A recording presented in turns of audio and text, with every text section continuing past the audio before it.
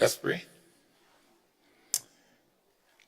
Guide, we beseech thee, Almighty God, members of this honorable house, that they may wisely deliberate for the good of this country and for the glory of thy holy name. Join me in saying the Lord's Prayer. Our Father, who art in heaven, hallowed be thy name. Thy kingdom come, thy will be done, on earth as it is in heaven. Give us this day our daily bread. Forgive us our trespasses, as we forgive those who trespass against us. And lead us not into temptation, but deliver us from all evil. For thine is the kingdom, the power, and the glory, forever and ever. Amen. Pray, be seated.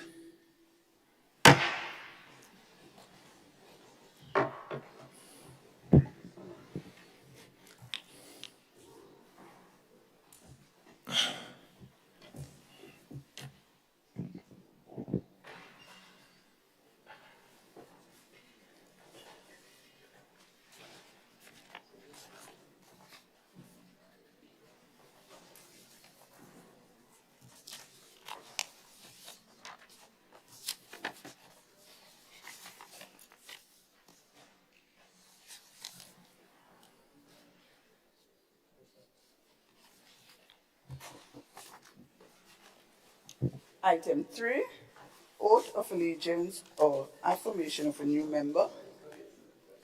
Item 4, Confirmation of Minutes. Morning, Mr. Speaker. Mr. Speaker, it seems the leader of government business is unavoidably delayed, and so with your leave, I seek to move a motion for the confirmation of the minutes of the proceedings of a seating of the House of Representatives held at Parliament Chamber, Mount Welldale, St. George, on Tuesday, 20th November, 2023 at 9 a.m. Thank you, Honorable Prime Minister. I invite you, Honorable PM, in the absence of the leader of government business, to also seek the acceptance that the minutes be taken as read. Thank you. Yeah. I'm grateful, Mr. Speaker. So I also move a motion that the minutes of the said meeting of the House of Representatives held at Parliament Chamber at Mount Welldale on Tuesday, the 26th November 2023 at 9 a.m. be taken as read. Thank you, Honorable Prime Minister. Members, the question is that the minutes of the proceedings of a sitting of the House of Representatives held at the Parliament Chamber, Mount Welldale, St. George, on Tuesday, 28 November 2023 at 9 a.m. be taken as read. All those of that opinion, say aye. Aye. Of the contrary opinion, say no. The ayes have it. Indeed, the ayes have it. Honorable members, the question is that the minutes of a proceeding of a sitting of the House of Representatives held at Parliament Chamber, Mount Welldale, St. George's on Tuesday, 28 November 2023 at 9 a.m. be confirmed. Those of that opinion, say aye. Of the contrary opinion, say no. The ayes have it. Indeed, the ayes have it. Thank you, Mr. Speaker. Honorable Prime Minister. Yes, I move, Mr. Speaker, that the minutes of the proceeding of the sitting of the House of Representatives held at Parliament Chamber, Mount Welldale, on Monday, the 4th December 2023, as well as on Thursday, the 7th, and Friday, the 8th December 2023, be taken as read. Thank you, honorable members. The question is that the minutes of the proceedings of a sitting of the House of Representatives held at the Parliament Chamber, Mount Welldale, St. George's, on Monday, the 4th December 2023 at 10 a.m., and on Thursday, the 7th, and Friday, the 8th December 2023 at 9 a.m., and on Monday, the 11th December 2023 at 8 a.m., be taken as read. Those of that opinion, say aye. Aye. Of the contrary opinion, say no. The ayes have it. Indeed, the ayes have it.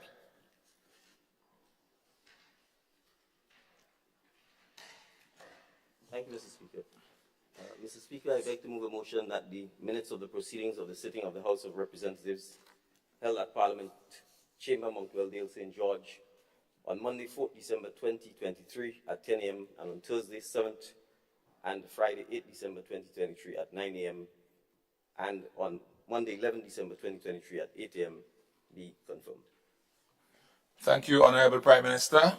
Honorable members, the question is that the minutes of the proceedings of a sitting of the House of Representatives held at the Parliament Chamber, Mount Weldale, St. George's, on Monday, 4th December 2023 at 10 a.m. and on Thursday, 7th and Friday, 8th December 2023 at 9 a.m. and on Monday, 11th December 2023 at 8 a.m. be confirmed. Those of that opinion say aye. Aye. Of the contrary opinion say no. The ayes have it. Indeed, the ayes have it.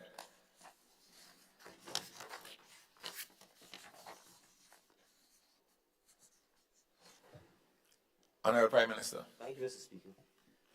Mr. Speaker, I move the motion that the minutes of the proceedings of a special joint sitting of the second session of the 11th Parliament held at the Parliament Chamber, Mount Weldale, St. George, on Tuesday, 6 February 2024 at 9 a.m. be taken as read.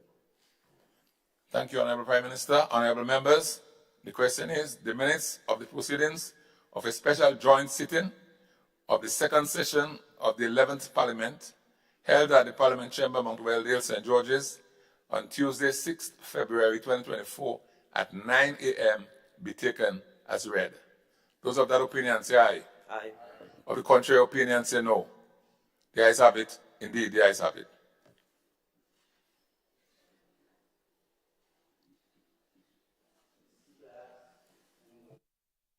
Honorable PM, the mic is off.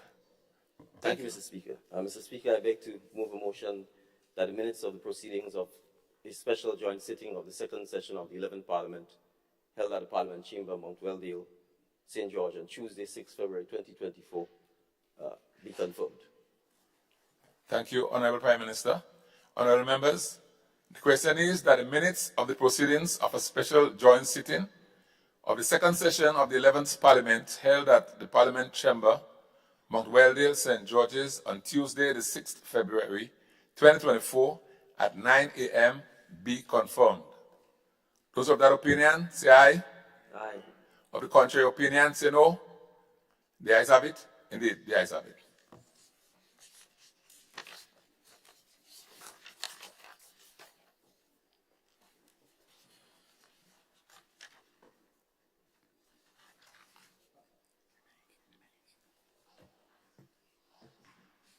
Honorable PM. The mic. All right. Item 5, messages from the Governor General. Item 6, announcement by Mr. Speaker. Thank you very much. I wish to inform this Honorable House that the MP for St. George Southeast would be absent from today's sitting as he is out of state on official business. And I was also informed that the MP for St. Mark she was here earlier on, had an emergency and had to leave, but she hopes to be back with us. Since our last sitting, the Speaker, the Clerk, and the President of the Senate were guests at the Westminster Parliament, where I think the 72nd anniversary of the Commonwealth was celebrated. And we had some very interesting engagement there in terms of parliamentary procedures, Westminster style. In my view, it was a trip that worth it, and the time was, in my view, well spent. I want to also inform this Honorable House that I was informed that the constituency funds is finally sorted out, the sum of $30,000 is being placed in the accounts of the MPs for the various constituencies, because the sum is $10,000 per month, and we have now coming to the end of March, really. So that $30,000 covers the first quarter of $30,000 covers the first quarter of 2024. Just like to say also that since our last sitting, the Governor General has assent the Appropriation Bill 2023 and the Budget Loan Authorization Bill 2023. That was given the assent by the Governor General. And I wish to remind this Honorable House that Grenada stands host to this year's Character Games. And I want to encourage all of us as MPs to attend the games on the days we can and to give support to Team Grenada. Because when Grenada does well, we all feel good about it. Those are my announcements.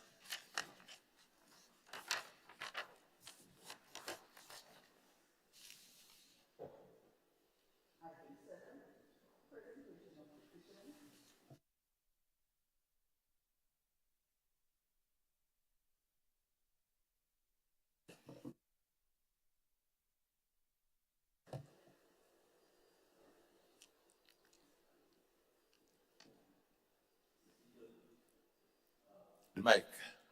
Sorry, thank you, Mr. Speaker.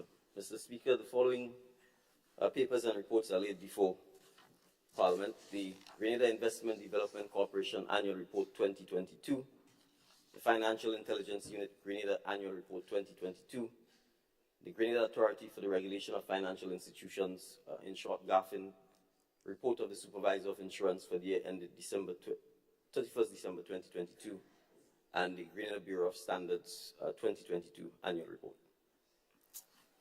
Thank you, Honorable Prime Minister. The above mentioned papers are now laid in Parliament.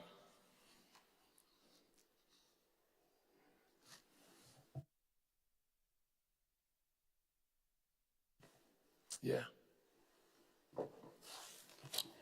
Item 9, unopposed private business. Item 10, questions. Good of His Majesty Opposition.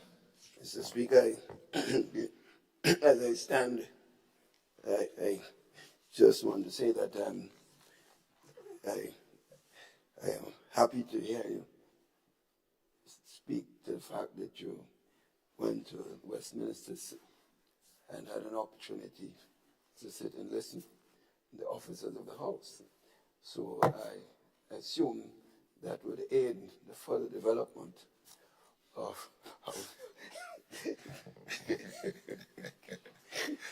what we see here at this House, Mr. Speaker. I'm wishing you the best, in fact. So I wanted to make that point. Mr. Speaker, therefore, I stand to ask, but before I say this, really it was one question I asked. It was just several parts. As you can see, they're all correlated. So really, I just stand to ask the one question standing in my name. It's just several parts. It should have been A, B, C, D, E, F, and so on. To the Honorable Minister of Finance, I just note that 2 parts were not allowed, but Mr. Speaker and I would speak about this accordingly.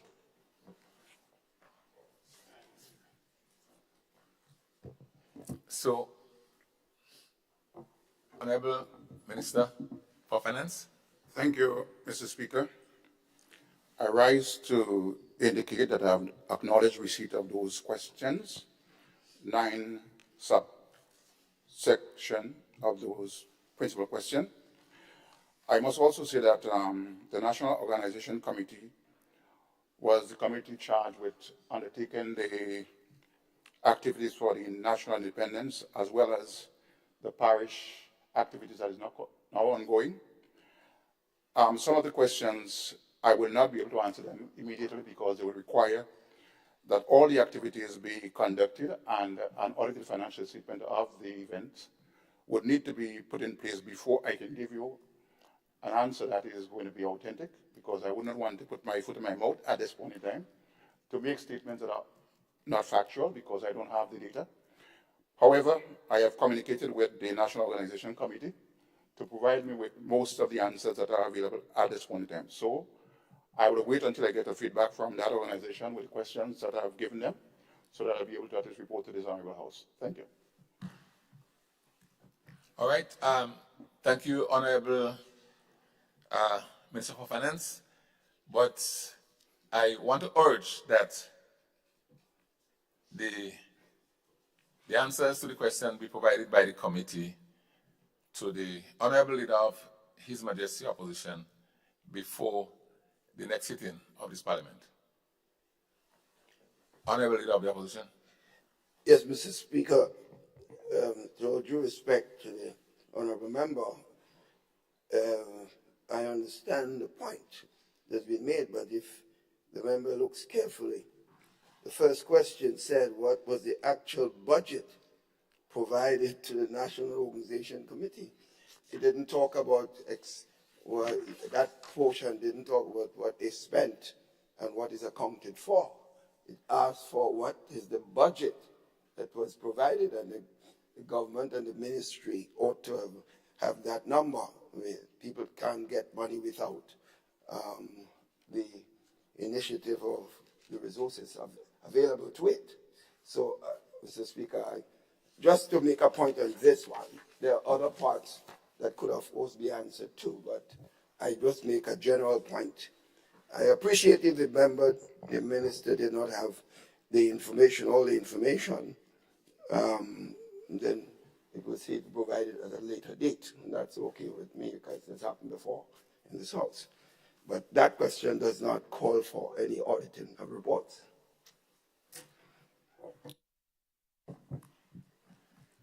Honorable Minister for Finance. Mr. Speaker, with reference to the subsection, the question was asked about the budget that has been provided for the independents. It's no secret, because it's a public information, that sometime in September of last year, we came to the House with a supplementary estimate to the amount of $7.5 million for the carnival activities. We said that this was needed to provide for activities that would have actually been needed prior to the independence itself. And again, in this Honorable House, Mr. Speaker, we did pass a budget that included the sum of $15 million for the independence celebration. If I should add both of them together, I think it works out to be about $22.5 million. However, I cannot tell you at this stage that that amount of money has been transferred to the National Organization Committee, and therefore I will wait until I get a response from the ministry and the committee as to what has transpired there. Okay? Thank you. All right. Understood, but my position is that we try and provide the answers before the next sitting of Parliament as far as is possible. Honorable Minister, as far as possible. Yes. Honorable Leader of His Majesty Opposition.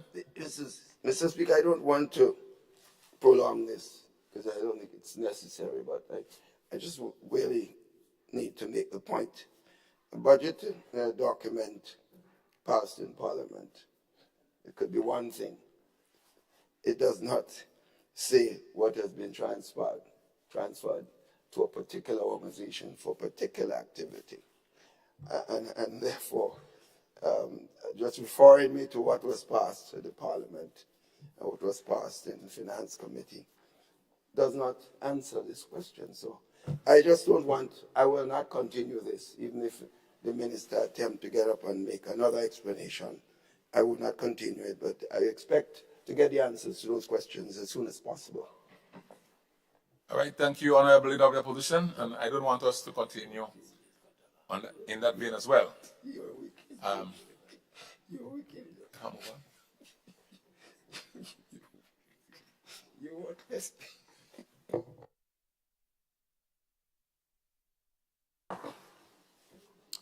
Item 11, urgent questions on the provisions of Standing Order number 20, subsection 1, notice of questions. Item 12, statement by ministers.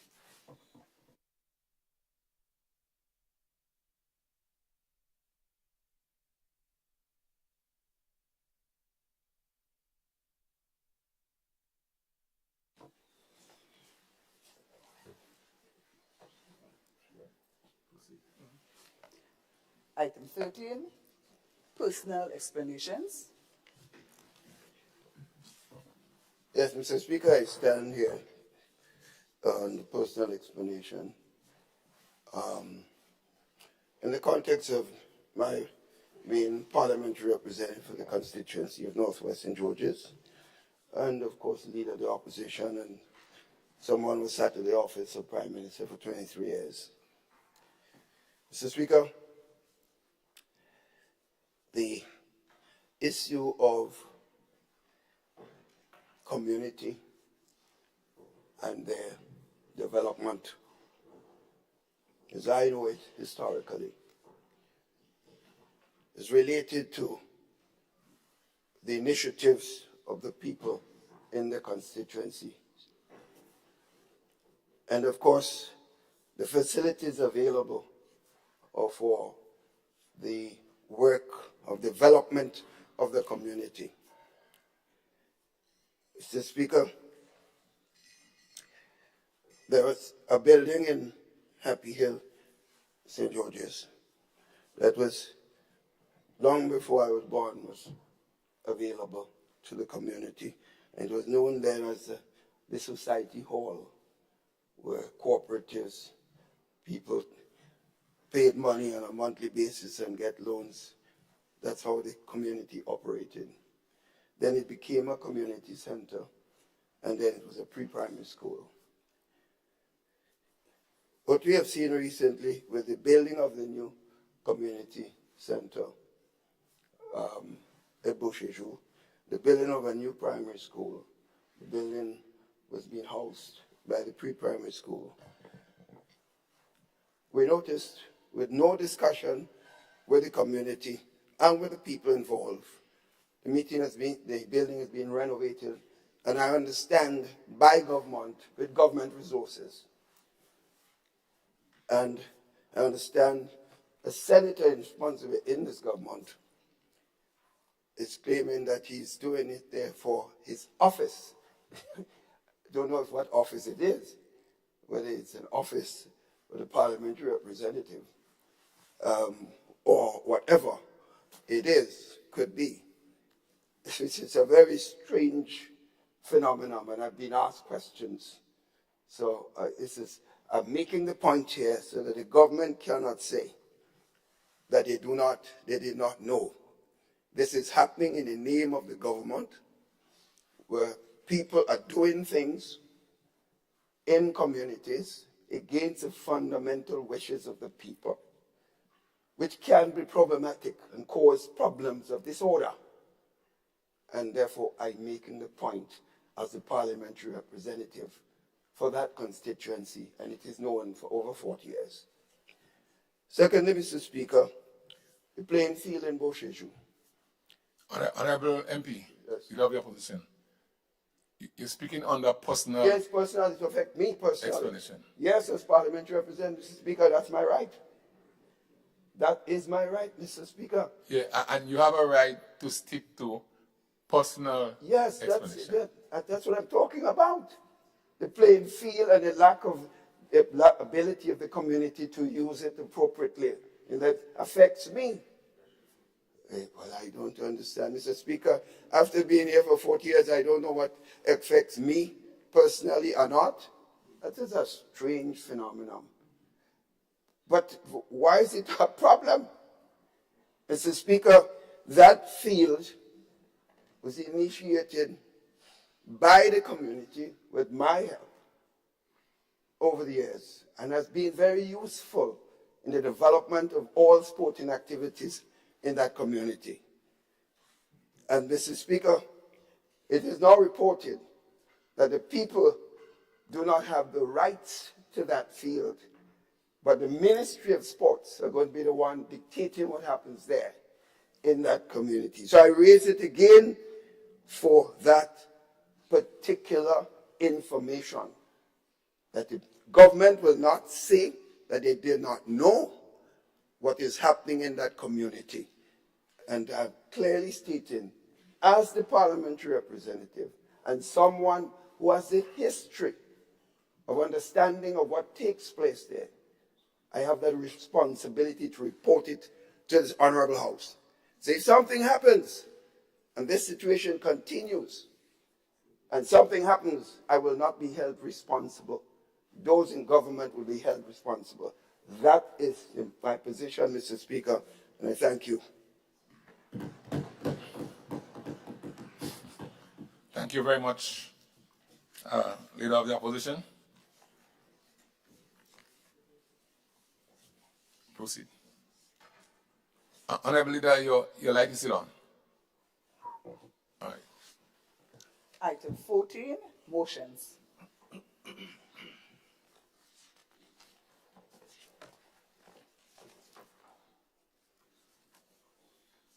Thank you, Mr. Speaker. Mr. Speaker, I beg to move a motion standing in the name of Leader of Government Business, who's unavoidably absent. A resolution for the purposes of Section 6 of the Stamp Act, Chapter 309 of the Laws of Grenada. And the resolution reads, whereas it is provided by Section 6 of the Stamp Act, Chapter 309, that the Minister may from time to time by order amend the schedule by increasing or decreasing the amount of, or by annulling any of the duties therein mentioned, or impose duties on any instrument not mentioned in the schedule, or alter the schedule in such other manner as he or she may deem advisable, provided that before any such order shall come into operation, it shall have been approved by both the House of Representatives and the Senate by resolution. And whereas the Minister proposes to amend the schedule to the Act to revise the formula for calculating the stamp duty payable on leases and agreements for lease, so that where the annual rent is fixed, the stamp duty payable shall be 1.25% of the total rent reserved for the entire term of the lease or agreement for a lease. And where the annual rent fluctuates, the stamp duty payable shall be 1.25% of the total average annual rent reserved for the entire term of the lease or agreement for a lease. And whereas it is expedient that the stamp amendment of Schedule Order 2024, which seeks to amend the schedule to the Act, be approved by the House of Representatives and the Senate.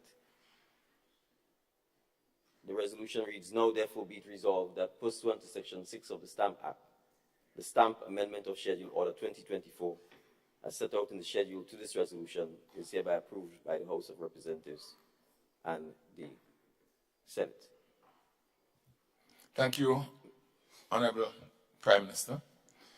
Honorable members, the question is that whereas it is provided by Section 6 of the Stamp Act, Chapter 309, hereinafter referred to as the Act, that the Minister may from time to time, by order, amend the schedule by increasing or decreasing the amount of, or by annulling any of the duties therein mentioned, or impose duties on any instruments not mentioned in the schedule, or alter the schedule in such other manner as he or she may deem advisable, provided that before any such order shall come into operation, it shall have been approved by both the House of Representatives and the Senate by resolution. And whereas the Minister proposes to amend the schedule to the Act to revise the formula for calculating the stamp duty payable on leases and agreements for lease, so that where the annual rent is fixed, the stamp duty payable shall be 1.25% of the total rent reserved for the entire term of the lease or agreement for a lease, and where the annual rent fluctuates, the stamp duty payable shall be 1.25% of the total average annual rent reserved for the entire term of the lease or agreement for a lease.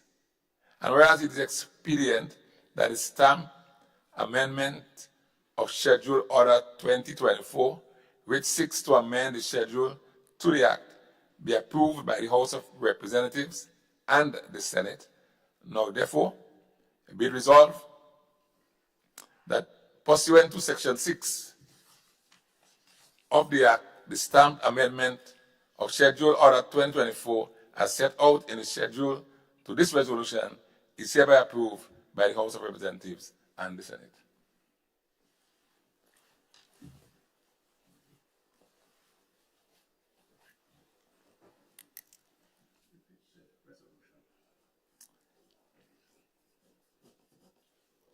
May I please repeat the resolution because I noticed the Senate is included?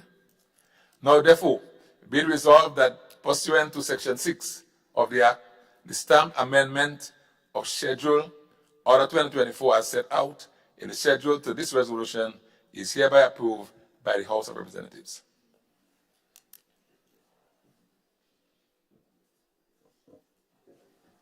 Honorable Prime Minister.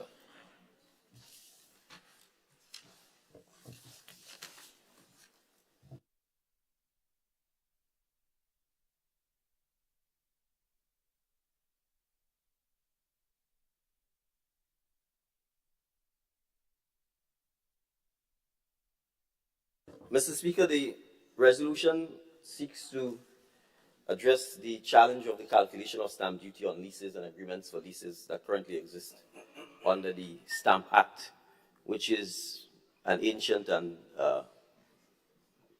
maybe I should describe it as convoluted methodology that has created quite a bit of confusion at the Deeds and Land Registry and at the Inland Revenue Department, where the stamp duty is collected on leases.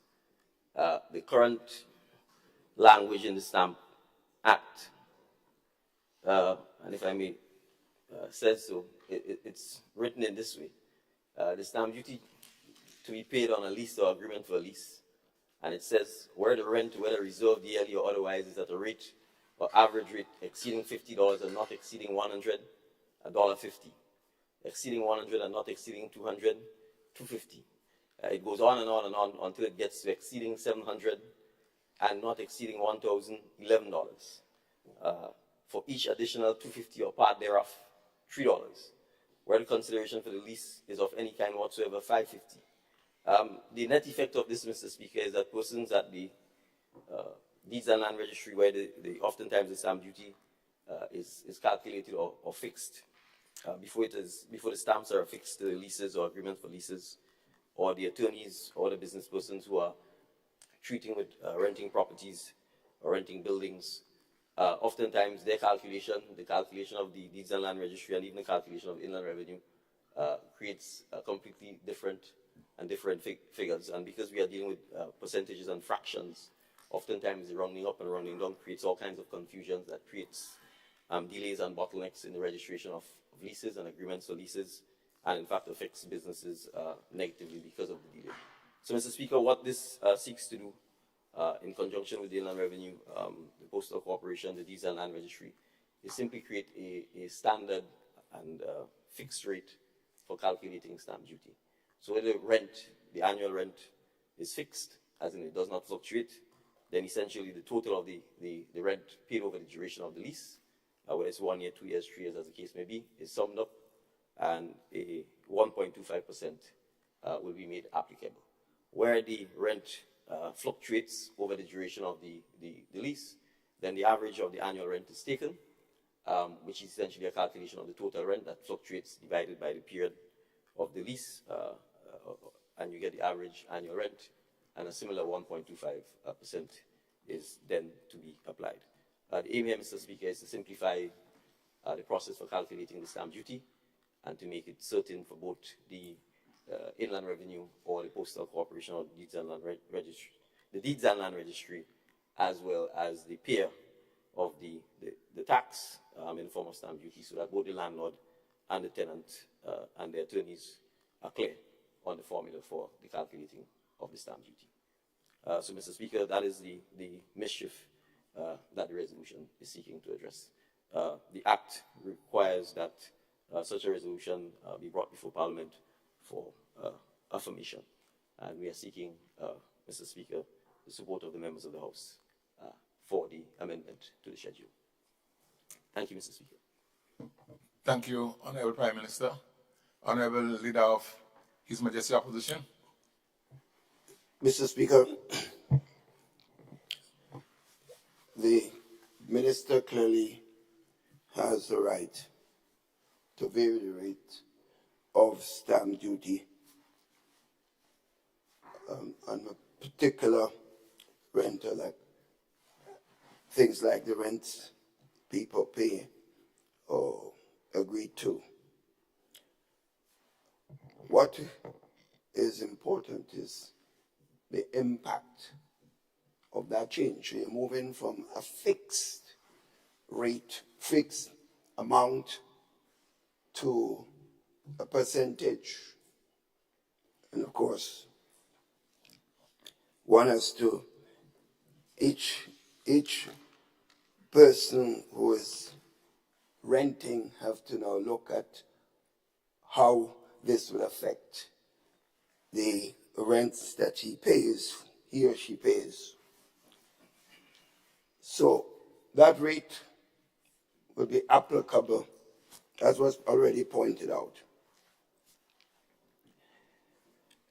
In the normal course of business, Mr. Speaker, that's what we have to be concerned about. For maybe persons who are just having a nominal rent, that may not be a major issue. But in the case of businesses or persons doing major activities and have major rentals, that calculation can yield quite a significant increase. In addition, as the member presenting the bill and Prime Minister knows, as a lawyer, in the transaction of business, lawyer fees are based on the overall value cost of this rentals, if there is the negotiation for such rents. It would mean that every increase in that business, the business would certainly pass it on to the consumer. That's how business operates. So it could yield for a business that the consumers use in a general sense, could see increases to the average consumer. That's the reality. It is difficult to say what rental level that increase will be unless you look at the specific cost that is now being charged as opposed to the 1.25%. So my point is to caution, not to oppose, but to caution the government about the initiative, and in the light of the present economic situation in the country and the fact that people are already feeling that economic pressures, that one has to be careful that any further increases in things that people normally use, that is passed on for obvious reasons, as I pointed out, one needs to be careful. So this is not a question of saying do or not do, it's saying watch it. Because if the persons are finding out after this goes into effect that their rents are increased, the value of what they have to pay for a service is increased, and the person who is in charge of the business is saying, well, your parliament passed, and I want to make it clear that I did urge government to be careful so that I am not going to be included as one of the persons to be blamed for that particular decision. That's my point. So caution more than necessarily an opposition, because I accepted the right of the minister to vary stamp tax as he sees fit, but to be careful about how it's done. Okay? Thank you, Leader of the Opposition.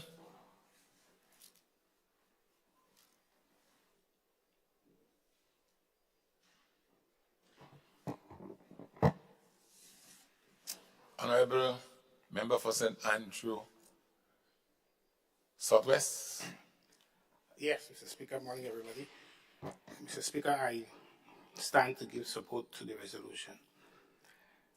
And in doing so, Mr. Speaker, the fundamental point that is to be made is that that new formula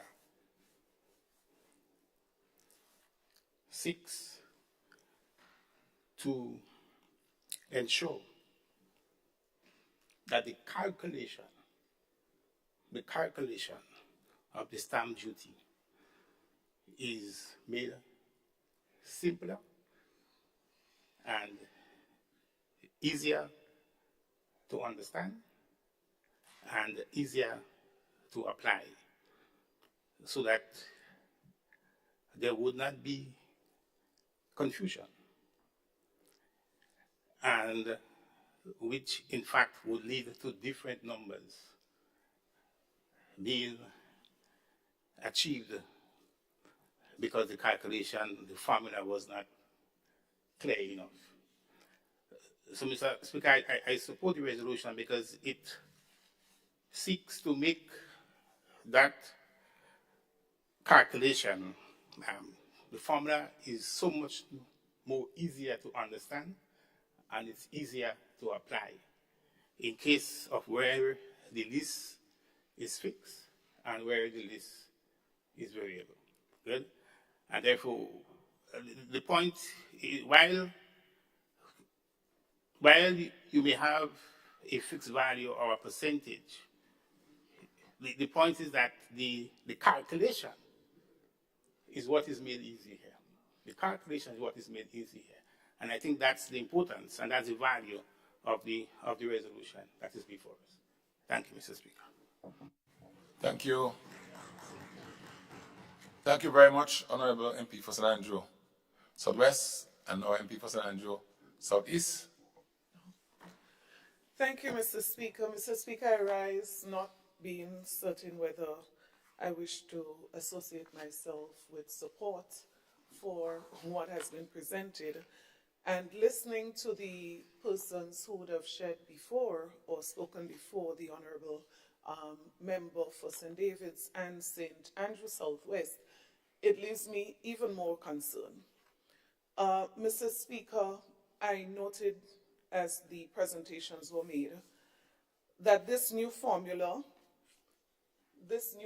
of calculating the amount that is going to be due in duty is going to make it simpler, easier to understand, easier to apply. Mr. Speaker, all that is great for the administrators. And so I just want to take 1 minute, Mr. Speaker, to express the concern that while this is going to be easier for the administrators, I would have loved to hear what kind of impact would this have on other persons involved.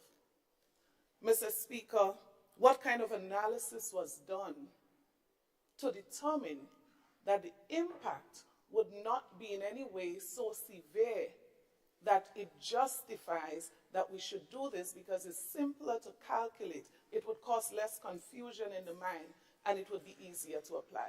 So this remains my major concern, quite similar to those raised by the Leader of His Majesty's Opposition. So I would want to see us go a little beyond just that it's easier to calculate, and it's easier to apply, and it's less confusing. How does this really affect people outside of those who administrate this exercise? Thank you. Thank you, Honorable MP for St. Andrew South East. Honorable MP for St. Patrick East. Thank you, Mr. Speaker. And again, I rise in full support of the motion that is presented before us today. You know, sometimes when you review certain legislation, you realize that there may be ambiguity in it. And the purpose here today is basically to minimize any ambiguity where this is concerned and to make sure that what is presented to our taxpayers is something that is understood by everyone, the lawyers, the customer himself, and the person who is paying the tax. So that at the end of the day, you will have a fair and just and simple system. This does not intend to basically increase the tax payable by the customer or taxpayer in any way, form, or feature, because we are parting from the basis that if the total rent, be it from calculation of a flexible rental lease or a fixed one, that figure remains what it is. The 1.25% that's applicable against that fixed figure is what is important. And again, whereas before we had different percentage of numbers calculated on that basis, we are saying now that having studied the figures and the analysis, we have taken into consideration all of this and ensure that this application of this percentage does not make it onerous for the taxpayer to pay. So at the end of the day, Mr. Speaker, this does not affect the taxpayer more than it should, and therefore I'm fully supporting that motion. Thank you. Thank you, Honorable MP for St. Patrick East. Honorable Prime Minister. Thank you, Mr. Speaker. Maybe I was too dispassionate about the resolution when I spoke, Mr. Speaker. So let me go again. Mr. Speaker, the current Stamp Act, let me say this. This request to clarify the formula did not come from the government. It did not come from the Inland Revenue. It came from the people, the business community, that are required to register the leases and pay stamp duty. And their request was, when you take the schedule, which is a long schedule in the Stamp Act, and I started reading it out, I didn't wish to take the valuable time of this Honorable House by engaging in a laborious exercise of reading the several categories of first $50, $1.50, the next 50 to 100, $1.75, which you have to keep adding up. The next 150 to 200, $2, all the way up to $1,000. And then in excess of $1,000, you then have to add. So you have to go back and add all of this. And I'm saying you are dealing in instances where the stamp duty is $1.50 or $2.50 or $3.50 or any fraction thereof. Because the rent may be, for example, it may say between $75 and $100, but the rent may be $90 or $80 per month, as the case might be, and you don't have to calculate this fraction. So what has been happening, Mr. Speaker, is that the persons who are required to pay the rent, the stamp duty, they will go through this long schedule and do their calculations. And they will either go and purchase their stamps to affix to the lease, or go to the registry to purchase the stamps. They would have done the calculations and, having looked at this long schedule, calculated it, and they get a figure of $400. When they get to the registry has done its calculation, and the registry is saying it's $415. And they're both required to sit down there and go back and reconcile who's right, who wronged it up, or who wronged it down, etc., etc. And in many instances, they can't agree. And so the business person can't proceed with his lease being registered. The tenant who wants the lease so that they can occupy the premises and conduct their business is in a stalemate, and you have this constant back and forth. And this matter has been going on for years. And so the request was made from those who are impacted by this: the landlords, the tenants, the lawyers who act on behalf of landlords and tenants, the business community, to bring some clarity to the matter.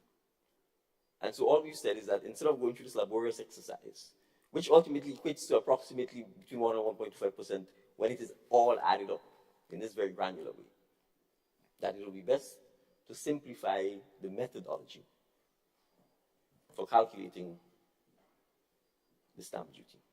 And so the impact it has on those persons are that they spend less time having to sit down and go through line by line, the first 100, the first 150, the next 200, the next 250, etc. It is a very simple formula. What is the total rent we will earn or have to pay? By 1.25%. And where the rent goes up or down based on whatever arrangements the landlord and the tenant has, it is still 1.25% of the average annual rent.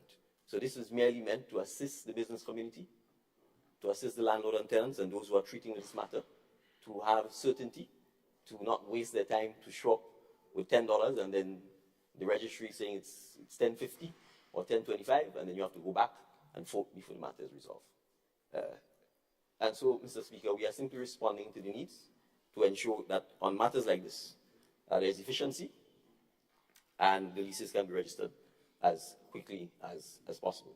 That's the intent of the impact, and that is something that, in fact, we are responding to based on the several requests that have been made at the Inland Revenue and elsewhere.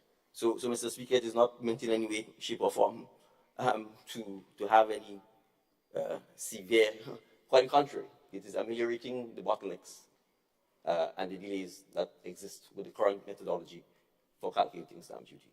And since we're all members of Parliament and ought to have access to the laws of the Grenada, we can simply go and look at the current Stamp Act, and you would see the extensive schedule that is in the Stamp Act for calculating stamp duty, which to a large extent is very archaic, done many, many years ago, and has this very pedantic approach to the calculating of the stamp duty. That's all we're seeking to do, Mr. Speaker.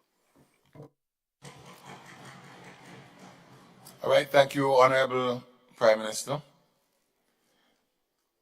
Members, the question is that now, therefore, be it resolved that pursuant to Section 6 of the Act, the Stamp Amendment of Schedule Order 2024, as set out in the schedule to this resolution, is hereby approved by the House of Representatives.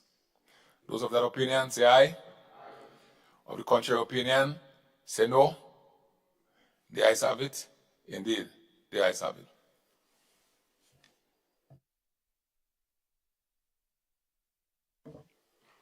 Honorable Prime Minister. Thank you, Mr. Speaker. Mr. Speaker, I beg to move a resolution standing in the name of the Leader of Government Business.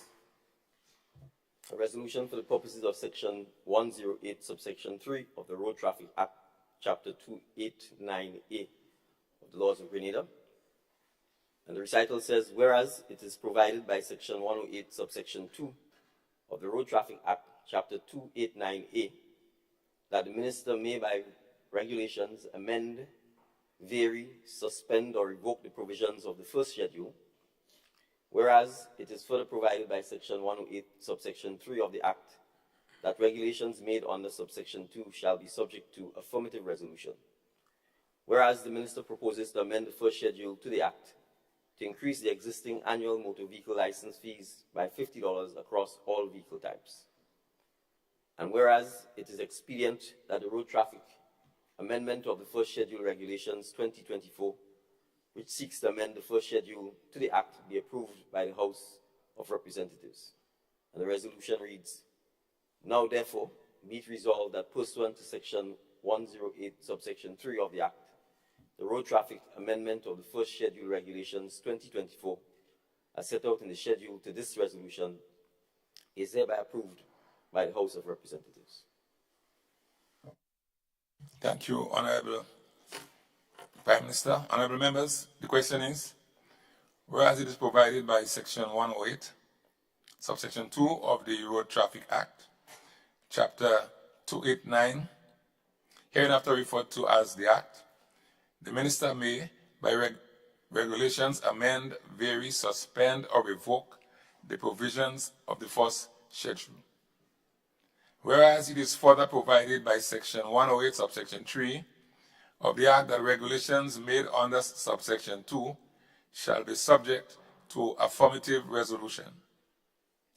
And whereas the Minister proposes to amend the first schedule to the Act to increase the existing annual motor vehicle license fees by $50 across all vehicle types. And whereas it is expedient that the road traffic amendment of the first schedule regulations 2024, which seeks to amend the first schedule to the Act, be approved by the House of Representatives. Now, therefore, be it resolved that pursuant to Section 108, subsection 3 of the Act, the road traffic amendment of the first schedule regulation 2024, as set out in schedule to this resolution, is hereby approved by the House of Representatives.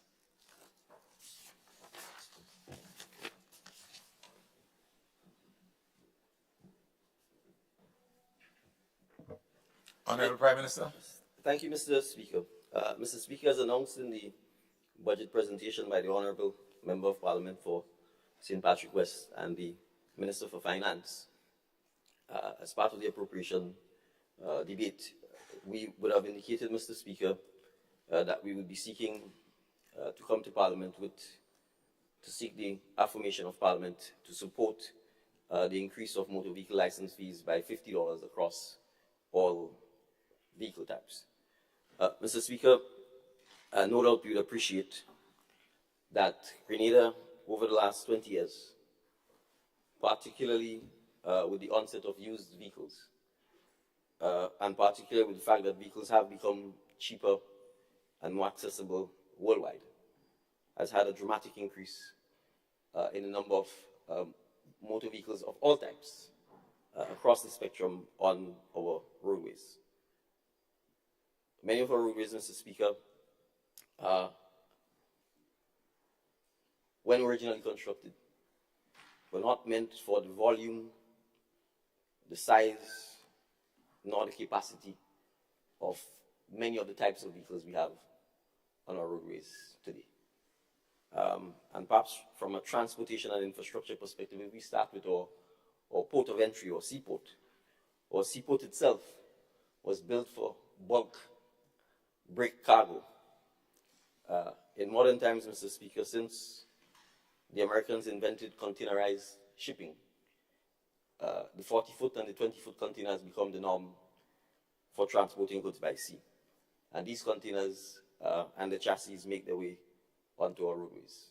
And with the significant building development taking place in Grenada, and which has occurred over the last several years, the increasing traffic, just in terms of heavy vehicles, the 40 to 20-foot containers, the heavy equipment that support construction, the trucks, the number of buses that are now on the roads, the taxis, the rental vehicles, the private vehicles that are on the road, Mr. Speaker. It's a tremendous amount of vehicles. And to a large extent, Grenada has already begun to experience gridlock in many of the more urbanized parts of the island. And so, Mr. Speaker, the ability to maintain and repair our roads are under severe strain. Mr. Speaker, it's exacerbated by the fact that the government itself has no asphalt or concrete plant. And it has to rely extensively on private suppliers to be able to procure asphalt, to be able to procure a lot of the aggregates, notwithstanding that we have the gravel and concrete, and to develop a system that will assist with ready and on-demand maintenance of our roadways. Mr. Speaker, the situation is also exacerbated by the fact that Grenada is subject to sometimes random and unpredictable weather patterns, which have devastating consequences on the road infrastructure. We can only recall in December the dramatic rainfall which occurred in the north, on the west, and on the northeastern parts of Grenada, which in a short period of time led to dramatic destruction and undermining of the road infrastructure in the northern and northeastern and western part of the island. In fact, I think in St. Patrick alone, in excess of 100 landslides were recorded on that evening.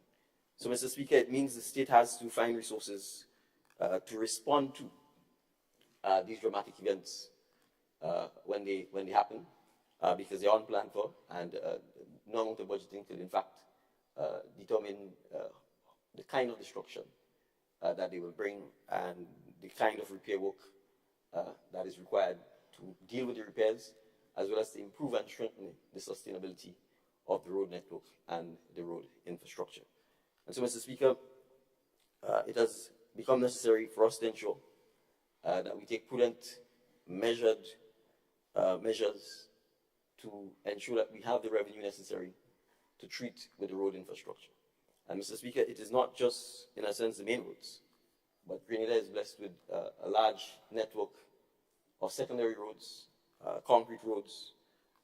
We have farm roads, all of which needs to be addressed and needs to be maintained. And so the demand for the state to address those issues, Mr. Speaker, we expect is only going to increase, not decrease, given the amount of vehicles that are on our roads. And so, Mr. Speaker, you would see that the $50 increase in the motor vehicle license is across all vehicle types. There's another aspect, Mr. Speaker, which not directly related to roads, but certainly relates to the environment and motor vehicles as well, given the large number of motor vehicles that we have. Mr. Speaker, we have, as I think all of us would see when we drive around Grenada as well, several hundreds of derelict vehicles, often parked on the roadways, the sideways, on private or public properties. And again, it falls upon the state, and I want to commend the Minister for Mobilization, Implementation and Transformation for the work that his ministry has been doing in seeking to clean up the number of derelict vehicles we have. Not only are they an eyesore, Mr. Speaker, but oftentimes they become a source where mosquitoes breed, and obviously can create significant health consequences for us. So, Mr. Speaker, the ability to treat on a longer term with how we manage the amount of vehicles on our roadway, the impact on traffic, on the quality of life, the quality of the air, is something that we also have to address. But in the meantime, Mr. Speaker, obviously, when persons are on the road, they certainly want a road that affords them a comfortable ride to and from their destinations. And so, Mr. Speaker, we see this as a revenue-generating measure to assist us in better enabling to ensure that we have the resources necessary to assist with road maintenance.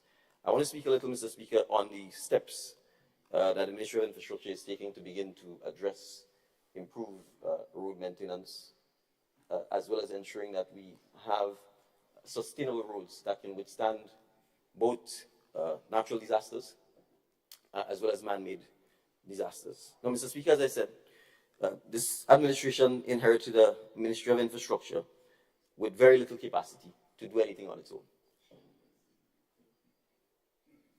So I'll give an example. Mr. Speaker, right now, the way in which the road crews repair the roads, to a large extent, they have no control over it.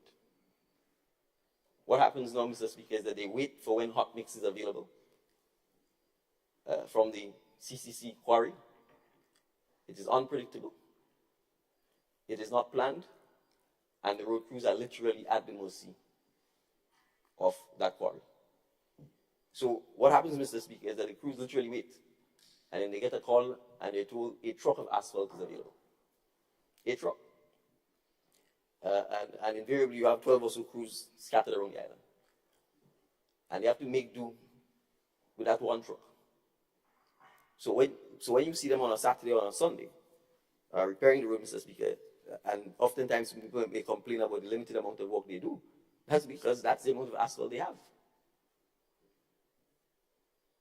That's one. Two, they do not have the right equipment, Mr. Speaker.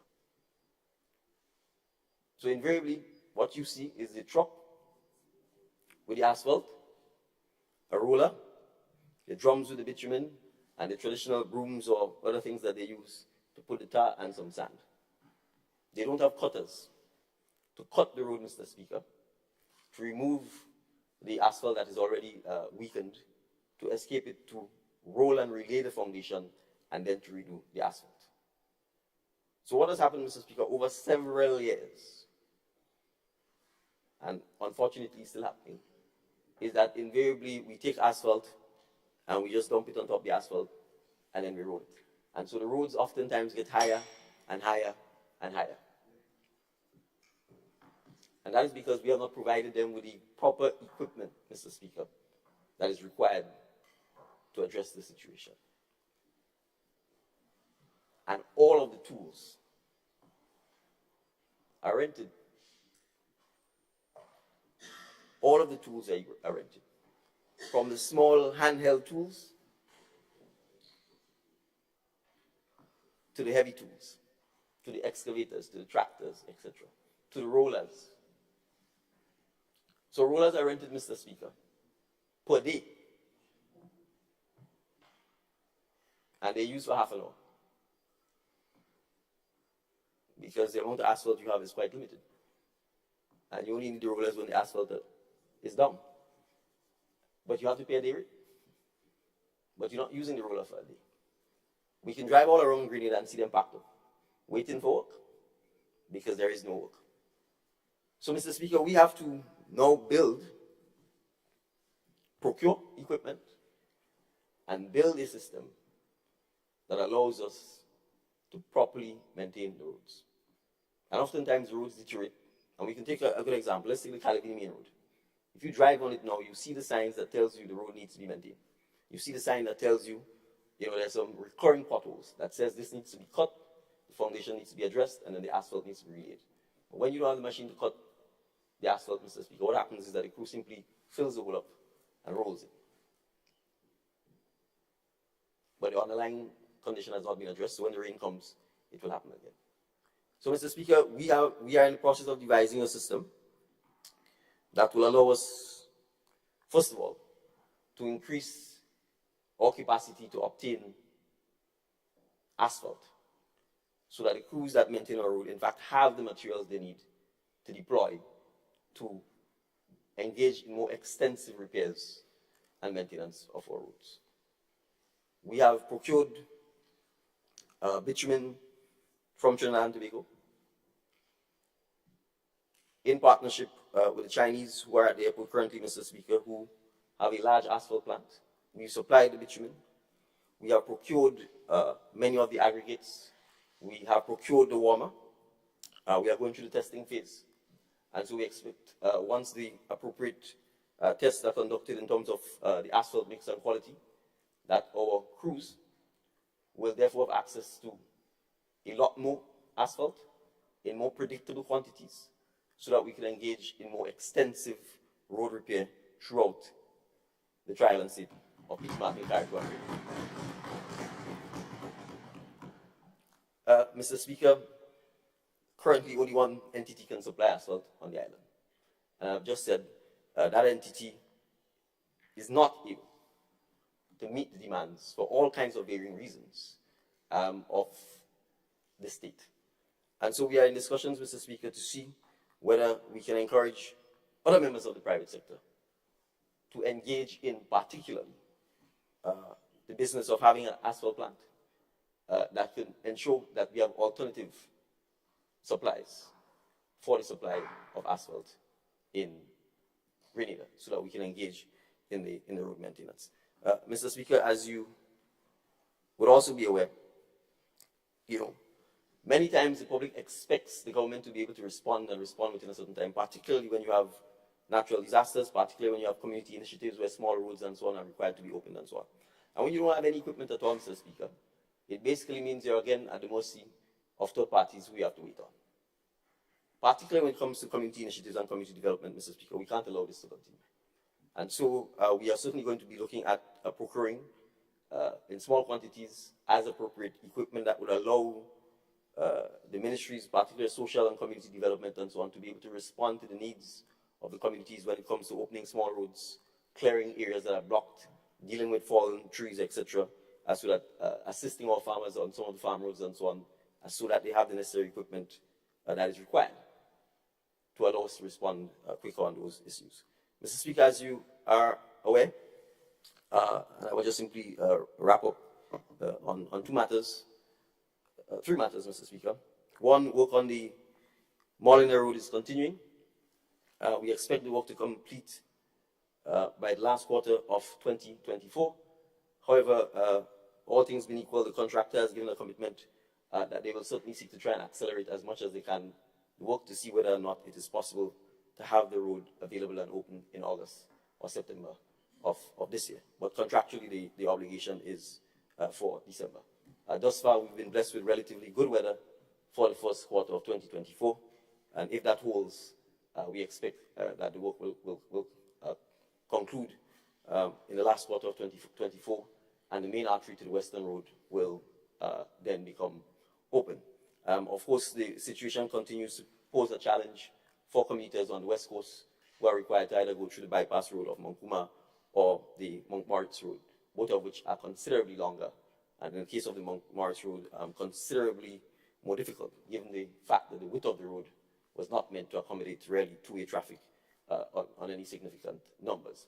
That has affected commuters in particular, members of the public, who are required to get bus transportation to get to Soteres, St. John, and St. Mark in particular. So, Mr. Speaker, we are quite eager and keen to make sure that the work on this road is completed. The second major artery that work will commence on shortly, Mr. Speaker, is the Cliff to Woburn Road. In fact, the original intent was to stop vehicular access to that area starting this Monday. But in light of the long Easter weekend that is upon us, Mr. Speaker, as well as the Kirfter Games, we've taken the decision to allow access to the road to remain until after the Easter weekend. And we expect that preliminary works for the commencement of major renovation of that piece of road to therefore commence in earnest immediately after the end of the Easter period. Mr. Speaker, I will provide more details at the next sitting of the House of Parliament on this issue. But we suffice it to say, Mr. Speaker, that the original designs which we inherited from the past administration was not adequate. It was simply seeking to reconstruct the retaining walls and repave the road. Now, Mr. Speaker, if you know that road, in its current state, there are areas where two vehicles cannot pass without one stopping. So there are some parts of the road that are quite narrow, less than 6 meters. And so, Mr. Speaker, we had to go back to the designers best done, the consultants, and indicate to them in 2023, 2024, you can't be designing a road where two vehicles can't pass.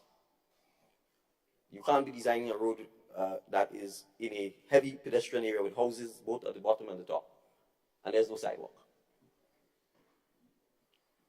So, Mr. Speaker, we asked the consultants to go back to the drawing board, to widen the road, particularly in areas where it is quite narrow, because we are coming from three main arteries. We are coming from Springs Main Road, we are coming from the Woodlands Main Road, actually four. We are coming from the Woburn Main Road, we are coming from the Calvini Main Road, we are coming from the Mungill Main Road. That's actually 5.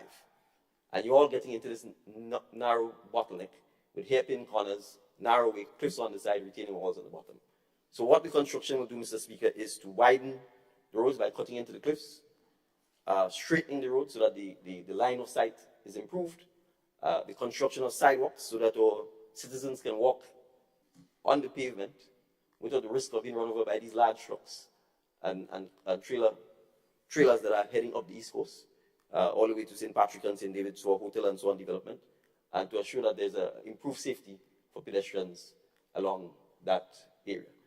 We are expecting, Mr. Speaker, that the work, once commenced, should conclude in about 8 to 10 months, because while there are some significant corners, the road itself is not very long, and we're also fortunate that there are significant alternative routes.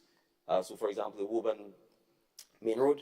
So we will ask the public, Mr. Speaker, to bear with us and to respect the no entry signs once they go up, to allow the contractors the ability to work as efficiently and effectively as possible. I mean, obviously, the residents will have access, but for the remainder of the public, the Woburn Public Road does allow you a sufficient detour. You also have the Mungill Marion road that comes back to White Gun as a sufficient detour. And so we ask persons, please, to assist us by ensuring that they allow the contractors to work peacefully. Mr. Speaker, once we are able to procure the asphalt in the quantities that we think we will be able to by working collectively with the Chinese and others who able to give us alternative supplies of asphalt, there are other roads we would be looking to tackle.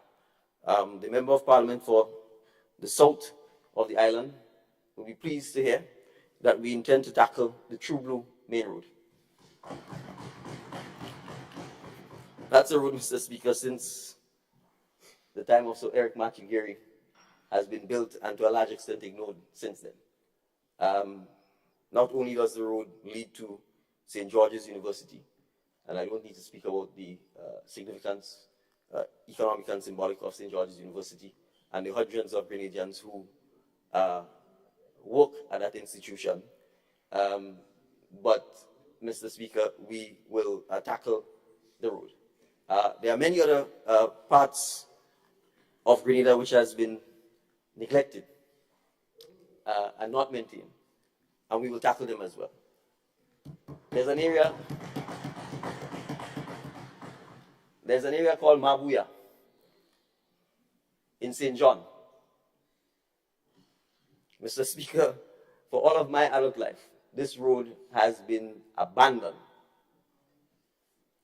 Persons going to Guave were made to go through Mount Granby, Mount Nesbitt, exit onto the Douglaston Main Road, and then get to Guave. In recent times, the road was opened, having not been attended to and not been fixed for decades. Mr. Speaker, we will tackle that stretch of the Mabuya Road and have it repaired. So citizens of St. John, St. Mark, and St. Patrick can have the benefit of being able to traverse the road. So, Mr. Speaker, I cite these two examples so that we appreciate that the modest request for road users, particularly vehicle owners, who want to travel on good roads, to pay an extra $50, that their monies would be well accounted for, would be well spent, would be accountable, and that all of the citizens of Grenada will benefit from improved road infrastructure in the coming months and coming years ahead. So, Mr. Speaker, I would obviously commend the affirmation of the resolution to the honorable members of the House, and in particular for those members whose road networks have been neglected for several years and who would stand to benefit from the plans to address those issues. Thank you, Mr. Speaker. Thank you, Honorable Prime Minister. Leader of the Opposition. Mr. Speaker, I sat there for the last 45 minutes, and I nearly forgot what this resolution was about because I got a whole diatribe about road work throughout the country. Some of the facts, which is clearly could easily contested, we'd love to have a debate on that separately, but that's not what we're here for. It seems like $50 increase will solve all the problems that have been mentioned here, but that's the assumption, which is clearly could not be factual. But some of us like to speak. And it's an opportunity, proceed. But just to make the point, the fact is drivers have been paying that $50 for a time, sometime now. It already came to Parliament, and many things that were said here today were said by the minister then about the need for the increase $50. There's a repetition of what was then on the additional stuff about roads and so on. So the fact is, drivers are paying the extra $50 literally without we coming here for the resolution that should have been done. So people are paying the extra $50. So you may have to do retroactive, because otherwise, if this is given accent today and is implemented as the date then you may have to return the $50 to everybody that were paying the amount. But you know, Mr. Speaker, the fact is, you've been in government for almost 2 years. You now find out all these problems, you say. I would have thought some of the plans would have been set in motion a long time ago. And to lecture us here about roads and what is there, some of the best engineers were involved. The former Minister of Works of the government then, there's no one on this side who has the qualification or experience or general understanding about roads. And the fact is, even the member in presenting this said we have a large network of roads all around the country. Just this week, I was passing through from Guelph to Clogier to an activity going through Guelph. And I couldn't believe the quality of the roads through Clogier, the 2 roads leading to Birch Grove. And I could not believe the quality of that road was done during our period of government and all around the country. And it was also known that a major project was on the western side before, and it's well known what happened with the resources then. You know, so it's unfortunate that we have to listen 45 minutes, the repetition of all this stuff, which to me doesn't make sense. But, as I said, this is what presented my own problems. This has to be done, and it just should have been done before, is my view, because people are paying, and that's why I think it's here. And I certainly, hopefully one day, we'll be able to discuss the question of roads in this country and what was done and what is to come going forward. I hope and pray that we do this. But I couldn't understand why we stood here for 45 minutes listening to this stuff. But as I said, people have the right, so they can do as they wish. Thank you, Mr. Speaker. Thank you, Leader of the Opposition. Is it MP for St. Patrick East? Thank you, Mr. Speaker, again. And I wish to state that I fully support the resolution that has been presented to us this morning regarding the $50 increase on motor vehicle license. And again, the Prime Minister indicated very well that this money will be used to improve the road maintenance throughout the country. We are looking to raise somewhere in the tune of $2.6 million in 2024 to be able to assist with our road maintenance. And while some of the taxpayers would have already paid that $50 and we did not have in place the resolution passed, we have agreed that we would give a credit to the taxpayers who already paid so that nobody would be actually be affected unduly. So we are making sure that going forward in the next cycle of motor vehicle payment, tax payment, that credit will be given to the taxpayers. Now let me say that motor vehicle licenses are collected during the first quarter of the year. And therefore, having passed the budget in early January, obviously we would not have been able to at least meet the deadline of having that resolution in place to make sure it works in sync. Notwithstanding, we are hoping that going forward, we'll be able to collect even increased amounts of monies and so on to ensure that our roads are fixed. And I also hasten to add to what the Prime Minister was saying earlier on, where everybody wants a road fix, whether it's a back road or side road. Again, some of the roads have been affected by not having proper drainage. Take, for example, in the parish of St. Patrick. After the heavy rains in December, several of our roads were compromised. Our bridges were compromised. And I've heard people talking out there, oh, the parliamentarians in St. Patrick, East and West have done nothing. Now, I don't know where they expect the government to get the money for to fix a road in 3 months' time. Now, whether you want to call it politics or you want to call it politicking, I think some of our persons out there need to understand one thing. Government do not expect manna to fall from heaven to be able to do some of the things that they want us to do. Yes, the bridge in Montfenju and Highgate and in Maris, they need urgent attention. But it was there for several years untouched. Several years. We have now moved to try and give the bridge in Montfenju a facelift. And you're still hearing people talking about, oh, the bridge is compromised and it's going to go. Yes, it's going to go if we don't attend to it. But we'll have to have appropriate resources to get it done. Again, there are other projects in St. Patrick that needs attention. Take, for example, the breakwater.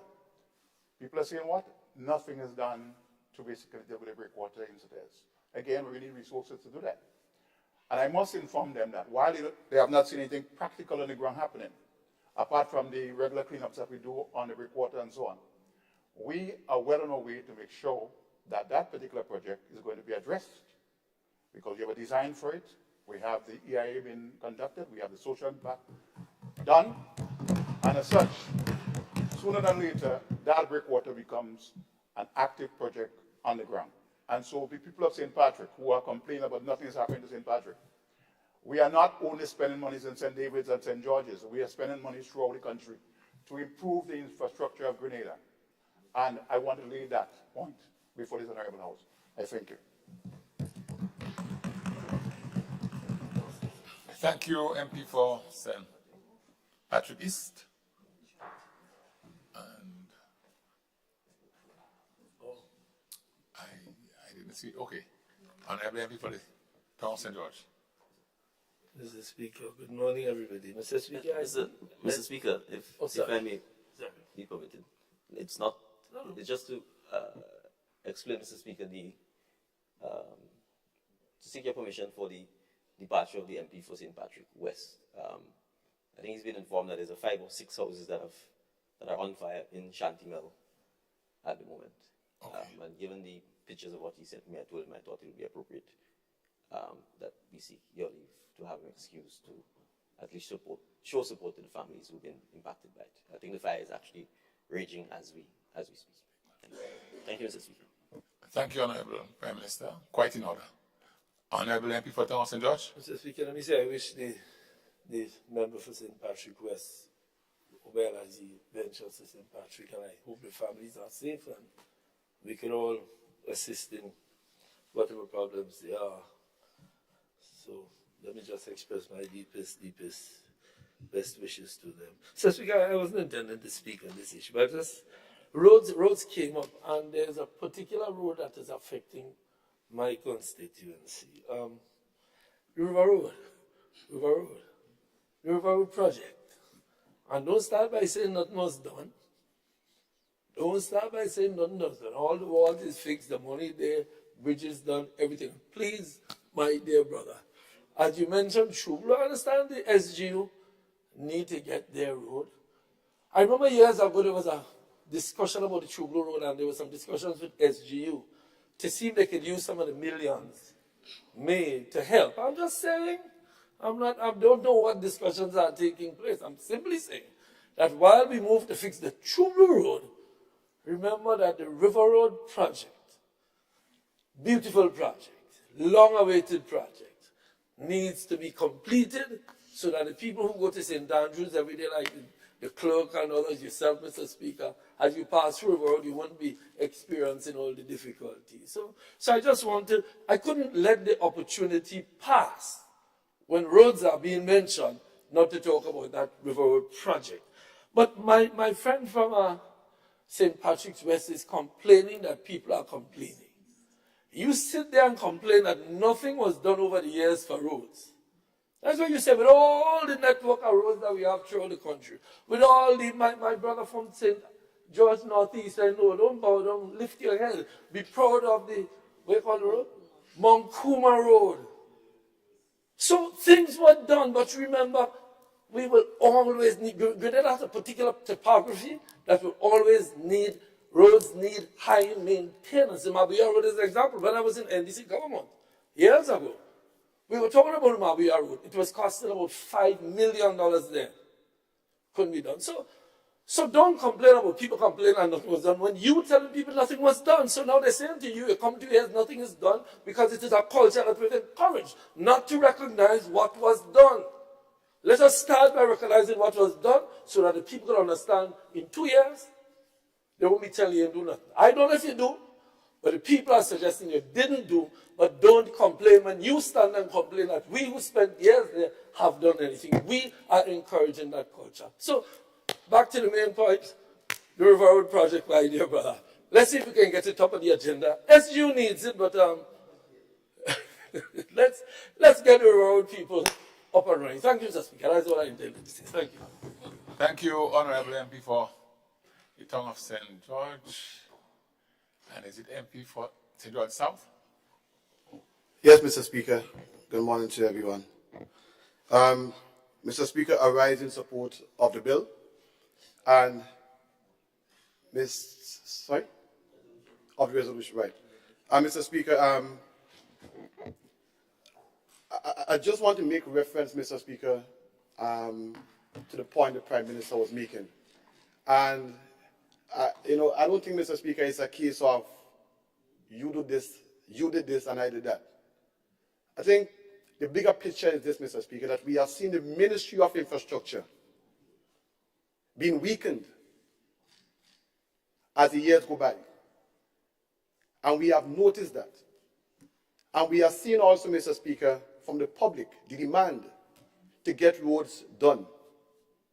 And the bigger picture here is, how do we increase the capacity of the Ministry of Infrastructure to get those roads done?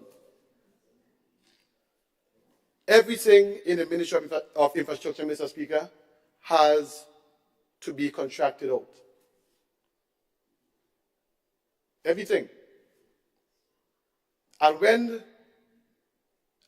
as part of the transformation process, Mr. Speaker, for us, is to increase the capacity of the Ministry of Infrastructure so that things can be done in better timing and properly. Mr. Speaker, we have seen a case, and some say it's just 2 years. But, Mr. Speaker, some have been there for over 10 years. And the True Blue Road, which brings in revenue for the country, is still undone. So, yes, you may want to say that, or to use a case where maybe True Blue is probably the big shot or the big boys. But let us be reminded that True Blue brings in, or the university brings in, approximately 25% of Grenada's GDP. And I'm proud to hear that the road will be seen after. I'm proud. So let's not go the petty route, Mr. Speaker, of, that I did this and you did that. We are saying that right now, we will be working on increasing the capacity of the Ministry of Infrastructure so that better results can be had and we all can benefit from it. Thank you very much. Thank you, MP for St. George South, and Honorable MP for St. Andrews Southeast. Thank you, Mr. Speaker. Mr. Speaker, on the resolution presented, I sat and I listened to the Honorable Prime Minister, member for St. David's. And the truth is, throughout I would say the first half of the presentation, I was literally at some point nodding my head because I genuinely was in agreement with most of what he was saying up to that point. Mr. Speaker, the fact is that our roads will always require maintenance. The fact is, even after this administration, current administration, other administrations will have to build upon what is done now. So it's a continuity.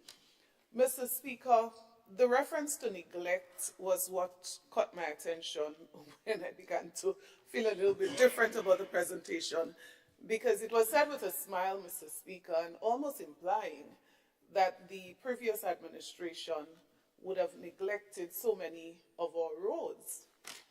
And it just brought me back that this current administration in opposition, this is how we actually got labeled, Mr. Speaker, as a concrete and asphalt government because we were doing so much in this area. So when you look around Grenada, Mr. Speaker, I don't think we can find any administration that could be compared in relation, I mean, might be an expression that's going to define the amount of work that was done under the previous administration that made a model, created a model in terms of infrastructural development around the country. So absolutely, I agree that there are roads that need to have work done, serious work done, and there will always be, Mr. Speaker. So that was one of the first things that caught my attention. The second thing, Mr. Speaker, that caught my attention where I began to disagree with parts of the presentation was the point that was made as it relates to the rental of equipment. And Mr. Speaker, I want to use this opportunity to make a serious plea on behalf of private contractors here. Mr. Speaker, all of the tools are rented. The member for St. David's, Prime Minister repeated this about 3 times. And then he went on to say, we will procure equipment. And Mr. Speaker, for what it's worth, I just want to say this.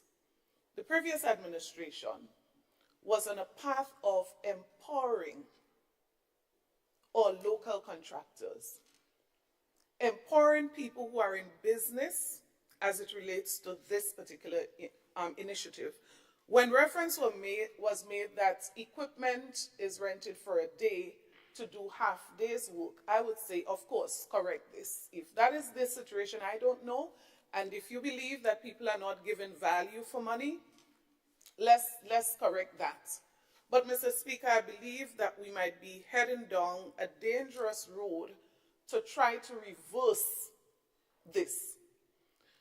I noted, though, very carefully, that later on reference was made to the sourcing of asphalt, and the private sector was referred to them. Mr. Speaker, I want to say this. There are many ordinary men and women who would have built their lives by investing when government decided then that it wanted to outsource certain services. And if you look at the cost-benefit analysis of that, one would conclude that there is a serious danger as it relates to reversing this policy position.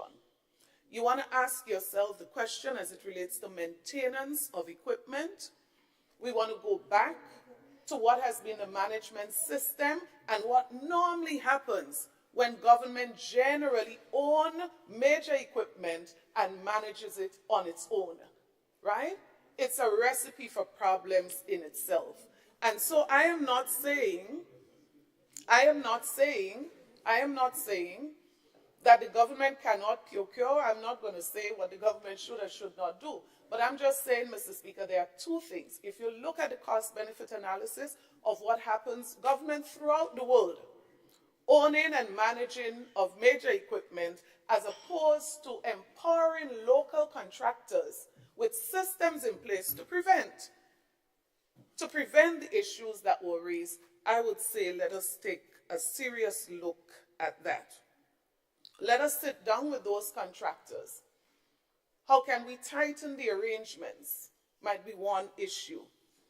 How can we provide additional support to buy better equipment, as was referred to, upscale, upgrade what they have?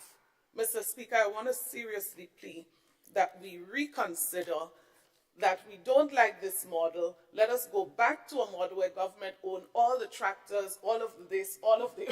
Mr. Speaker, I'm saying let us go back and look, not just in Grenada, but look throughout the world at models where this did not produce the expected result. And again, I'm saying, let us promote, let us invest, let us encourage ordinary men and women to invest in being able to provide services to government, empower themselves, empower their communities. The justification as it relates to community service. Mr. Speaker, there has been a model, and I must admit, more could have been done to improve on that model, where people who pay taxes, people who import those equipment that we refer to, there can be agreements and arrangements. So there's a slide in Livera. Of course, there can be an agreement whereby Extrakin can be called upon to give back to the community. There has been arrangements in the past. Did they work very well? I would say they can be improved. But I'm saying, let us not go buying trucks, for example, as opposed to empowering truck owners to make a living, to do well, but to also give back. I am totally supportive of having and holding people accountable to giving back to their community. We might be considering something that may not give us the kind of results that we are looking for. Thank you. Thank you very much, Honorable MP for St. Andrews South East. Thank you, Mr. No, hold on. Honorable MP for St. Mark. Thank you, Mr. Speaker. I am well aware that much has been said, and so I will not be lengthy. I rise to make some comments on the resolution. And Mr. Speaker, I may have been tempted to speak about roads that were not done and roads that were done, that need to be done, and projects all over that need to be done. But I don't think it would fit into the content of this bill. It speaks about vehicles and type of vehicles and an increase of $50. And so maybe we have to find another opportunity to speak about the number of roads. I, for example, a little parish like St. Mark, I could speak about the number of roads that were done there. And also, I have concerns about projects that were in the pipeline, as my friend from the south would have brought the pipe at some time. And if they could look for those projects in that pipeline and do something about it, I'll be happy. But, Mr. Speaker, I just want to say on behalf of the people of Grenada that we have heard a lot of promises. And it is time for us to move from promises. Let the government achieve some of the promises made before coming into government, during election, and since coming into government. Let the people see something more tangible than words. And then more promises can come, but I've heard quite a lot more promises piling up on top promises that have not been achieved. Mr. Speaker, I just, on this resolution, I just have a couple comments. I agree totally with the increase in the fees, because we are all aware that fees for everything is going up. We are all aware of the condition of the road, as so eloquently put forward by our Prime Minister. And work has to be done, and it costs. So I have absolutely no problem with the extra $50, and I'm happy to hear that those of us who would have paid before this act came would be reimbursed. And also to advise my colleagues on the other side that we must be aware of these things before, having our citizens do certain things or meet certain requirements without the necessary steps being made here in Parliament as it is being done before. So we should put what goes first, the horse before the cart, or whatever, the horse before the cart and not the cart before the horse. And the other thing I want to mention, Mr. Speaker, I am looking at part 1 of this resolution where it speaks about motor vehicle license fees and where it speaks about vehicle types. And we are all concerned about the integrity of the road and what the road was built for and what it could accommodate. And as I look at when it speaks to the vehicle types and the special licensed vehicles, where it speaks about those between 10 tons and 12, between a certain fees is charged, between 12 and 15, or not exceeding 50, and not a certain fees charged, and those exceeding 15 tons. That open-ended that open-ended section there bothers me, and it has bothered me for a long time. And I know under the NNP there was a cap at one time to the tonnage of trucks or vehicles carrying heavy goods that could have been brought in. But I also note that at some point in time, it was completely ignored and the maximum fee was just being charged, and that cap was not observed. And therefore, if we're going to maximize the $50 per driver as a vehicle, whatever it is that we're asking, I just want to advise that we consider some kind of cap on the tonnage instead of just leaving it open-ended and saying above 15 tons. And I'm not criticizing. I am just really requesting that we look at that, because sometimes I look at some size of trucks and the load that they have, and they're still overloaded and overflowing, and I know it is doing more harm than good. So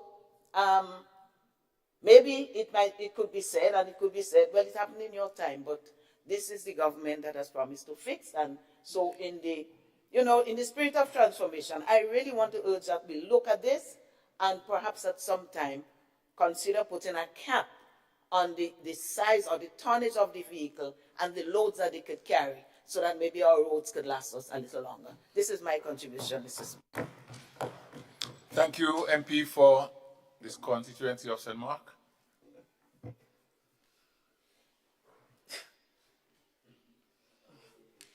Oh, Honorable MP for St. Andrew North East. Thank you, Mr. Speaker.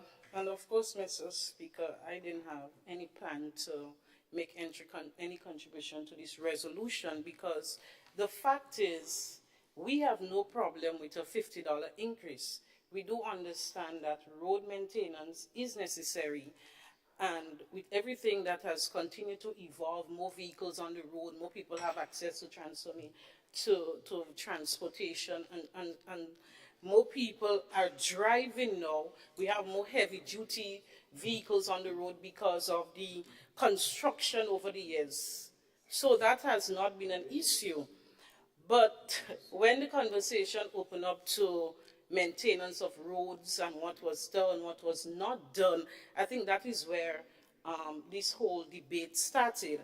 And a point was made, Mr. Speaker, by one of the honorable members that the Ministry of Infrastructure has been weakened over the years. And this is what got my attention, because I know many engineers have been hired over the years. Today, I believe the current CTO has been one of the engineers who were hired at the time. And I would say what is weakening the Ministry of Infrastructure, in my opinion, based on observation today, yes, it is weakened now more today than ever before. There is a community development ministry or PAT ministry that is weakening the Ministry of Infrastructure. And the reason for me saying this, Mr. Speaker, in my constituency, when road projects or infrastructural projects had to be done, the Ministry of Infrastructure supervised that through their public office in Pulse there, the road officers. They would assess the roads to be done, assess the scope of work and the materials and so.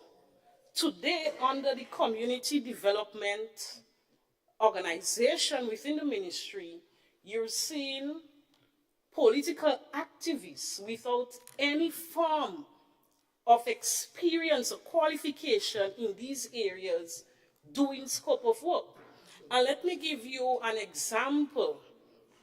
A piece of work was done in a particular area in my constituency. I was trying to get further details because materials were dropped off.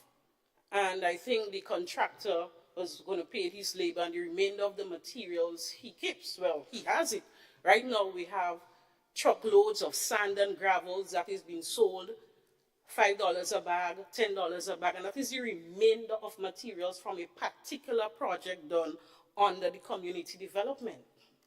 So if the Ministry of Infrastructure was paying or supervising this road, paying attention or supervising this project, this should not happen.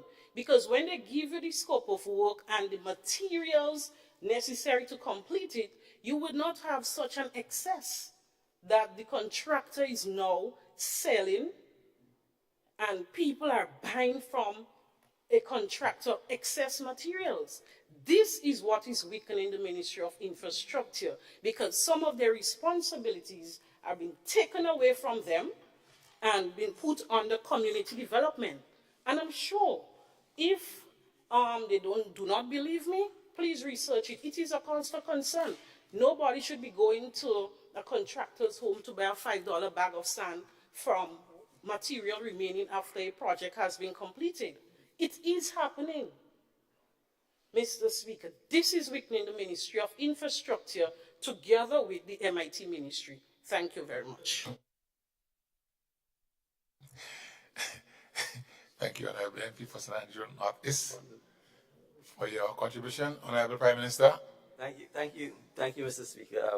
I think in the interest of time, there is no need for me to prolong the discussion. I will just add to my honorable friend from the town of St. George that the St. John's River project is in fact a priority. I had said previously that the quotation we got for constructing 2 concrete builds was in excess of $30 million. And yes, in excess of $30 million. And in those circumstances, unless there was absolutely no other alternative, but those 2 bridges, we obviously had to find ways to ensure that we were getting value for money. I'm happy to report to the member for the town of St. George that in fact there are alternatives. And some of the alternatives are perhaps in keeping with some of the more aesthetically historic and pleasing features that the area of River Road has. You know, we have a historic green bridge there which should really be preserved and turned into something rather than sitting rotting. But we have procured, Mr. Speaker, 2 steel bridges at a fraction of the cost. The bridges are in fact on the island. They've been shipped, they've arrived. The designs for the abutments of the bridges are more or less completed. We expect that the design review process will take place. And once that commences, then the time frame for, in fact, installing the bridges will be reduced significantly, because as opposed to actually having to build a concrete bridge, which will take a significant time, you're actually building just the abutments and the assembling. So rest assured, MP for the town of St. George, we appreciate the need to ensure that this project is completed, and we should be able to provide further updates in due course. I also want to assure the MP for St. Andrew Southeast. I actually agree with everything she said, except perhaps at the point where she was exaggerating a little when she said government owning all the trucks and all the thing. I think she recognizes that what I'm saying is that if everything is outsourced, you cannot therefore respond on your time. Because if you have a contractor who you have an agreement with and he's currently on a site, and there is a need particularly to either respond quicker to some emergency or some pressing social or community need where people are pressing the MP for St. Patrick East to say it's taking too long, and the contractor says, well, boss, I can't move because the tractor is in somebody's site, etc., then it simply means you can't do anything.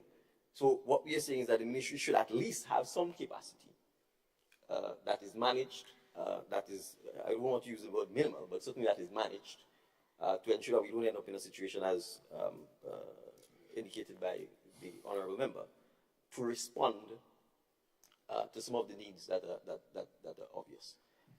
And so, for example, when you have small holes that need to be patched and stuff like that, if you have to wait to rent a cutter from someone, it takes too long. And when people are driving their children to school and they go in the pothole and so on, they get annoyed, they're coming back, you know. So we have to have the capacity to have some responses for some of these smaller type stuff. But obviously, the Ministry of Infrastructure has absolutely no intention, and to the contrary.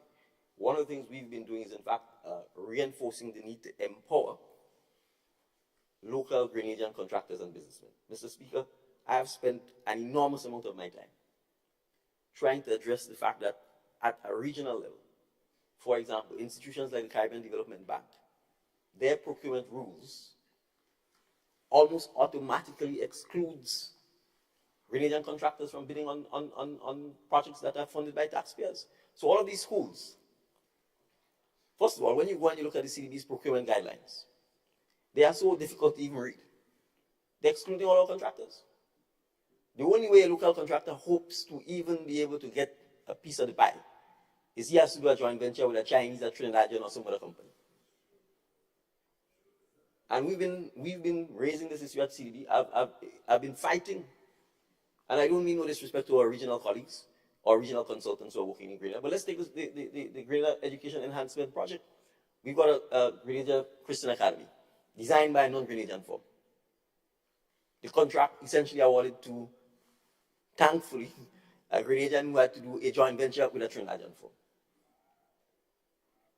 That's the thing we're fighting for. So, and then on top of that, the consultant who has to supervise the work is a non-Grenadian firm. I have been at pains trying to address this.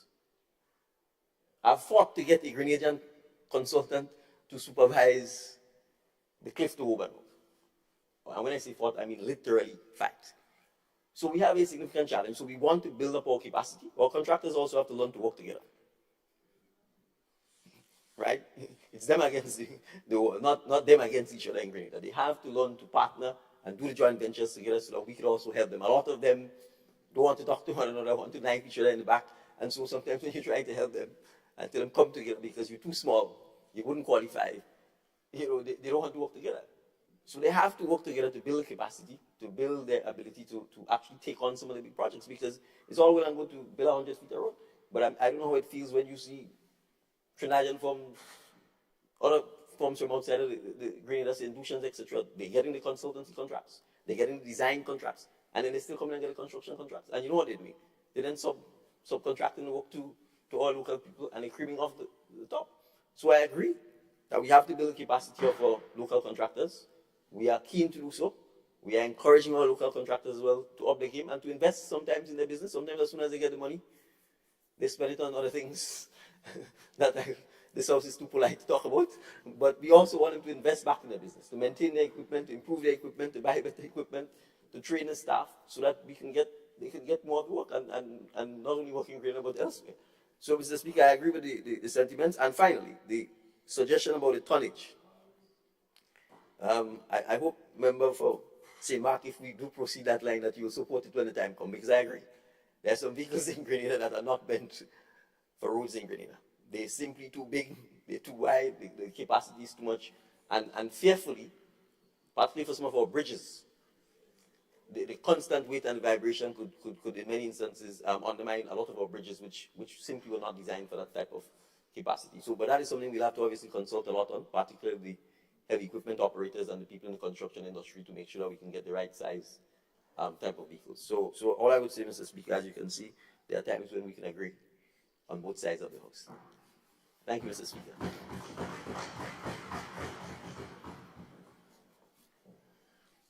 Honourable members, the question is now therefore be it resolved that pursuant to section 108 subsection 3 of the Act, the Road Traffic Amendment of the First Schedule Regulations 2024, as set out in the schedule to this resolution, is hereby approved by the House of Representatives.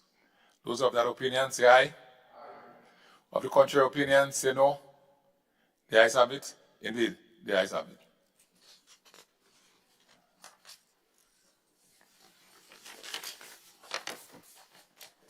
Item 15, bills.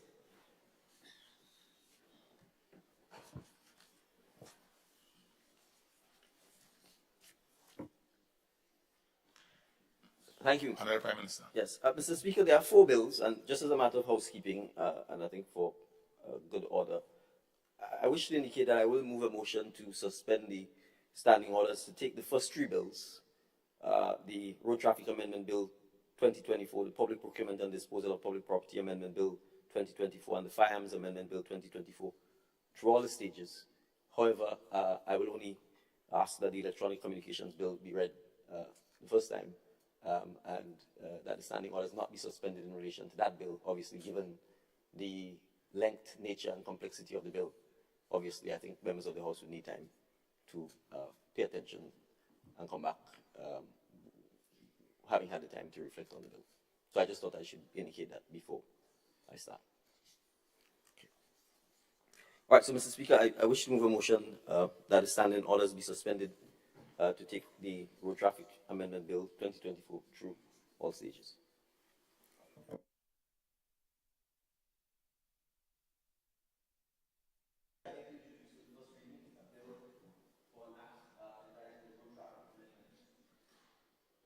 Apologies. Sorry, Mr. Speaker, I beg to introduce for the first reading a bill for an act entitled the Road Traffic Amendment Bill 2024.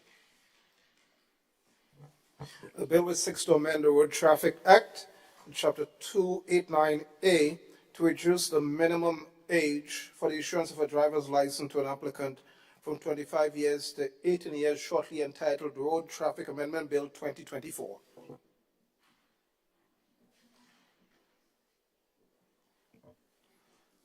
Honourable Prime Minister. Thank you, Mr. Speaker. Mr. Speaker, I beg to move that the relevant standing order of the House be suspended to enable the bill to be taken through all its stages at this sitting. Honourable members, the question is that the relevant standing order of the House be suspended to enable the bill to be taken through all stages at this sitting. All those of that opinion say aye. Of the contrary opinion say no. I think the ayes have it. The ayes have it. Honourable Prime Minister. Mr. Speaker, thank you. I beg to move that the second reading of the bill. Honourable members. Yes. No. Honourable members, the question is that the bill be read a second time. Thank you, Mr. Speaker. Mr. Speaker, the aim of the bill is pretty straightforward and simple, Mr. Speaker. And I think it's in keeping with the comment by the Honourable Member for St. Andrew South East of the need to, in fact, encourage and support our contractors or citizens to engage in commerce, to engage in business, and to help to empower them. So it's in two parts, Mr. Speaker. One, it addresses the opportunity for persons who hold, in effect, a B class, a C class, or C1 class license to be able to upgrade their license without sitting an exam by moving from B to D class, or from C to D class, or from C1 to D class, if they have driven for more than 5 years in that particular class, and if they deem medically fit to continue driving. So in very layman terms, this is what it's seeking to do. Now the B, the C, the C1 and the D class licenses, Mr. Speaker, obviously associated with the type of vehicle that one is permitted to drive. So in particular, if you have a B class, I guess in ordinary terms, you'd be driving a regular private vehicle. If you have a C and a C1 class, you'll be driving a different type of vehicle. And if you have a D, you'll be driving a different type of vehicle. The main aim, Mr. Speaker, is to get persons in the B or C or C1 to be able to move to a D class license. It is not meant to allow a person who has a B license to automatically get a C license, or if you have a C license to automatically get a C1 license. You would still have to go through the normal process there. It is merely meant to allow someone who has a B license to get a D license, someone who has a C license to get a D license, or someone who has a C1 license to get a D license. So that's the first point I want to emphasize, Mr. Speaker. And again, second, as I said, you would have to be driving for 5 years in a particular class. And then you have to have, and I think the Royal Grenadier Police Force was keen on that, confirmation that you are medically fit, obviously, to continue driving. And the question is, why are we seeking to have this? Mr. Speaker, we've had significant requests from persons, particularly small business owners and so on, who are faced with a situation where someone who has a D-class license essentially can't drive a pickup truck. And Mr. Speaker, and to a large extent, that's what the D-class license is. I'm saying by description of vehicle, a pickup truck, but the proper description based on the Road Traffic Act will say a vehicle that is 7,000 kgs and under. But when you say 7,000 kgs and under, to the average person, it's not actually giving them a sense of what the vehicle is. So it's really the pickup trucks. And so, Mr. Speaker, what we find is a situation where, you know, small business owners who are electricians or plumbers or farmers find themselves where the employees have a private B-class license. They can drive a car, they can drive an SUV, but they can't drive the pickup to drop them in or to drop the equipment.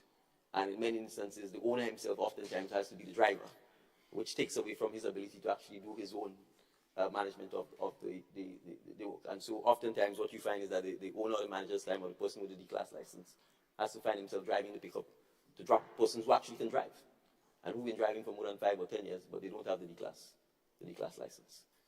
And so really, Mr. Speaker, it is aimed at significantly addressing that challenge that many of our small businesses face from the fact that many of the employees would have to leave and go get a test to essentially drive the same vehicle. Because a pickup is essentially an SUV with the back uncovered. Right? So there's no real significant challenge in terms of the size of the vehicle. And so you have the anomaly where I think C and C1 class licenses, perhaps one could even argue that you're even more skilled if you already have a C or C1 class license, and yet still you can't get a D class license. So the aim, Mr. Speaker, is really to ensure that these categories of persons have the option to have their licenses endorsed with a D class license that allows them to be able to drive the D class. The other issue, Mr. Speaker, is that in order to drive a D class, the law currently says you must be 25 years old, which again, you know, one of the challenges about youth unemployment is that oftentimes we create the barriers by our policies and our laws that actually creates youth unemployment. You know, so why shouldn't a 24-year-old be able to drive a pickup? If he's a young farmer, if he's a plumber, an electrician, if we sent him to New Low and he's learned his craft, he's gotten a job, he's built himself up. I mean, you can't be an electrician without really having a pickup or some sort of minibus, or how are you going to carry the trunking, the this, the that, etc. So the challenge here, Mr. Speaker, is to ensure that we give young persons the opportunity to be able to get a D-class license. Specifically, I want to emphasize again, it's D-class license, so we are not applying this to, for example, passenger bus, public service vehicles, because obviously you are dealing with increased risk in driving a public bus because you are dealing with passengers, you are dealing with 16, 17, 18 persons, and we need to make sure that persons who are issued bus licenses in particular are well trained, well equipped, well skilled to be able to make sure that that happens. So, Mr. Speaker, that's really in layman's terms the objectives of the amendment, to allow for an SRO to be passed, to effectively give effect to those things. There are things we will have to work on as part of ensuring that can happen. We obviously will have to speak with the insurance industry, because obviously that's one major stakeholder, because you'll appreciate that oftentimes insurance policies have restrictions on who can and who can't drive vehicles, the age at which they can and cannot drive, and so on. And so part of there's always a chicken and egg situation. What moves first? Should the law move first, or should we encourage insurance to move? But I have, knowing insurance and their aversion to risk, if the law doesn't move, Mr. Speaker, they are not going to move. Right? So again, this is aimed at ensuring that our young people, that the youth economy has an opportunity to be able to drive D-class vehicles before they're 25. And Mr. Speaker, again, it's also to show confidence in our young people that they can be responsible if given the opportunity to be responsible. So those are really, Mr. Speaker, the underlying rationale for seeking the amendment and bringing the legislation to Parliament.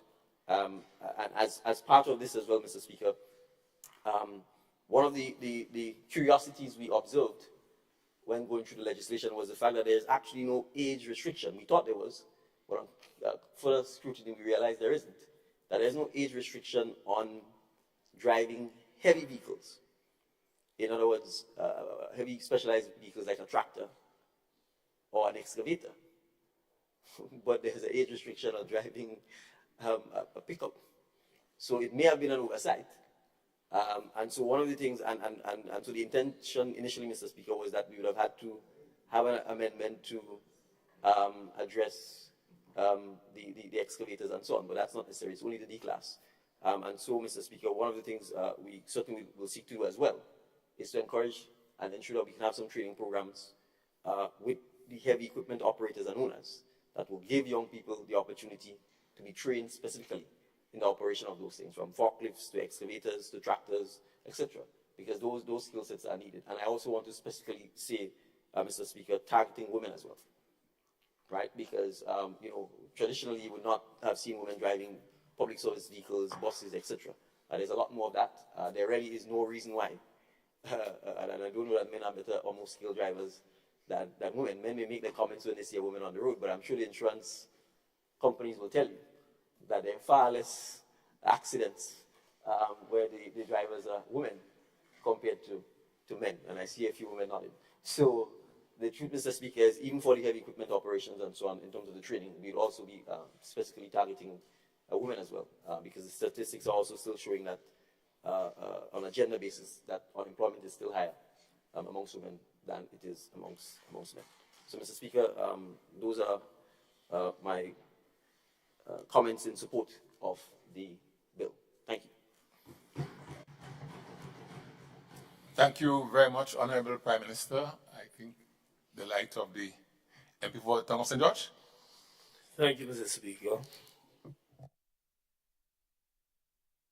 I rise to make some comments on this bill, but largely to support particularly the aim of the bill, which is to deal with the increasing amount of persons who are involved in businesses that require them to drive these vehicles. I've been inundated with calls from persons who, in fact, I just received a message a while ago from somebody who didn't even know that we were bringing that bill this morning, saying that they need to do it, particularly when they go for loans. Some of these young people, they go for loans at the credit union and so on. They're opening a business. I have many young persons around who start these things to go deliver goods, you know, these goods businesses and so on, who need to drive these vehicles, and they are 18 years old. 18-year-olds are, in my view, more responsible than we sometimes believe, particularly when they are forced to get more responsible earlier in life these days. So I welcome the bill, particularly the fact that it would increase the entrepreneurship among persons of that age, and also with some families. There are families who are in that business for many years and want to pass it down to the next generation, but they're unable to do it. But there's another factor too, that some people have this ambition, and when they are not able to realize the ambition, they go away or they do something else. And that, you know, I know we're stopping at D, and you raise the issue of insurance, because the issue of insurance has to be resolved. Because I know one of the reservations about the 20, in particular, with the 25-year-old, some of the insurance have a provision that you must be 25 years old, so there must be some level of discourse with the insurance companies to ensure that they are on board. And I noticed the member said that it stops at D, meaning it does not go on to D1. It does not go on to heavy trucks. Now I understand, because that is a bigger challenge. But we need to look at it, because they have to wait until they get to 25. And if I have the ambition to become a truck driver, and I leave school, I reach 19, 20, 21, by 21, I'm thinking of somewhere else. So what do we find happening in this country? We are importing some of the big truck drivers. There are a couple of, I know my brother, for example, has had to bring in people from outside to drive these trucks. I'm not suggesting that we move more rapidly than we believe is safe, because the issue, as we have discussed on this side, is the issue of safety. ensuring that persons who drive these heavy trucks are able to drive responsibly. There is an absolute increase, a tremendous increase. Everybody leaving school now wants to get a car. So the roads are becoming increasingly dangerous because there are more cars on the road and more persons. Roads are better, thanks to the governments over the years. The roads are much better, and therefore they're driving faster, trying to get from point A to point B faster. But that is the price you pay for development. You see, Mr. Speaker, there are some things that come with development. The increase in good things, but there's some increase in some bad things. And the danger of the road, that is why in more developments now you're having these humps in the road. In fact, I was going down to the airport the other night. I didn't realize there was a big hump in the road. My head nearly went through the roof because I hit it hard, but I understand. Because those roads cause people to move faster than we should. So there's a need to limit the vehicles that some people drive because of lack of experience. But I believe that there are instances where the D1, we can revisit the D1 and should revisit D1 because particularly with all these major projects, we need to develop a cadre of young Grenadian drivers for the heavy equipment you refer to, and that they're driving, not having an age restriction, but you have it with the big trucks. So we need to look at that. And I believe, and I've been petitioned by a couple of people to ask to raise the issue of allowing particularly the sons and daughters in some cases of persons who grew up in trucks. So they get used to it and they want to. I can use the example of my brother. The other day he went away and he wanted his son to run the business. He can drive the trucks, but he can't get the license because he's 23. But he's as capable as a 25-year-old to drive the vehicle, but he can't get it. So there are people who really have the need, and it's important that we keep those jobs local. So, Mr. Speaker and Member for St. David, we welcome this initiative. We like the fact that you're combining safety, the passengers, the fact that you say passenger buses. You need to add some safety measures there to make sure people don't run off. You know, I drive from Grenville sometimes and I see how these bus drivers drive over the hills and I hold my head. I'm sure the other colleagues who drive from St. Andrew see it all the time. So we need to have more sessions with persons about safety on the road. We need to look at transport in general. And I just want to make this point in closing. Transportation is not just about driving on the road. It is a pillar of our economy. If we can't move people from point A to point B, the economy would grind to a halt. We need to develop over the next several years a transportation policy that addresses all these issues in a holistic way. We need to look at public transportation to see how we can better it. Each generation must improve on the previous generation's work. I think the previous generation has done a tremendous job in ensuring we have a road network. Grenada has one of the best road networks for transportation in the Caribbean. And that we must be thankful for. But now we must treat transportation, for example, at night. We need to work with the buses to get people to move. We're building hotels. In fact, I was happy this weekend to be at the range opening, the Six Senses opening. I saw all my colleagues here, and we welcome you to range. It's a project that the NFP has done a lot to get, and I was happy that it came. And truthfully, that is how countries develop. A government does this, we give praise to that, and we move on and do something else. So we have range.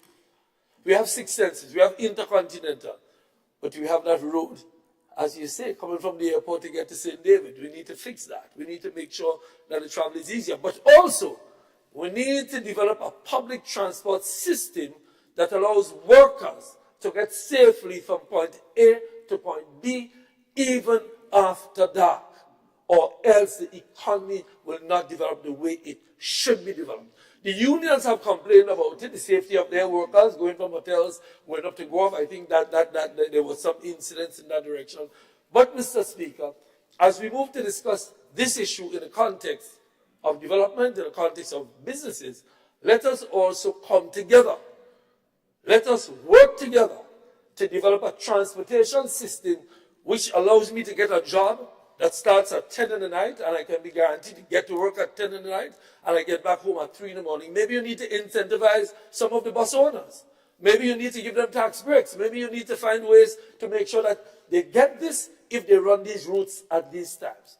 So I make that point to say, Mr. Speaker, using the opportunity, we support this adjustment to the Traffic Act, but we look forward to more improvements in our public transport system so that it can serve as what it is, which is a pillar to our development. Thank you, Mr. Speaker. Thank you, Honorable MP for the town of St. George. And I notice the MP for St. George South. Good morning again, Mr. Speaker and everyone. Just right to support this bill. And also, Mr. Speaker, I feel compelled to say something about this bill. Because in addition to what the Prime Minister has said, I think also this bill enables one to drive a truck that is under 7,000 kg. And, you know, when I started my business in 2011, Mr. Speaker, my mother gifted me with a truck.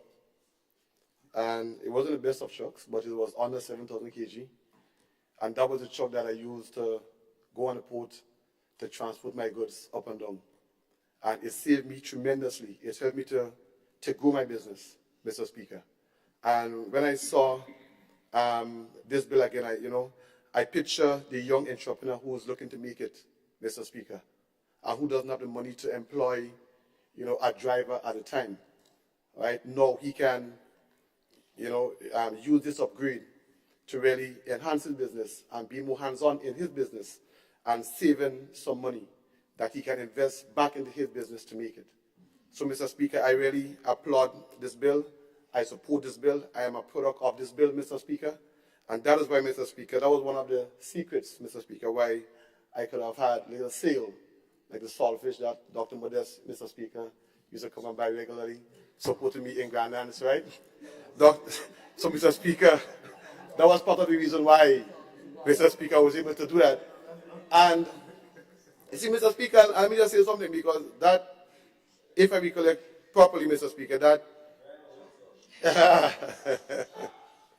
well, Dr. Modest, Mr. Speaker, was one of my best customers. She bought, you can say, the bull saltfish, so she could tell you the quality of the saltfish, right? But, Mr. Speaker, on a serious note, I think it was in 2010 that this bill we had a similar bill passing under the NDC administration, Mr. Speaker. And, Mr. Speaker, sometimes we can talk the talk, but I want to applaud this government, Mr. Speaker. I think Mr. David was on the side, was on the right side some years ago, Mr. Speaker, when this bill was passed. So sometimes we can talk the talk, Mr. Speaker, but I applaud this government, Mr. Speaker, again for walking the walk, because I can tell you that there will be youths outside that will benefit from a bill like this. So again, I want to applaud this administration for taking a step forward and making the bold decision to do this. Thank you very much.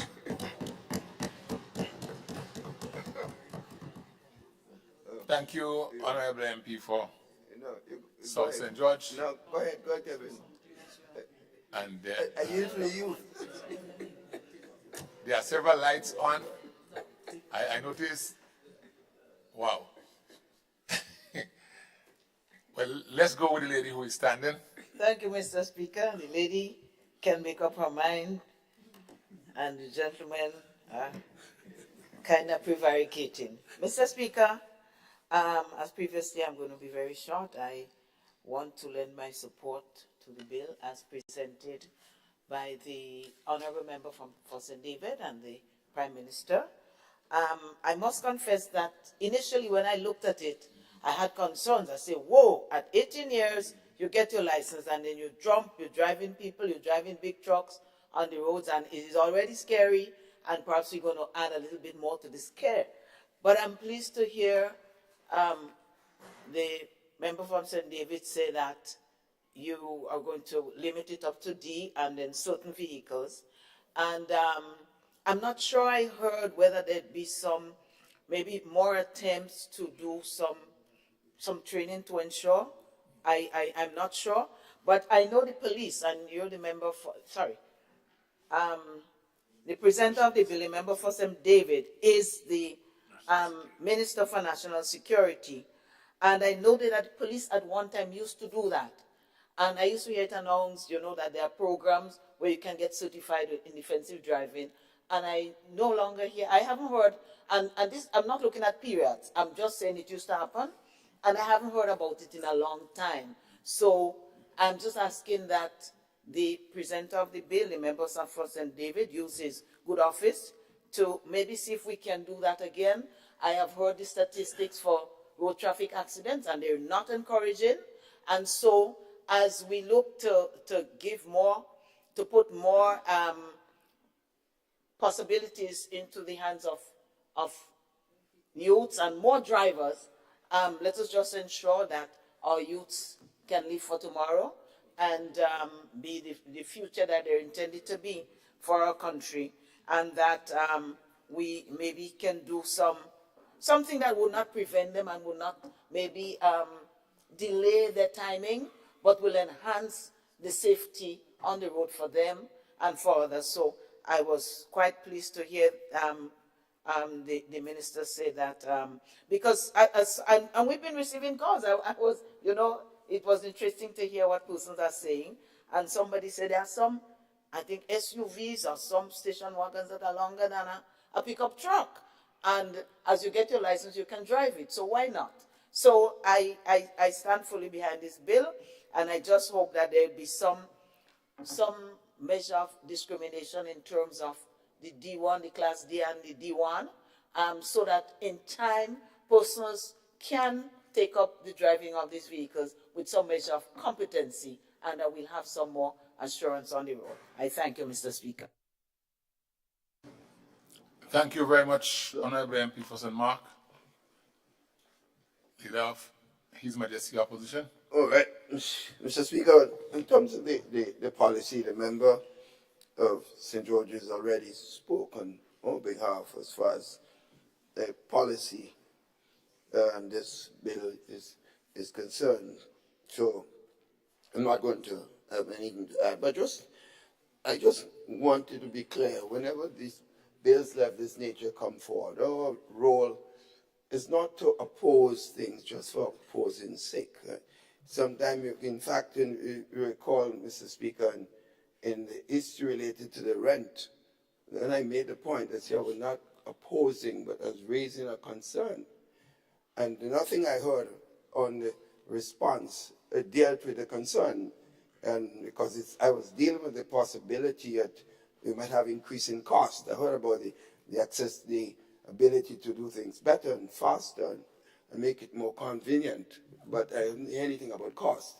Because what I would have wanted here, we looked at a percentage, maybe less than 1.25 or something like that, and compare what the number is going to be. I didn't hear that, but I just want to make a point that this bill,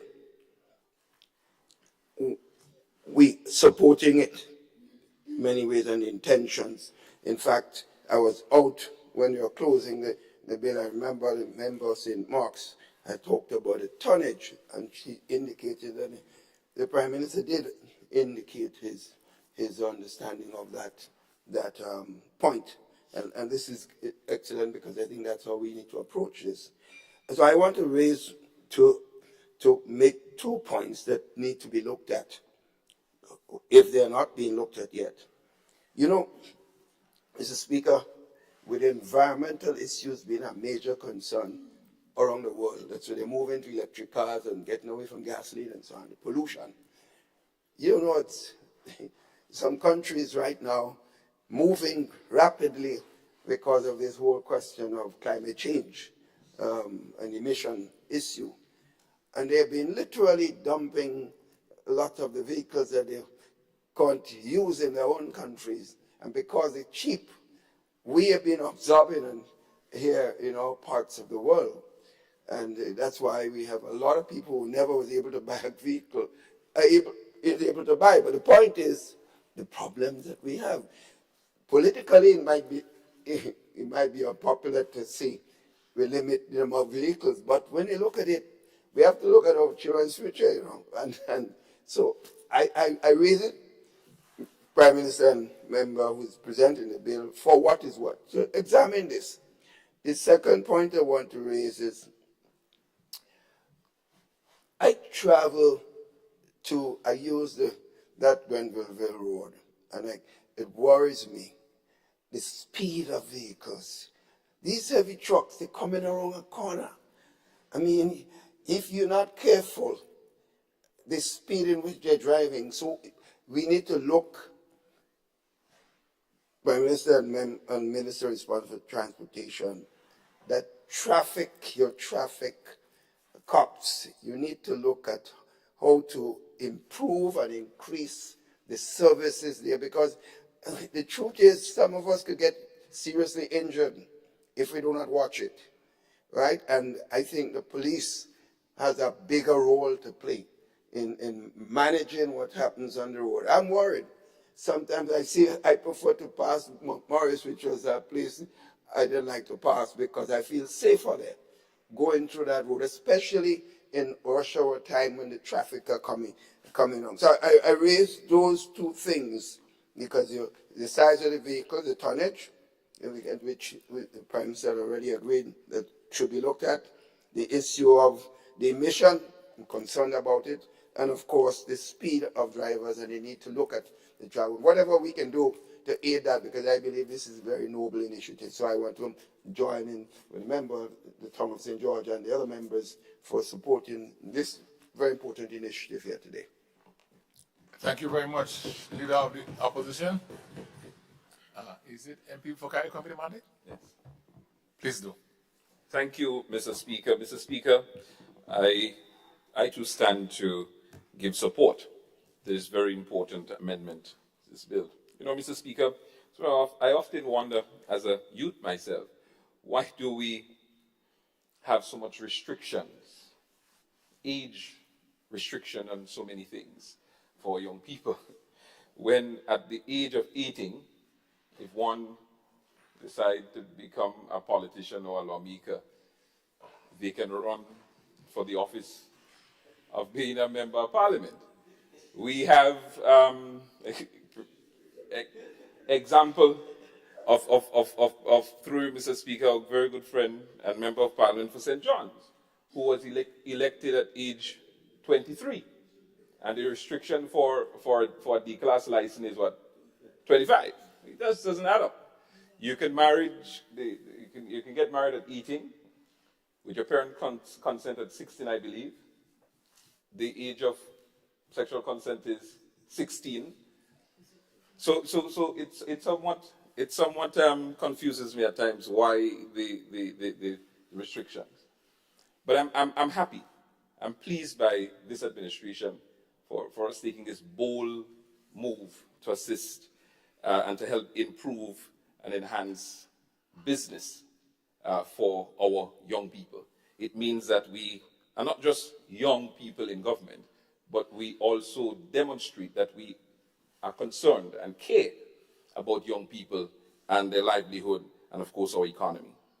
But I want the young people to pay attention to this.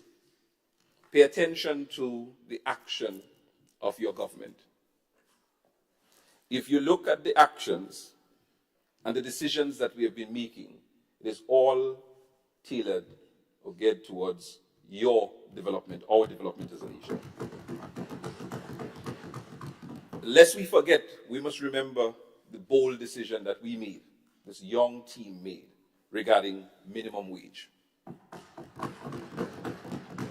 The bold decision that we made about pension and pension reform that is on the way. The bold decision that we made regarding the building of a new hospital, which is on its way. Empowering our young people, not through words, but by our actions. We're all about giving the next generation and the generations to come a hand up and not necessarily a hand out. Pay attention to your government at work. Thank you very much, Mr. Speaker.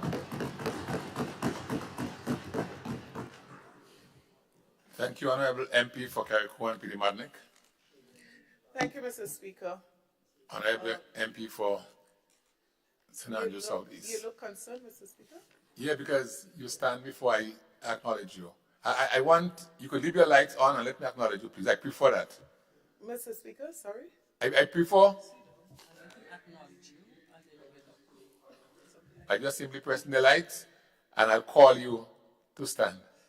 Okay. Yeah. You prefer that, and I'll do what you prefer, Mr. Speaker. Honorable MP for St. Andrews Southeast, please stand. Thank you, Mr. Speaker. Mr. Speaker, I rise just to make a very brief comment on this bill. And just to start, you know, the commercial break that we just had there, Mr. Speaker, I'm trying to make the connection now, but let's move on. Mr. Speaker, to compare marriage license with a D-class driving license, I mean, come, let's get back to the seriousness of this. Yesterday, Mr. Speaker, when I reviewed this bill, I had made up my mind that I could not support this. And that is because I was of the impression that the reference was to D2, or D1, sorry, D1 license, right? The explanation that was given by the Honorable Prime Minister makes reference to the D class, so one being able to move from B to D. So I'm not as concerned as I was yesterday when I studied the document that was sent. But it doesn't take away some of my concerns, which I wish to express. And one of the things that I want to point out and to note specifically, Mr. Speaker, is that a B class and a D class vehicle are very different. And it's quite, yes, really. And there is obviously a reason why the law considered that in the past. And so as we seek to change, we always want to bear in mind the broader context of everything that we refer to. So not just being pro-youth, right? Not just being even pro-business. And those two, anybody who knows me would know I'm pro-youth, pro-business. But I'm saying in whatever we do, seriously in those cases, we want to go a little bit deeper to analyze, to look at what are those things that we may want to consider in addition.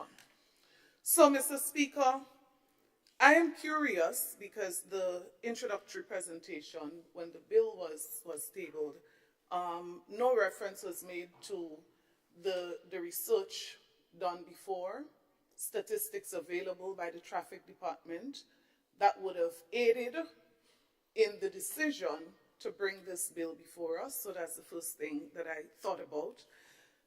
The second thing that crossed my mind, to what extent was the traffic department consulted on this, and how do they feel about a piece of legislation like this? Because as the leader of His Majesty's opposition would have stated, they would become very important in the implementation of any change that we make. And so to what extent was the traffic department consulted? To what extent was the insurance? I think we got the answer to this. The insurance companies were not consulted, and the intention is to consult them after. I would have loved to hear that, you know, all the consultation was done prior to tabling of this bill. But, Mr. Speaker, the part that concerns me most, that I think I still feel a bit of reservation, is the level of risk that is involved. And let us not eliminate all of the risk involved by just our support for the sectors that we refer to. So the size of the truck, the weight of the truck, obviously, it carries some additional risk than maybe a BB vehicle. And so it means that we have to consider, what do we now put in place to protect drivers, pedestrians? Earlier it was said that young people, and we know what the statistics generally show about young drivers. I heard about women, but in this case, the bill is not specific to women. If it was, I would not be saying what I'm saying now, but it's specific to youth. And so I'm saying that while we support, there must be some kind of assurance that there's a system in place. There was sufficient consultation with those directly and those knowledgeable that we can feel comfortable that the risk would be significantly reduced for those who drive and those who ply the routes, those who are pedestrians. And that is one of my concerns. The removal of examinations, that also is a concern. I'm wondering, was it totally necessary that some kind of way to determine that this person is now ready? Maybe we want to reduce the bottlenecks, yes, but is there a way that we feel comfortable? So I totally understand a person in business who wants to, as the example was shared. But are we looking broader than just these people who have a justifiable need? I am saying, Mr. Speaker, we ought not to blindly look at this. There is some risk involved. We have to consider those people who are not responsible, and we have to make sure that we are putting a system in place that is tight enough to protect everyone involved. Broadly speaking, as I said, I was more concerned about the D1 class. But even with the D class, Mr. Speaker, moving from B to D must not be taken so lightly. Thank you. Thank you, Honorable MP for St. Andrew Southeast. Honorable Prime Minister. Thank you, Mr. Speaker. Well, I think, Mr. Speaker, that broadly there's support for the bill. I will address the concerns raised by the member of St. Andrew Southeast. Mr. Speaker, the bill clearly says you have to be driving for 5 years to be able to get the upgrade. We didn't say anyone with a B-class license could go to a D-class license. We said you had to be driving for 5 years. So we recognize the need to have the experience, etc., would allow you to get the upgrade. All right. If we did not remove the limitation on the age from 25, Mr. Speaker, what it would mean is that at 23, if you got your license at 18 and at 23 you've been driving for 5 years, you're still disqualified because you're not 25. Right? So the reality is that that is what we're seeking to address. Second, you actually have to, and so we you know, Mr. Speaker, if I walk out the door, there's a risk that the ceiling could fall on me. I don't know that there's anything I can really do to protect that. The people who are, how many people actually have access to a D vehicle? The point is we want to make sure that the persons who have the D vehicles, someone doesn't buy a D vehicle because they want to drive a private motor car, Mr. Speaker. They buy a D vehicle because they are almost invariably involved in some type of business that requires the D vehicle, whether it's construction business, goods business, whatever. So really, having the 5-year limitation that you must first be driving 5 years, if you're driving a B class, is apt. Let's look at the C and C1. A C-class vehicle is a light public service vehicle with seating capacity for not more than 17 passengers. So if you're driving a vehicle that carries 17 passengers, it is essentially a long vehicle. It's a vehicle, obviously, that has seats, and so you're talking about the weight that the vehicle itself carries, plus the people then sit on it.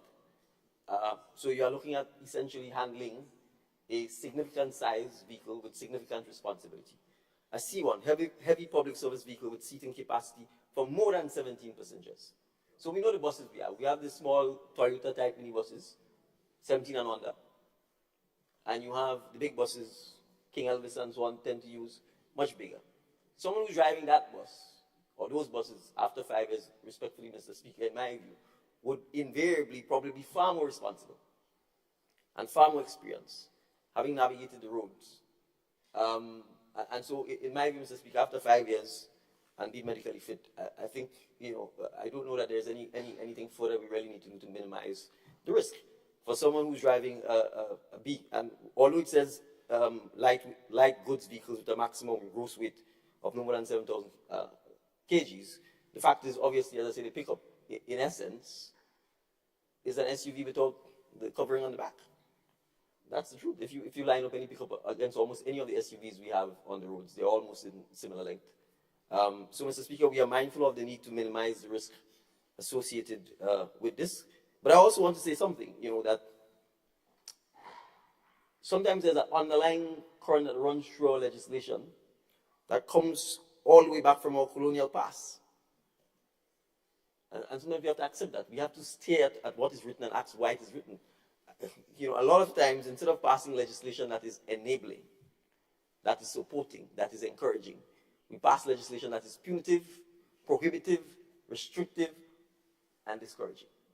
I appreciate that there's risk associated with a motor vehicle, and that if not handled properly, it could be lethal. But a motor vehicle is not a gun. A gun is designed to be lethal. A motor vehicle is a tool to achieve something. And so we need to find a way to encourage the mindset shift that it's not a prohibition or punishment for getting your driver's license, but that is a skill or tool that almost every Grenadian at 18 should almost automatically aspire to achieve. And I say this, Mr. Speaker, because we want to talk about it. If you ask the average Grenadian what is their experience with getting a driver's license, it is horrible. You're made to feel as if you should not even aspire to learn to drive. There's a difference between teaching you to be, to make sure that you engage in defensive driving, that you understand the risk associated with being put in charge of a vehicle. But oftentimes, Mr. Speaker, what is put in your way is just hurdles upon hurdles upon hurdles. I learned to drive in Grenada, Trinidad, and Barbados. I can tell you the difference in the attitude, even when you're doing the exams. When I was in Trinidad, the examiner would say to me, this is a busy intersection. If you are not a little more aggressive and put your head out, no vehicle will ever allow you to pass. In Grenada, they'll sit there and watch you. They'll sit there and watch you and you're on your own. Right? The same thing happened in Barbados. So I actually got driver's license in Trinidad and Barbados because it was encouraging. They told you, listen, this is not a test in nervousness, because obviously you're nervous. You don't want to fail. So they said to you, relax yourself, right? You won't get through. Just take your time and do what you have to do. So I'm saying, Mr. Speaker, yes, we have to minimize the risk. I certainly like the suggestion that all of us perhaps need to engage in mandatory defensive driving after we've gotten our licenses for a certain period of time to curb the aggression and so on the road. But I also want to applaud the members for, all of the members for supporting the bill, because I really do think we have to be more encouraging and more supportive of ensuring that things that is a basic skill, like learning to drive, is something we encourage all our young persons to aspire to by the time they reach 18 years. So thank you, Mr. Speaker.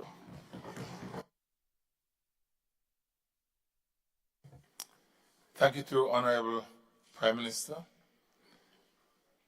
Honorable members, the question is that the bill be read a second time. All those who have that opinion, say aye. Of the contrary opinion, say no. The ayes have it. Indeed, the ayes have it. The bill for enact shortly entitled Road Traffic Amendment Bill 2024. Mr. Speaker. Honorable Prime Minister. Sorry, Mr. Speaker, I need to remind myself to wait till you call me. Yes. Honorable Prime Minister. Yes, thank you, Mr. Speaker. Mr. Speaker, I beg to move that the House resolves itself into a committee of the whole House to consider the bill clause by clause or part by part. Honorable members, the question is that this Honorable House resolved itself into a committee of the whole House to consider the bill clause by clause. All those of that opinion say aye. Of the contrary opinion say no. I think the ayes have it. The ayes have it.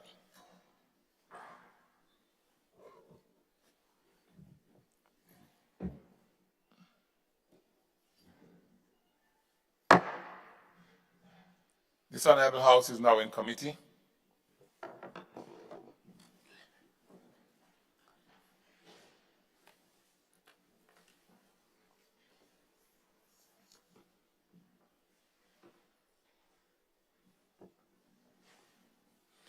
Clause 2, amendment of Section 33 of the Principal Act.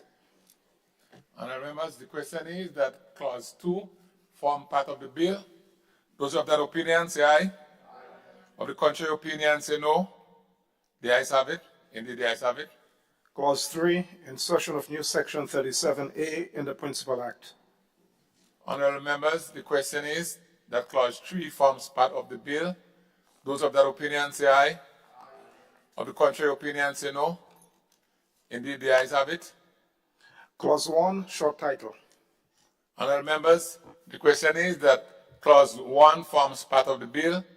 Those of that opinion say aye. Of the contrary opinion say no. The ayes have it. Indeed, the ayes have it.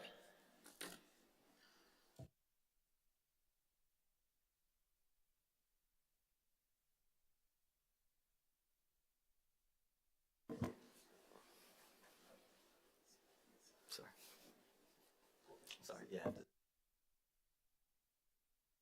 Mr. Chairman, I beg to move that the House resumes and that the Chairman of the committee reports progress on the bill. Honorable members,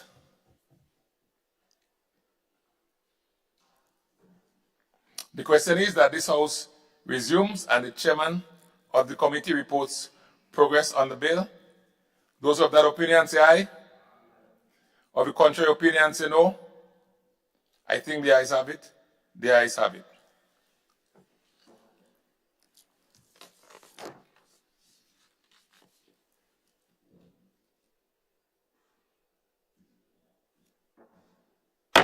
This Honorable House now resumes.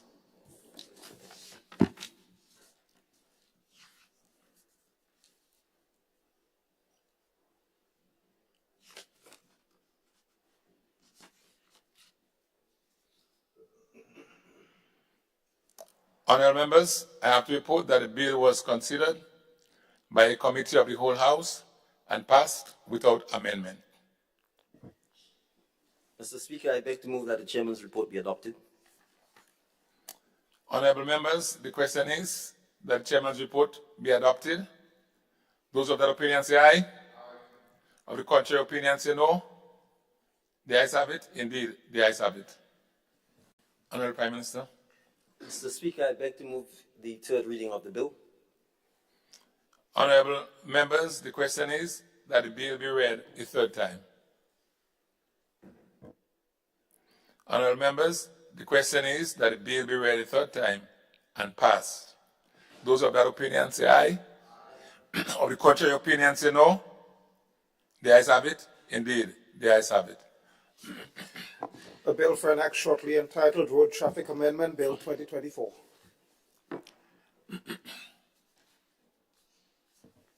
Honorable Prime Minister. Thank you, Mr. Speaker. Mr. Speaker, I beg to introduce for the first reading a bill for an act shortly entitled the Public Procurement and Disposal of Public Property Amendment Act 2024. A bill which seeks to amend the Public Procurement and Disposal of Public Property Act number 39 of 2014 to extend the non-application of the Principal Act to the procurement of goods, works, or services up to a sum of $100,000, shortly entitled Public Procurement and Disposal of Public Property Amendment Bill 2024. Mr. Speaker, I beg to move that the relevant standing order of the House be suspended to enable the bill to be taken through all its stages at this sitting.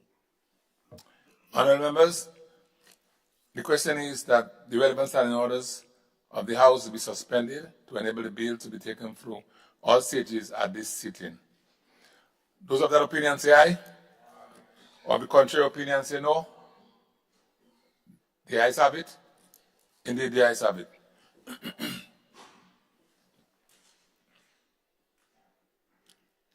Honorable Prime Minister, your light. Thank you, Mr. Speaker. Mr. Speaker, the bill seeks to amend the Public Procurement and Disposal of Public Property Act, and specifically only one section. I beg to move. Oh, sorry. I beg to move. Second reading. Sorry, Mr. Speaker, I did not realize. Sorry, Mr. Speaker, I beg to move that the bill be the second reading of the bill. Honorable members, the question is that the bill be read a second time. Honorable Prime Minister. Thank you, Mr. Speaker. Mr. Speaker, the bill seeks to amend the Public Procurement and Disposal of Public Property Act number 39 of 2014, and specifically one section, and specifically, Mr. Speaker, one numbering.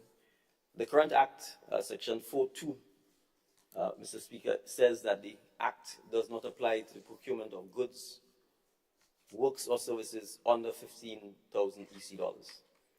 The bill is seeking to amend this section of the Act to substitute the 15,000 to 100,000. Mr. Speaker, the other parts of that same section 2 goes on to indicate other exceptions or circumstances in which the public procurement and disposal of public property does not apply. But we are not seeking to in any way, shape or form amend or alter those other exceptions, but only the thresholds by which the Act automatically applies. Mr. Speaker, when I became the Prime Minister, I got a report from the Ministry of Infrastructure, and it showed a large number of contracts had been issued by the ministry for just under 14,999, 14,995, 14,000. It went on and on. And in many instances, Mr. Speaker, it was clear that it was for the same geographic areas of work. So it was clear, Mr. Speaker, that even the then administration was struggling with the limitations placed on the need to go through, in some instances, the extensive procurement requirements of the Public Procurement and Disposal of Public Property Act. And so what was done was that, in a sense, artificial divisions, if you want to put it that way, was made to the procurement of goods or services, particularly infrastructure type services, to be able to,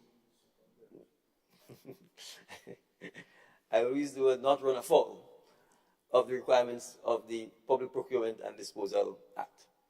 So, Mr. Speaker, having reviewed the matter, having discussed the matter with the various ministries, Ministry of Finance, it is clear that this act was passed in 2014, 10 years ago, and that there is the need to, in fact, revise the threshold under which the sometimes extensive requirements of the Procurement Act are required to be complied with in order, oftentimes, to procure simple goods. And I cite infrastructure as one, Mr. Speaker, because it is probably highly improbable that you can do infrastructure type works and it would cost you $15,000.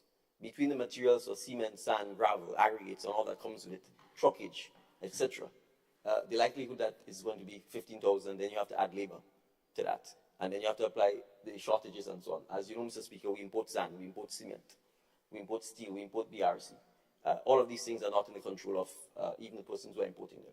And so today you may get a quote that says the sand is $10, and if you can't or don't have the money to buy it now, and you come back a month later, well, it's a new batch of sand that came in, the freight went up, the price goes up, or it may go down, and you have all of those variables. So, Mr. Speaker, what the bill is seeking to do is to increase the threshold, which at this point in time, 10 years later, is significantly inadequate to facilitate the procurement of goods for oftentimes what are straightforward and simple matters, without having to go through sometimes the lengthy and protracted procurement process set out by the Public Procurement Act. So it gives the accountable officer the opportunity at least to authorize the procurement of goods and services up to 100,000 without having necessarily to go through the exhaustive procurement procedures that are there. This should, Mr. Speaker, allow for faster turnaround time in terms of the procurement of goods and services, and for the government to be able to respond in a much more efficient manner to particularly some of the small-scale procurement that is required. And so this is why the limit is at 100,000. We recognize that anything beyond that obviously will start bordering into medium to larger scale procurement, and obviously the need to make sure that the requirements of the Act are complied with will remain in force. So, Mr. Speaker, I commend the bill to the honourable members and seek their support. Thank you. Thank you, Honourable Prime Minister. Honourable Leader of the Opposition. Mr. Speaker, I I, I understand the point that the Honorable Prime Minister and, of course, move of this bill was making with respect to the 15,000 limit and the problem that was experienced. But let me caution the Prime Minister with probably good intentions what he's talking about, because we face that in government too, that your persons who are doing contracts would wish you to increase the limit as much as possible. We had that kind of pressure in government. But you see, you have to be careful, because these conditions, it means that if you raise it as far as $100,000, that means all these conditions here, the person don't have to meet that at all. For example,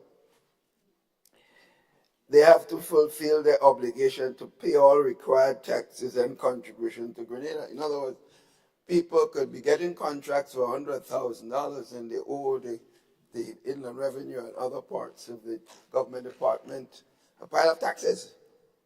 And that will stop the government or the institution to give another $100,000 contract to the same individual for another activity. So you could have a person making several $100,000 contracts, as you have had in the past, of 15,000, and not meeting the fundamental obligation to the taxpayers.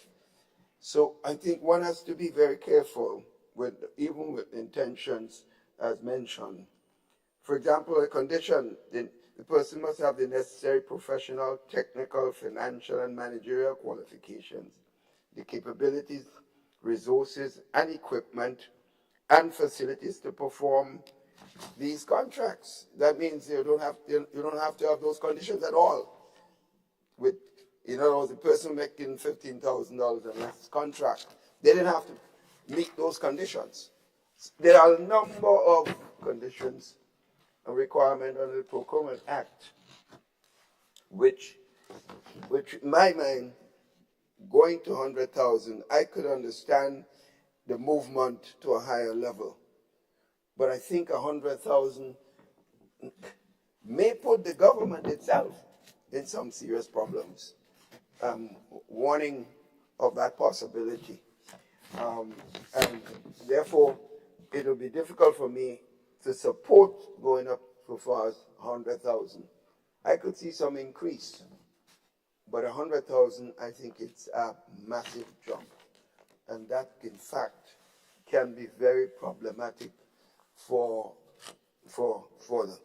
the government itself going forward, because I know some people may want to push you to give them several contracts, and you may end up with some problems. The question of accountability, the question of transparency, all these things come into play. And I'm urging the government to think twice. The level of this that you intend to go to 100,000. It'll be difficult for me to give my support to 100,000. While I understand the intentions of the government to deal with the problem that we ourselves experience, I think $100,000 was a big jump, and it'll be difficult for me. So I recognize the problem, but my difficulty is the size of the increase is to me will pose a problem, because, colleagues, let me tell you this, if we see this pass and we see certain things going on, we will make noises about, yes, we will, as opposition, we will take advantage of that. So before I cannot sit here and support it, and then I see the problem occurring and start to open my mouth. So I'm just urging you to be careful. And I'm sure my other colleagues may want to add their own piece as far as this procurement Act bill is concerned. I urge the government to be very careful. Thank you very much. Thank you very much, Leader of the Opposition. Is it MP for St. Patrick's East? Thank you, Mr. Speaker. I rise to give my full support to the bill as presented. And again, we are looking at a simple amendment of moving the ceiling for the contracts from $15,000 to $100,000. Now, while, for example, that $15,000 over 10 years outdated, and I think we are living in times where we need to be more proactive where these things are concerned, I believe we have to take into consideration certain things. The $15,000 allowed a number of persons who were not even qualified contractors to get roads that they never was able to build. We have situations where you have, let's say, a mile of road. You have 3 or 4 different persons getting a $15,000 contract on that road. The quality of the road at the end of the day was not what we wanted. I have been to some places and I've seen what you call retaining walls built. And I've never seen in my entire life the zigzag that you have on those retaining walls. Because what we find happening is this. Those guys who got those contracts, they couldn't go to the bank to get any upfront monies and so on because they didn't have resources. They had to come to the same Ministry of Infrastructure to get a letter to go to the bank to basically allow them to be able to at least conduct the business. In some cases, we had to basically allow them to be able at least to deposit their money directly to the bank to be able to do what they're doing. But I must say that it was very unsatisfactory, some of the works that we got from that. I am not saying by moving it to $100,000 would change. I'm not saying that. But what I'm saying also is this. We have seen situations where people believe that they can get a contract. They don't have an NIS number. They don't have a tax number, right? How would they have been able to pay tax? Not even a contract. Right? Even when you look at small contractors and so on, we still have difficulty in getting people to understand that. When governments say to you that for you to be able to get a contract from the government, you need to have your NIS number, you need to have the tax number. Because once you talk about tax number, they feel that you are going to tax them. A lot of us do not understand in Grenada that if a contractor is not making a certain threshold in profit, he's not liable to pay tax. And that figure is about 300,000, I think, at this point in time. So therefore, I believe that when we make... Honorable MP, just hold.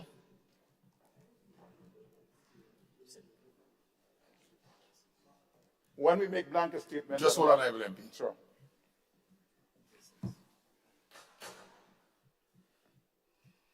Proceed, please, Honorable MP. Thank you, Mr. Speaker. So I was saying that when we make blanket statements about, the amounts and tax are not paid and so on, there might have been the rationale there for not paying the tax, because if you don't have a tax number, you can't pay tax. But you have to be given a contract, you're given facilities whereby you can go to the bank with a letter saying, well, we have been given that by the Ministry of Infrastructure, and so the money should go to a particular account where you can get whatever facility and so on. I'm saying that whereas we are trying to basically improve on the amount and improve on the quality of the projects that we implement, we're also saying that for a contractor to be able to at least conduct the work, he has to do his part also, which is register for a tax number, have his NIS number, because some of them guys, they do not pay NIS on behalf of their workers, which again is a dissatisfaction of that particular mandate that we have to make sure that people pay their NIS for their workers when they are conducting business. And so, Mr. Speaker, I would spare no rationale why I think this change is good, but we have to ensure that those who get those contracts are in compliance with the law, that is to have your tax number, have your NIS number, and to pay your NIS for your workers, as well as other compliance issues that we have been faced in the past. And I believe we will be able to move this out. There is another issue about, whether or not this will lead to chaos or wastage and so on. I believe if we enforce that the persons who will be getting those contracts are accountable and make sure they do what they have to do and so on, we'll have less wastage in the system and we have greater compliance. I thank you. Thank you, Honorable MP for St. Patrick East. Honorable MP for St. Andrew Southwest. So, thank you, Mr. Speaker. Mr. Speaker, I stand in support of this bill, and I do so for two main reasons. The first is that, Mr. Speaker, $15,000 in contemporary times can in fact do very little in the area of construction. Certainly $15,000 cannot build a length of road, let us say, as long as a cricket pitch. Certainly it will be incomplete. Mr. Speaker, in the last 4 or 5 years or so, due to uncertainty in supply, the whole world has in fact seen an increase, a substantial increase in prices, and of course, to be more specific, in the cost of building materials. And that, of course, applies just to Grenada as well. Mr. Speaker, I was reading a report from the National Association of Homeowners of the USA, and they were commenting on how building material costs would have increased in the last 4 years. And it applies to materials like ready-mix concrete, steel products, lumber. All of these are important for construction. And what they noted, Mr. Chair, that in 2020, building material costs went up by 3.8%. In 2021, it went up by 14.1%. In 2022, by 4.3%.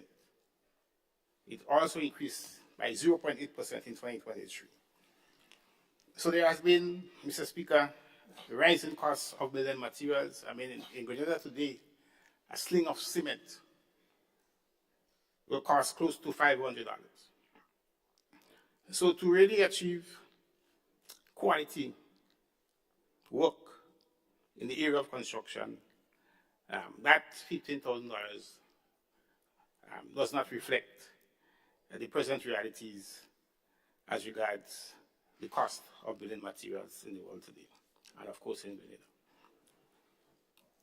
The second issue is that increase, Mr. Speaker, I want to assure you, does not mean that this administration is reckless.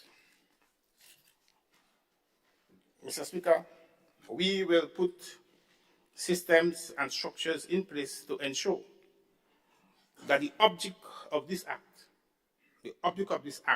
will be maintained. So we will continue to promote the public interest by prescribing to the concept of good governance, which means accountability, which means transparency, which means integrity, and which means that we will always ensure that we get the value for money when we do our public procurement. And therefore, I want to indicate to the other side that your concern relative to the increase, we take them on board, we are aware of that, but certainly the wastage and the inefficiency that we've seen, we're going to put systems and structures in place to ensure that those monies are monies well spent and that the government and the people of this country get value for money as we increase that threshold from 50 to 100,000. Thank you, Mr. Chair. Thank you, Honorable MP for St. Andrew Southwest, and I invite the MP for St. Andrew Northeast to make a contribution. Thank you, Mr. Speaker. Mr. Speaker, I rise to make my contribution to this bill and to state upfront that I cannot support it. Firstly, Mr. Speaker, we must acknowledge that, of course, there have been indeed a rise in the cost of materials and so over the years, so an increase is expected. But from 15,000 to 100,000, I think it's a massive jump. Now, what we have to factor in here, Mr. Speaker, and I think that point is being missed, is not the quality of work that you will get, but is the procedure for handing out or getting the ones to provide the services. The procedure to be used. Now we're moving from a procurement law system to a single source system. So whereas in the past that you could only sole source services up to $15,000, which means that whoever is being sole source may not have been tax compliant as stated. But when you're moving that from 15 to 100,000, it is exposing those contractors themselves or service providers themselves to being corrupt, because they are not being looked at for the ability of them to be able to do the work, their qualifications and experience in terms of the service. We have to be real. It means that those involved will have the ability to identify friends, family, political supporters, activists of the party to say, here is a contract up to $100,000. This is what he's saying here, because sole sourcing, that is what is happening here, up to 100,000. Now, when it was restricted to 15,000, it restricted the ability of the amount of wastage of taxpayers' resources. Now we're increasing that to 100,000. We must not miss the point that this is giving those involved the ability to sole source up to 100,000 without having to go through the procurement rules. It does not speak to the ability to get the job done. So we have to be careful here, Mr. Speaker, and that is why I am not able to support this. I'm saying there is need. We have seen the increase in aggregate materials and so for infrastructural work. We have seen that. So there is need to increase it from 15,000 to, let's say, maybe 30,000. But 100,000, Mr. Speaker, it is indeed a big jump. What measures are in place to ensure that proper accountability structures will be there? What measures would be in place to ensure that will be done, Mr. Speaker? We have to be very careful with this, and as alluded earlier, it may seem fancy now, but it's a word of caution to those who are bringing this forward here, that the amount should be reconsidered downwards. Thank you, Mr. Speaker. Thank you, Honorable MP for St. Andrew Northeast. And is it the MP for St. George Northeast? Please, sir. Thank you, Mr. Speaker. Mr. Speaker, I rise today to give full support this afternoon to this bill. I believe that it is progressive and it will help to improve the quality of work, construction, services, otherwise, that will be required by the government of Grenada so that taxpayers' resources can be done in a more organized and better way. Let me tell you what I mean by that.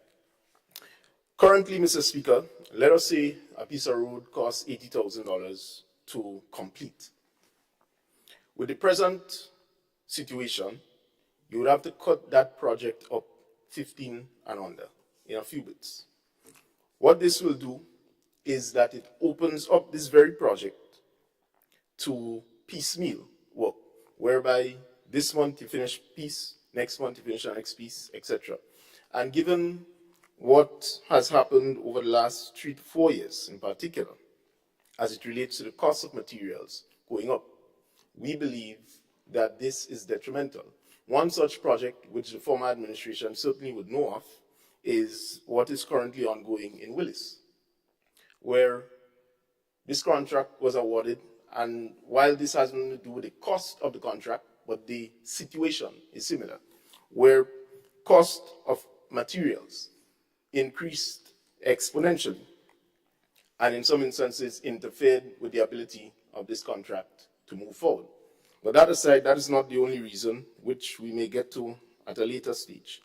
But Mr. Speaker, in particular, what this will help to do is to narrow down the gaps, because it's interesting that I hear the comments coming from our honorable members from His Majesty's opposition about if anything goes wrong, we're going to speak about it. I applaud you of that. And in fact, I would say any member of parliament, if you see anything where government resources, taxpayers' resources are being spent incorrectly, right, raise the matter, go to the media, do what you have to do to be able to ensure that taxpayers' money is going to be spent correctly.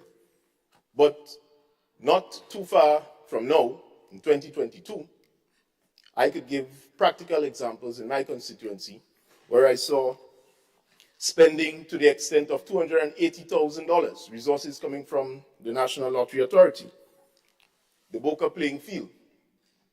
If we were to talk about how we manage these projects now, just because we're increasing the threshold from 15 to 100, we must also look at what has happened in the past. And this is an issue, Mr. Speaker, which we have to look at boldly. And let me draw an example. Now, presently, if a public servant has political leanings, it is incorrect, I don't know of the exact law, so I can't speak of it now, for them to be actively involved in politics, openly doing so. Now, if this is the case, and we have something constricting that, the Constitution also says that they have a right for freedom of association. So when we look at the legislation that we are passing, one must not just look at it to be so subjective that it only deals with the issue at hand. If you're moving it to 100,000 means more corruption could happen, etc., etc. The government is not about that, Mr. Speaker. What we see is the opportunity to advance work throughout the length and breadth of Grenada. Again, I can speak about my constituency. A lot of projects were started, they were done. This $15,000 sole sourcing was the order of the day. And I heard one of the honorable members on the other side speaking about what is killing the Ministry of Works is MIT and whatever other process, social development, community development. That's totally not true. You had special projects under your time. The same $15,000 was ruthlessly utilized, certainly leading up to the last general election. I didn't hear you comment about that. So we must be responsible when we make these statements. I think the underlying issue that we are trying to solve with this is to say that in an organized fashion, given the fact that materials increase, if we want a proper project to be completed and managed properly, the ability to sole source up from 15,000, which this new threshold is 100,000, should be increased. We have not, as Honorable Prime Minister mentioned, changed the regulations as it relates to how one should get a contract. And I can speak for this administration. Certainly, Asoka Atis is not the person we are giving to build a road, as obtained in the past by the former administration. And therefore, when one talks about how we are going to spend more money to do more work and better work, we must look ourselves in the mirror too and try and understand what this is resulting.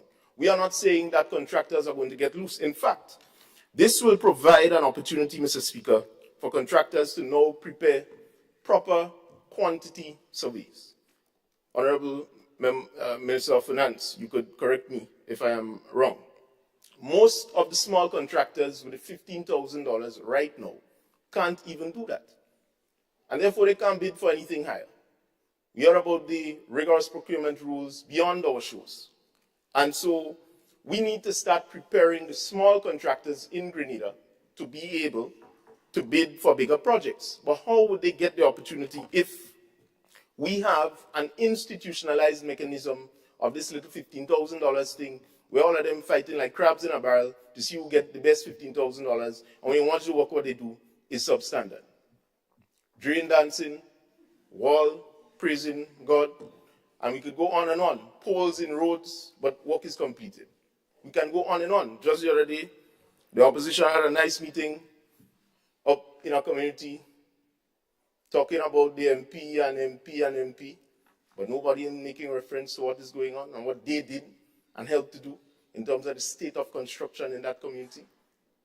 We must take responsibility. So what we are saying, Mr. Speaker, is that this is important because it opens up the whole opportunity for us to look at what is the cost or actual value for completing a project, rather than looking at only when election come about, give this little 15,000 here, give that here, and so on to do things. We have to get serious as a state, and I would say this, that the opposition should not fear that more money is going to be potentially available for sole sourcing. What we need to do is to ensure that the people who are getting the contracts are of standard, understand their responsibility, and is willing to work in the interest of the community to be able to do a project properly, with quality, and to ensure that we are not engaging in piecemeal, haphazard type of development where we only deal this little contract here and there, but we do something substantive to improve our community and see the benefit to all of our people. So, Mr. Speaker, I do not think this is rocket science. While I understand the political opportunity for the opposition to say we and support it and potentially promote, which I believe is imputing improper motive, that we're increasing this, well, borderline on it, and we're increasing this, and then more corruption, etc. That is not the case. What we are promoting is that this obtained in the past, because it happened under your watch as well, right? Even though the procurement rules said $15,000, contracts were given out in excess of that without the procurement rules being observed. So what we are saying is that given the context of the increase in materials, given all the other contexts, that we want to have a proper project in a community, a village, to be able to be completed, this is a fundamental requirement that we must pass. Thank you very much, Mr. Speaker. Thank you very much, Honorable MP for St. George Northeast. And I now invite the Honorable MP for St. Mark to take the floor. Thank you, Mr. Speaker. Mr. Speaker, I rise to make my comments on the bill as presented by the member for St. David and the Prime Minister of Grenada. Mr. Speaker, it is very obvious that with the increase in cost of materials, aggregates, whatever, that we have passed the time for the 15,000 projects, and we need to look at a new figure. Mr. Speaker, my first comment on that is that we must not knock the $15,000 contracts, as I hear so being so severely knocked by the member for St. George Northeast. Mr. Speaker, because a lot of small projects were done by that, and a lot of persons in villages and in communities, they benefited from that. Doing small pathways, doing grills over deep drains or gutterings or what. And a number of villages and villagers benefited from that. And it worked in a number of cases. There might have been inconsistencies, things that needed to be addressed. And there will be, even when you put the $100,000. And when you do not have a tenders board that is going to look at the people who the individual, because no, it's not persons, it's one individual who has come recommended for a project, then certainly the government has less control over $100,000 as compared to $15,000. So yes, we can all attest, and every village, and my sister on the other side, I'm sure she can agree, if she finds a voice to say so, that the $15 benefited a lot of the villagers in the 15,000 benefited a lot of the constituents. However, I would say categorically that we're past that time. $15,000 cannot do what it did before, and I agree wholeheartedly with an increase. I do not agree with the 100,000 simply because I think attendance board would provide more checks and balances for that quantity of money. However, I do agree that there needs to be an increase, and of course it will be up to the government and the government side to decide the quantity. I would have liked to see less, but I want to say to the small contractors, to you, Mr. Speaker, who do not have a voice here, that some of them, many of them did an excellent job. And I want to encourage them to continue and to hope and pray that when it reaches to 100,000, one or two of them will get jobs, because once you do a job under NNP, you are labeled and you are marginalized, and that is a reality. And I'm hoping that some of them who have done good jobs will be looked at and be given an equal opportunity as others. I thank you, Mr. Speaker. Thank you, Honorable MP, for the constituency of St. Mark. Honorable Prime Minister. Thank you, Mr. Speaker. Mr. Speaker, I obviously commend those members of the House that have supported the bill without reservation, and for those who are querying the quantum. Mr. Speaker, I want to make sure we clear, right, the Procurement Act is also still very clear on what needs to happen for contracts that are beneath the threshold. You still have to have a tendering process. The accounting officer, the permanent secretary, still has to conduct the tendering opening, still has to tender the evaluation report, still have to make recommendations for award of contracts, right? And depending on what is required, may still have to submit these reports to the procurement board, to cabinet, or to other boards as required. So the challenge we face, and I think that's why I think our colleagues accept that 15,000 is inadequate. And no one is knocking the 15,000. The fact that I started by highlighting how many of them were issued, oftentimes for the same geographic location, is a recognition that it was a handicap, and perhaps not the best handicap in all of the circumstances, right? And therefore, we should not bury our head in the sand and say, well, the law says 15,000 when we are the lawmakers, and not seek to adjust it to ensure that we have greater efficiencies, that contractors themselves are not frustrated, where they come to bid for 200 feet of road, it's $30,000 or $32,000, and then we tell them, well, sorry, we have to go and tender now if you want to get the entire thing done, when that's the person who's best able to do the job. You don't have to say, okay, we don't have to go and go through the elaborate tendering process that requires multiple competitive bidding, then an evaluation report, then sending it to the procurement board. And we have to understand how these boards operate. Let's be honest. The procurement board is made up of the permanent secretary in the Ministry of Finance, the Attorney General, and other members appointed. All of whom are busy people.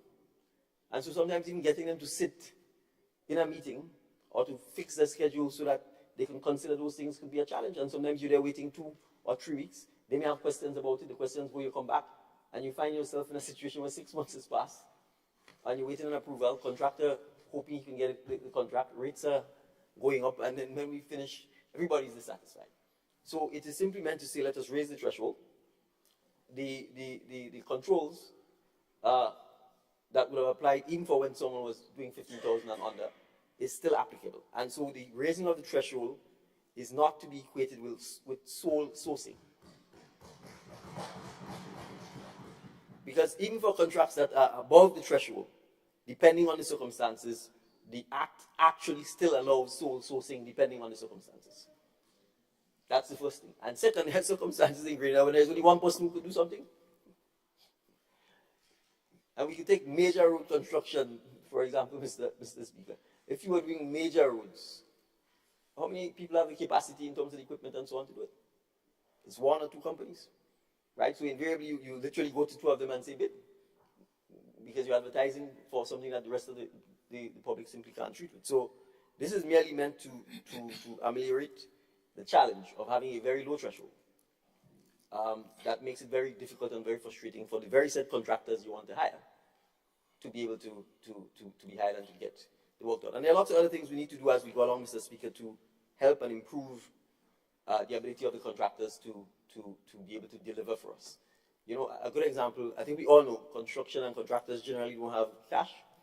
They generally don't have working capital. So sometimes even when you give them the contract, they can't start. They have to go to the bank with the contract, mortgage the house, mortgage the whatever, to get some cash to be able to even start the project. So even those are some of the areas that we have to look at. With big contractors, yes, they may provide a performance bond, they might provide security, but we give them advance payments. You give them mobilization fees. And with the small contractors, they don't have advance payment, they don't have mobilization fees.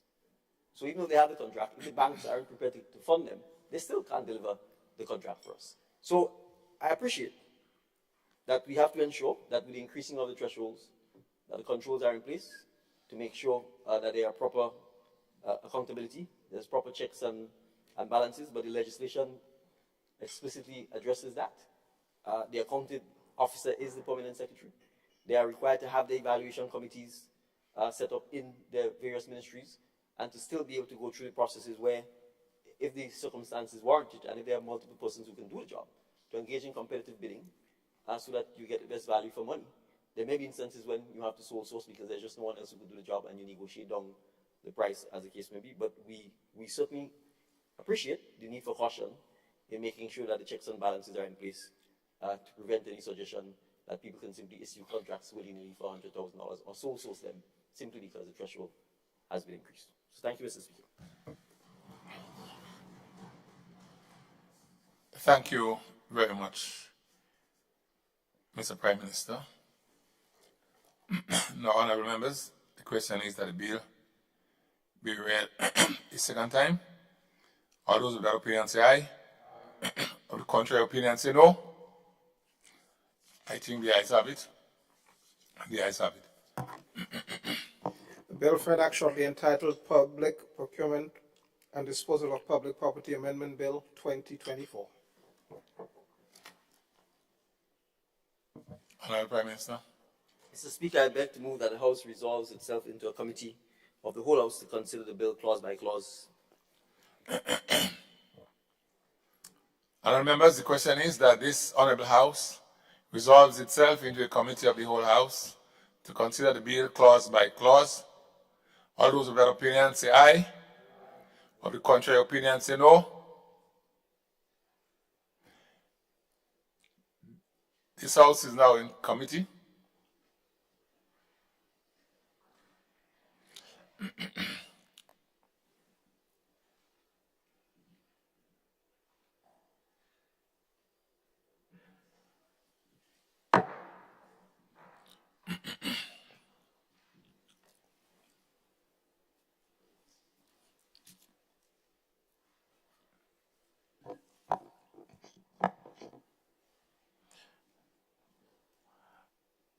Clause 2, amendment of Section 4 of the Principal Act. Honorable members, the question is that Clause 2 forms part of the bill. Those of that opinion say aye. Of the contrary opinion say no. The ayes have it. Clause 1, short title. Honorable members, the question is that Clause 1, short title, forms part of the bill. Those of that opinion say aye. Of the contrary opinion say no. The ayes have it. Indeed, the ayes have it.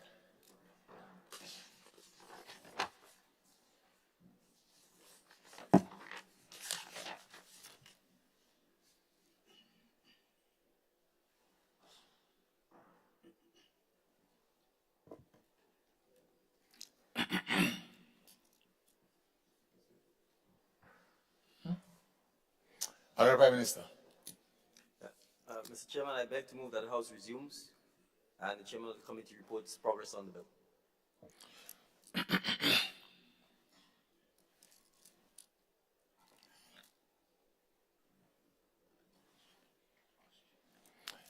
Honourable members, the question is that the Honourable House resume and the Chairman reports progress on the bill.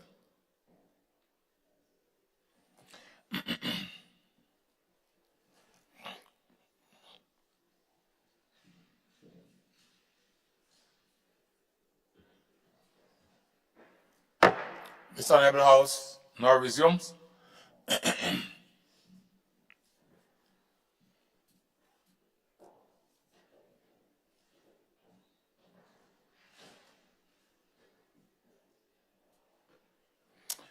Honourable members, I have to report that the bill was considered by a committee of the whole House and passed without any amendments.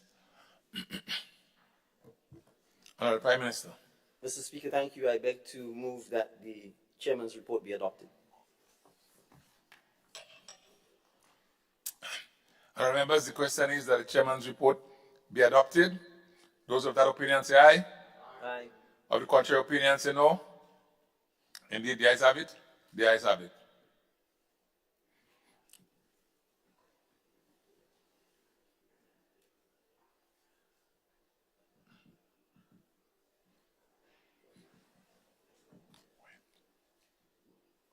Honourable Prime Minister. Thank you, Mr. Speaker. Mr. Speaker, I beg to move that the bill be read a third time. Honourable members, the question is that the bill be read a third time. Honourable members, the question is that the bill be read a third time and passed. As many of that opinion say aye, of the contrary opinion say no. The ayes have it. Indeed, the ayes have it. The bill for an act shortly entitled Public Procurement and Disposal of Public Property Amendment Bill 2024.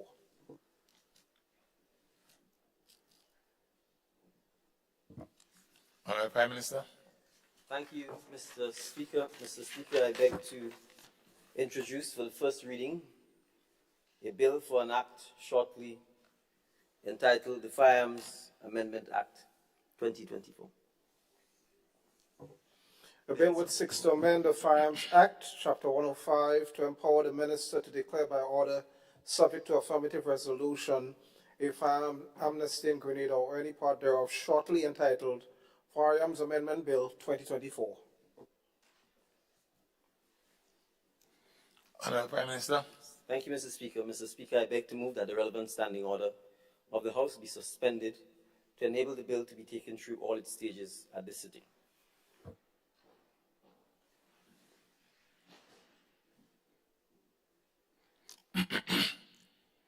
Honourable members, the question is that the relevant standing orders of the House be suspended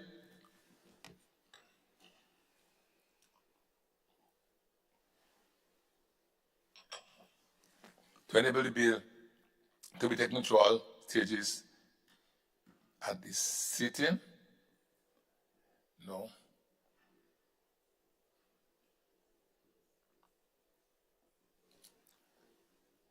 Just for the first reading, Honourable Prime Minister.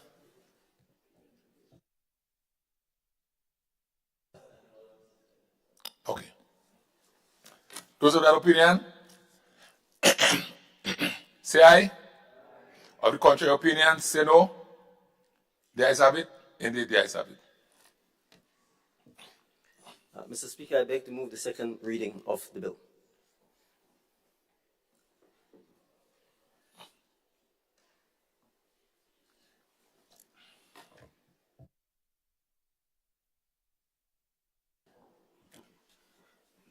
Thank you, Mr. Speaker. Mr. Speaker, the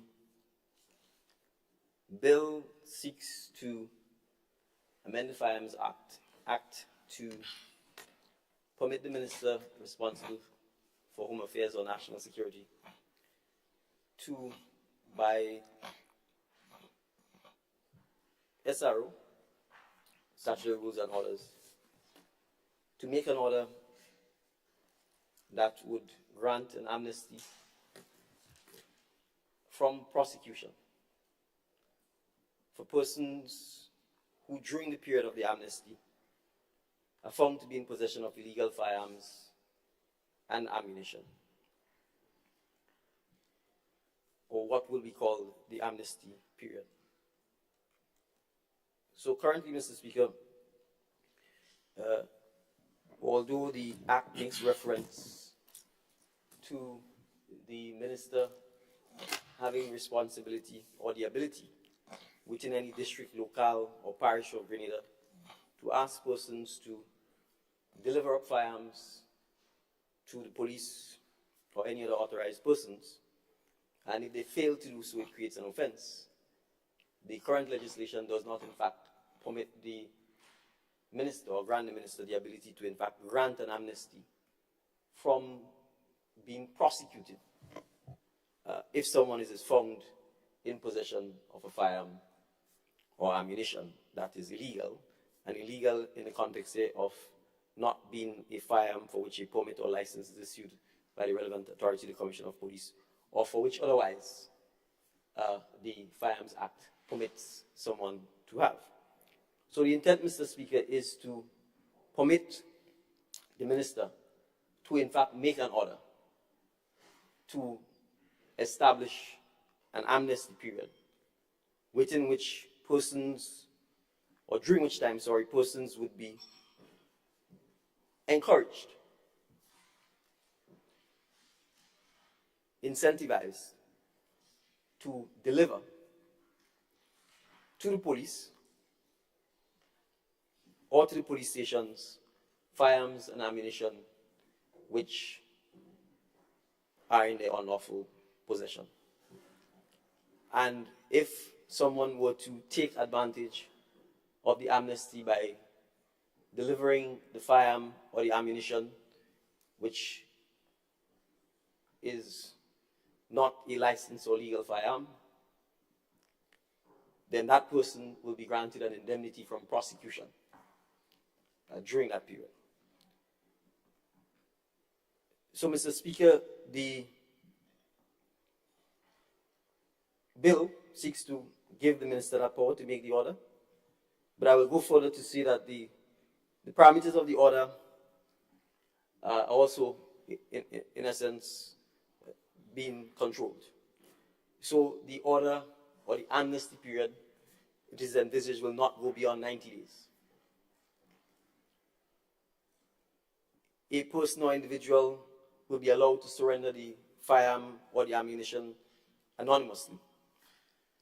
A person or individual would be permitted, if they so desire, to hand over the firearm or ammunition to their attorney at law. And their attorney at law will be permitted to deliver the firearm and ammunition to the police station. The SRO and O, once enacted, will allow for the Commissioner of Police to designate through the Minister the places where the firearms are to be handed over, who is the authorized or designated police officer that it should be handed over, and the receptacle in which the firearm or the ammunition is to be placed. Mr. Speaker, the issue of illegal and unlawful firearms is a troubling and vexing one, and has the potential and ability to significantly derail and destroy our peaceful way of life and our socio-economic development.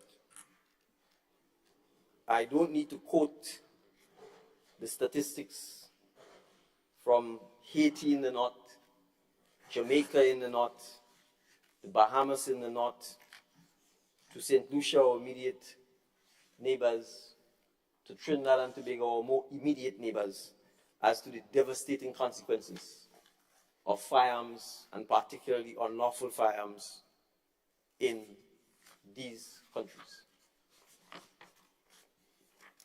Mr. Speaker,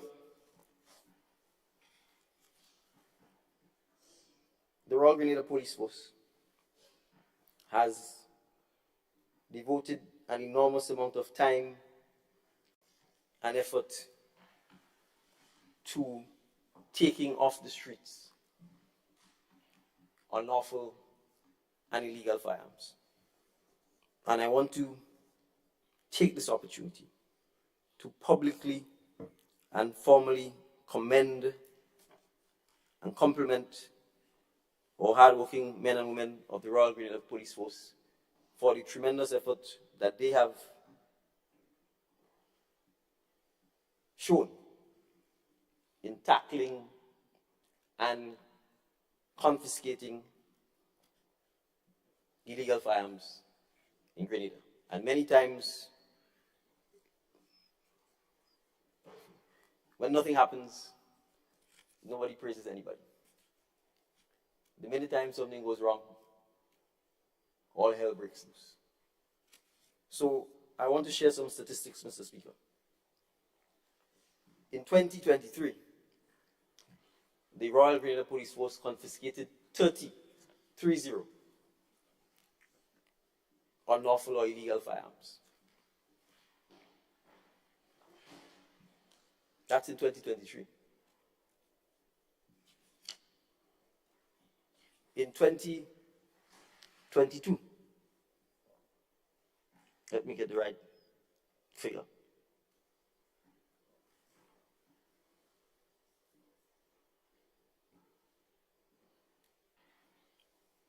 So I will start back from 2019 because it will perhaps provide some context so we understand where we are heading. In 2019, they confiscated 13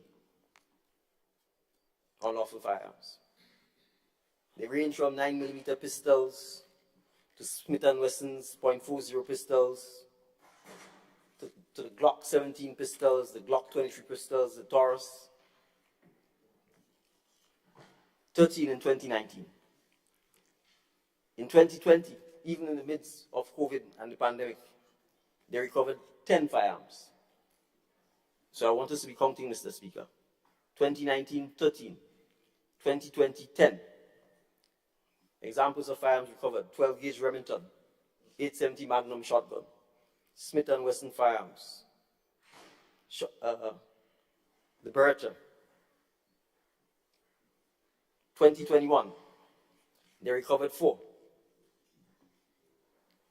including a semi-automatic pistol.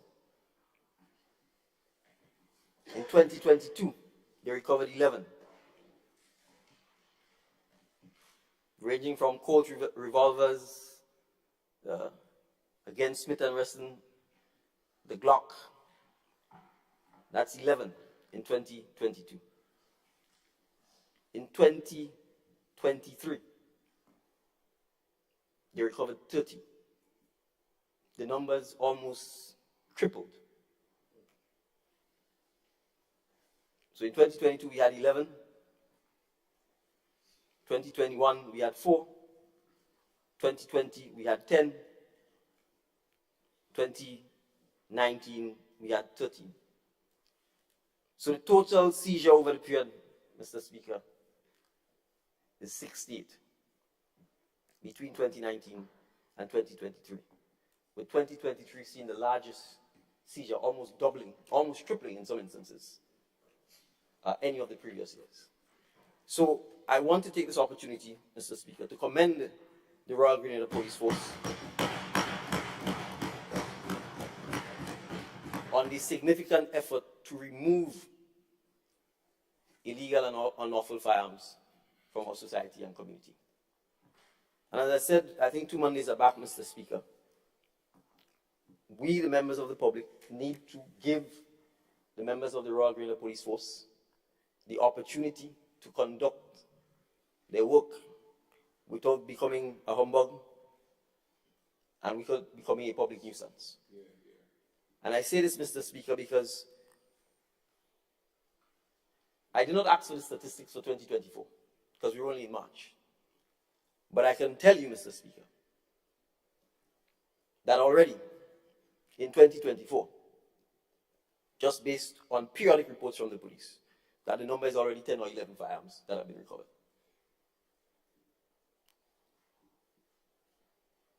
Over the weekend, or the week when everyone was in an uproar over the escaped prisoners, that same week, the Royal Grenada Police Force was hard at work and they recovered 3 firearms. One in Grand Anse, 2 in the Fore Road area. 2 weeks later, they intercepted in Telescope. Less than a week ago, they intercepted in Fontenoy. So you see, your safety isn't after an event happens. By then you've lost. Your safety isn't after a shooting.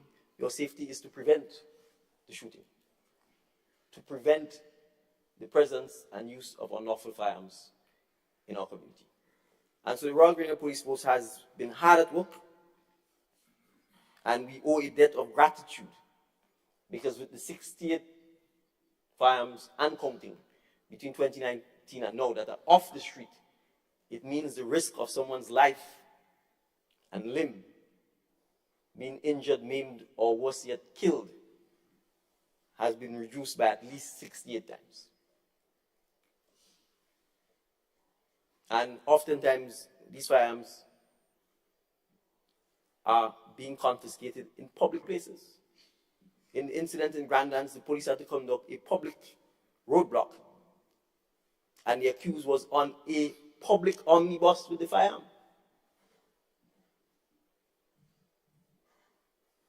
So imagine the catastrophic consequences that could have happened if he chose to discharge that firearm on a public service vehicle. So, Mr. Speaker, tremendous resources, time, effort, intelligence, and at risk to their own lives have been undertaken by law enforcement in the pursuit of removing illegal and unlawful firearms off the street. And so, Mr. Speaker, as we announced, the onus is on us to do everything that we can to support and encourage the Royal Grenada Police Force in that regard. And therefore, we are seeking to give the Minister the power to have this amnesty so that we can embark upon an aggressive campaign of education, particularly amongst our young men, to discourage them from seeing firearms as something that is sexy, or that's something that is mature, or that's something that makes you feel you're the bigger man, because the outcomes are inevitable and guaranteed. You will either kill somebody, you will kill yourself, you will maim somebody, you will maim yourself, and usually, in the words of Talpri, the grave, the jail, or the hospital. And it may happen in any number of orders: hospital, jail, or grave. Well, if you go grave first, you have to worry about the other two. So, Mr. Speaker, we want to have a period of respect where persons who've gotten the message and who understand that this is not a life to pursue, that there is no upside to having a firearm, that in our beautiful, peaceful island where we should guard jealously public safety, peace, tranquility, those who've gotten that message but may find themselves on the wrong side of the law because they regrettably, prior to getting the message, might have thought it a good or useful thing to carry an unlicensed or unlawful firearm. We want to give them the opportunity to come forward and to surrender the firearm and the ammunition without the risk of a prosecution. And so, Mr. Speaker, that in essence is what this is designed to do.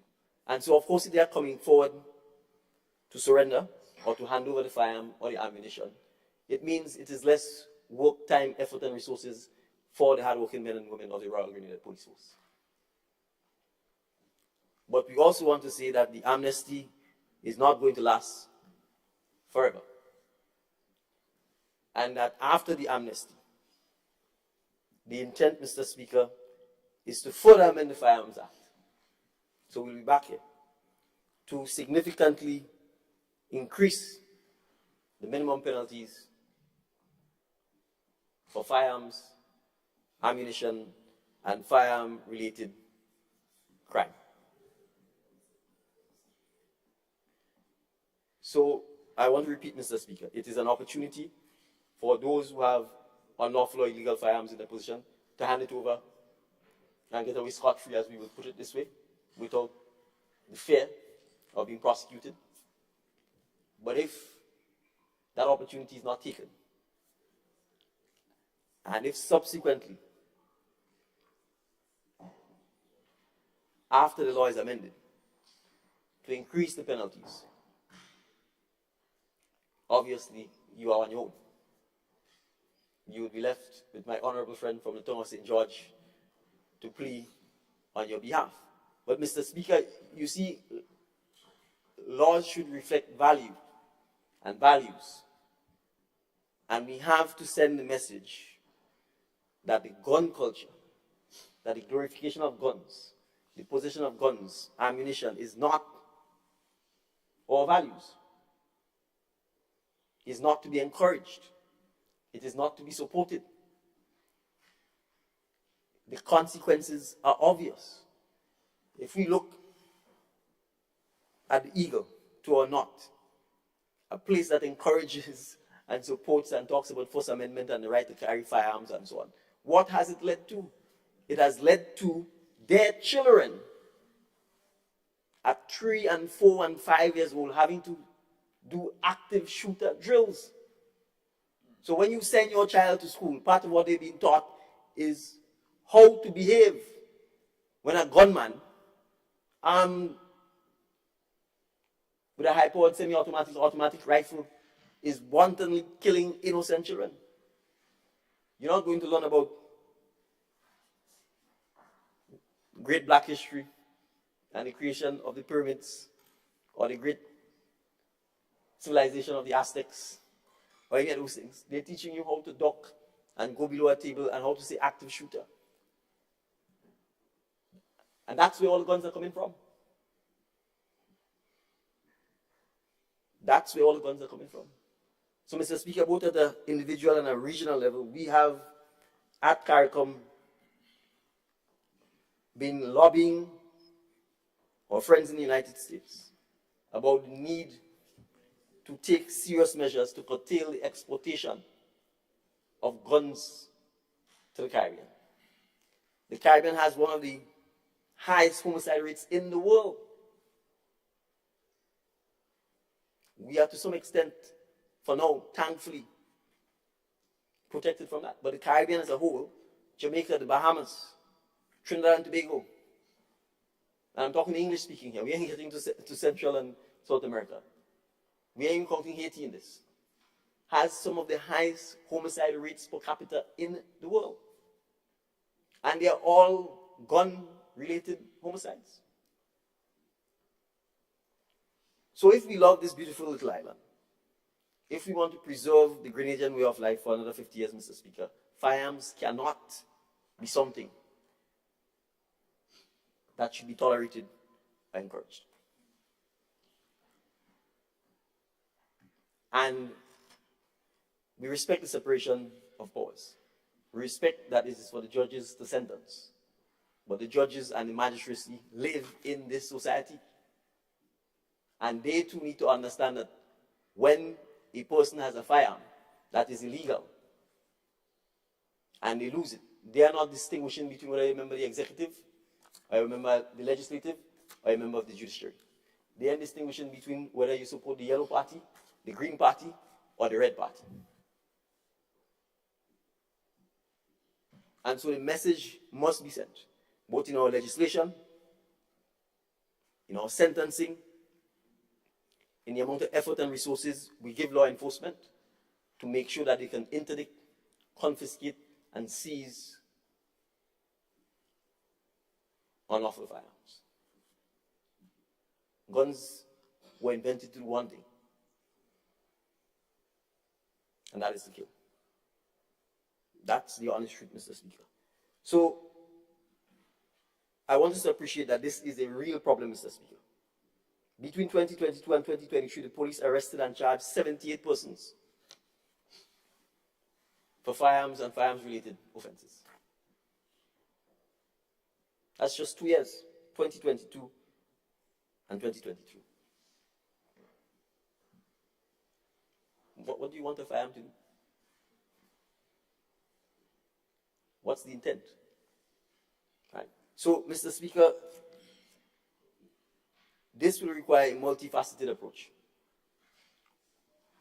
This is just one of the approaches. It is meant to be a short-term approach to encourage persons, irrespective of how they came into possession of the firearm or the ammunition, to hand it over to law enforcement. You do not have to worry about being prosecuted. You can remain anonymous. You have the added protection of going to an attorney at law once the SRO is passed, to hand over the firearm to the attorney at law if you feel safer, if you trust them more, so that they can then turn it into the police. But as I said, after the amnesty is over, Mr. Speaker, we intend to amend the legislation to reflect the fact that if you are found in possession of unlawful firearm or ammunition, there should be condign consequences, because this is not a value system that has any utility in a small, peace-loving, close-knit island like Grenada. And I would say this: if we do not have public safety and security, forget the economic development, forget the social development. A country that does not have public safety and security, where persons can't go about their business without looking behind their back, is bound to be stymied, and eventually it will implode. So, Mr. Speaker, I trust that we will all support the bill. There are other countries in which amnesties have been tried. We are not in any way suggesting it may not work. Nobody may come and hand over a fire. But they cannot say that an opportunity was not given to them to do so. So when the stiffer penalties and the longer sentences, and I know the criminal defense attorneys always talk about a man's right to liberty, but Mr. Speaker, we can't have people being arrested with 5 and 6 firearms in their possession after the police has done enormous work to confiscate it, get it off the street, and then you put them right back on the street. The message we're sending to victims and to the police is that their work don't mean anything, and that the liberty of the criminal is more important than the well-being and the safety of the society, or the well-being and the safety of victims who suffer from gun crimes. That is not a value system, Mr. Speaker, that we ought to encourage. In places where it's been encouraged, the consequences have been disastrous. And we have to appreciate that the movement of people also involves the movement of criminals. A lot of the firearms which have been confiscated in Grenada came from St. Vincent, Trinidad and Tobago, as far north as Jamaica. So the police are doing their work, Mr. Speaker. It's not for them to come and brag and shout and every time something happens have a press conference. The immigration authorities are doing their work. We've had to deport several, no other way to describe them, bad men. The rap sheet for murder, shooting at police, kidnapping, as long as from here to Mississippi. Whether they're from Jamaica, Trinidad, etc. So we've had to have heightened surveillance to make sure that we can keep our shores safe. So this is not, Mr. Speaker, in any way, shape or form, a matter that we should take lightly. There are those from outside of Grenada who seek to threaten the peace and tranquility of Grenada by bringing in that same type of glorification of gun culture and putting the rights of the criminal above the rights of everybody else. And this is not something that we should encourage. But, as I've said, Mr. Speaker, this is an attempt to take the soft approach first for citizens of Grenada, in particular our young men. And I'm signaling, Mr. Speaker, in particular our young men, because you see, when you look at the persons who've been arrested,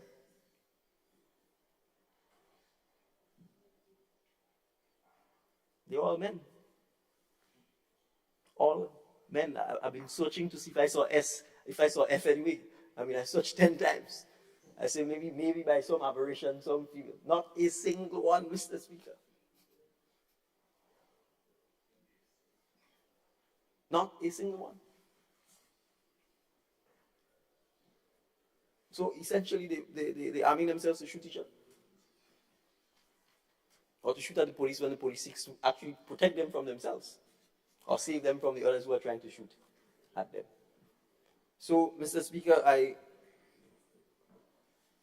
am, in a sense, making more passionate plea that I'm presenting a bill, Mr. Speaker, for us all collectively in Grenada to realize the public safety issue is not a political football. The public safety issue is not an issue to try and score political marks. Who is the quickest to comment when something goes wrong or when the police may make a little mistake? We need to support our police. We need to strengthen them. We need to give them the opportunity for training. We need to try and give them the material resources that they need to work with. We need to professionalize them.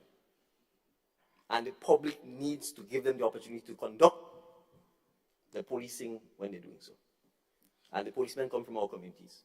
They're somebody's mother, somebody's father, somebody's brother, somebody's sister, somebody's aunt, cousin, etc. They're of us and they're for us.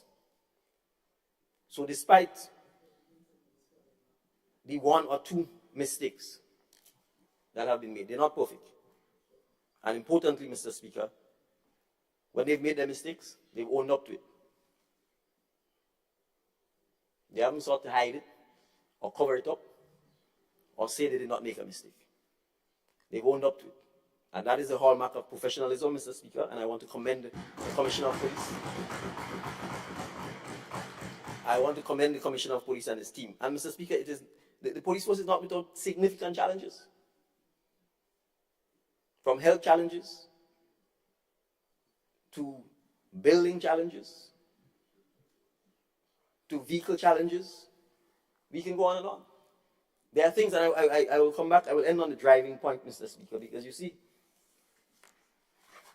a long time ago, I was in the Grenville Magistrate Court, and I was listening to some police prosecutors talking about getting the driver's license.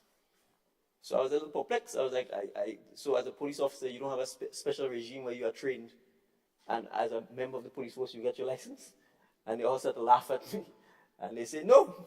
I said, what do you mean? So I said, well, I mean, as police, I would think almost it would be part of the course that if you're a police officer, that part of your training should be you learn to drive. And they said to me, no, counsel. We have to go through like every other civilian and go and fight the grind and go through all the long sticks and the this and the that, and your own brethren humiliating you and telling you can't reverse and you can't do the sticks and whatever. And I sat there and I said, I was completely dumbstruck. And then it occurred to me why sometimes when I grew up in my village, when you call the police, they say, well, the driver and they so the police can't come. It never occurred to me that the average police officer was not given the opportunity as part of his police training to acquire the skill of driving. If he doesn't go and do it on his own as a private civilian, crap was smoking pipe. So the police used to have to hire people just to drive. So if the driver and the vehicle sitting there, the police officers don't have the skill to drive, so they can't come. So you see, when we criticize, we call the police, they come. Do we know why? Do we understand why? Do we understand the deep-seated, prohibitive, restrictive type culture, rather than the enabling, encouraging culture that we had? Those things have to change. If you want the police to be effective and efficient, we have to empower them and give them the skills. So we can't have a police force where you have to learn to drive on your own. No wonder we then have shortages of drivers, and the officers can't respond. They can't ride a bike. They won't talk to ride a bike. If you don't go and learn on your own, too bad. In 2023, Mr. Speaker. So I'm making this point to say, you see, if we do not sometimes peel back and review why we are how we are, or how we've turned out this way, why we've turned out this way, we won't be able to fix it.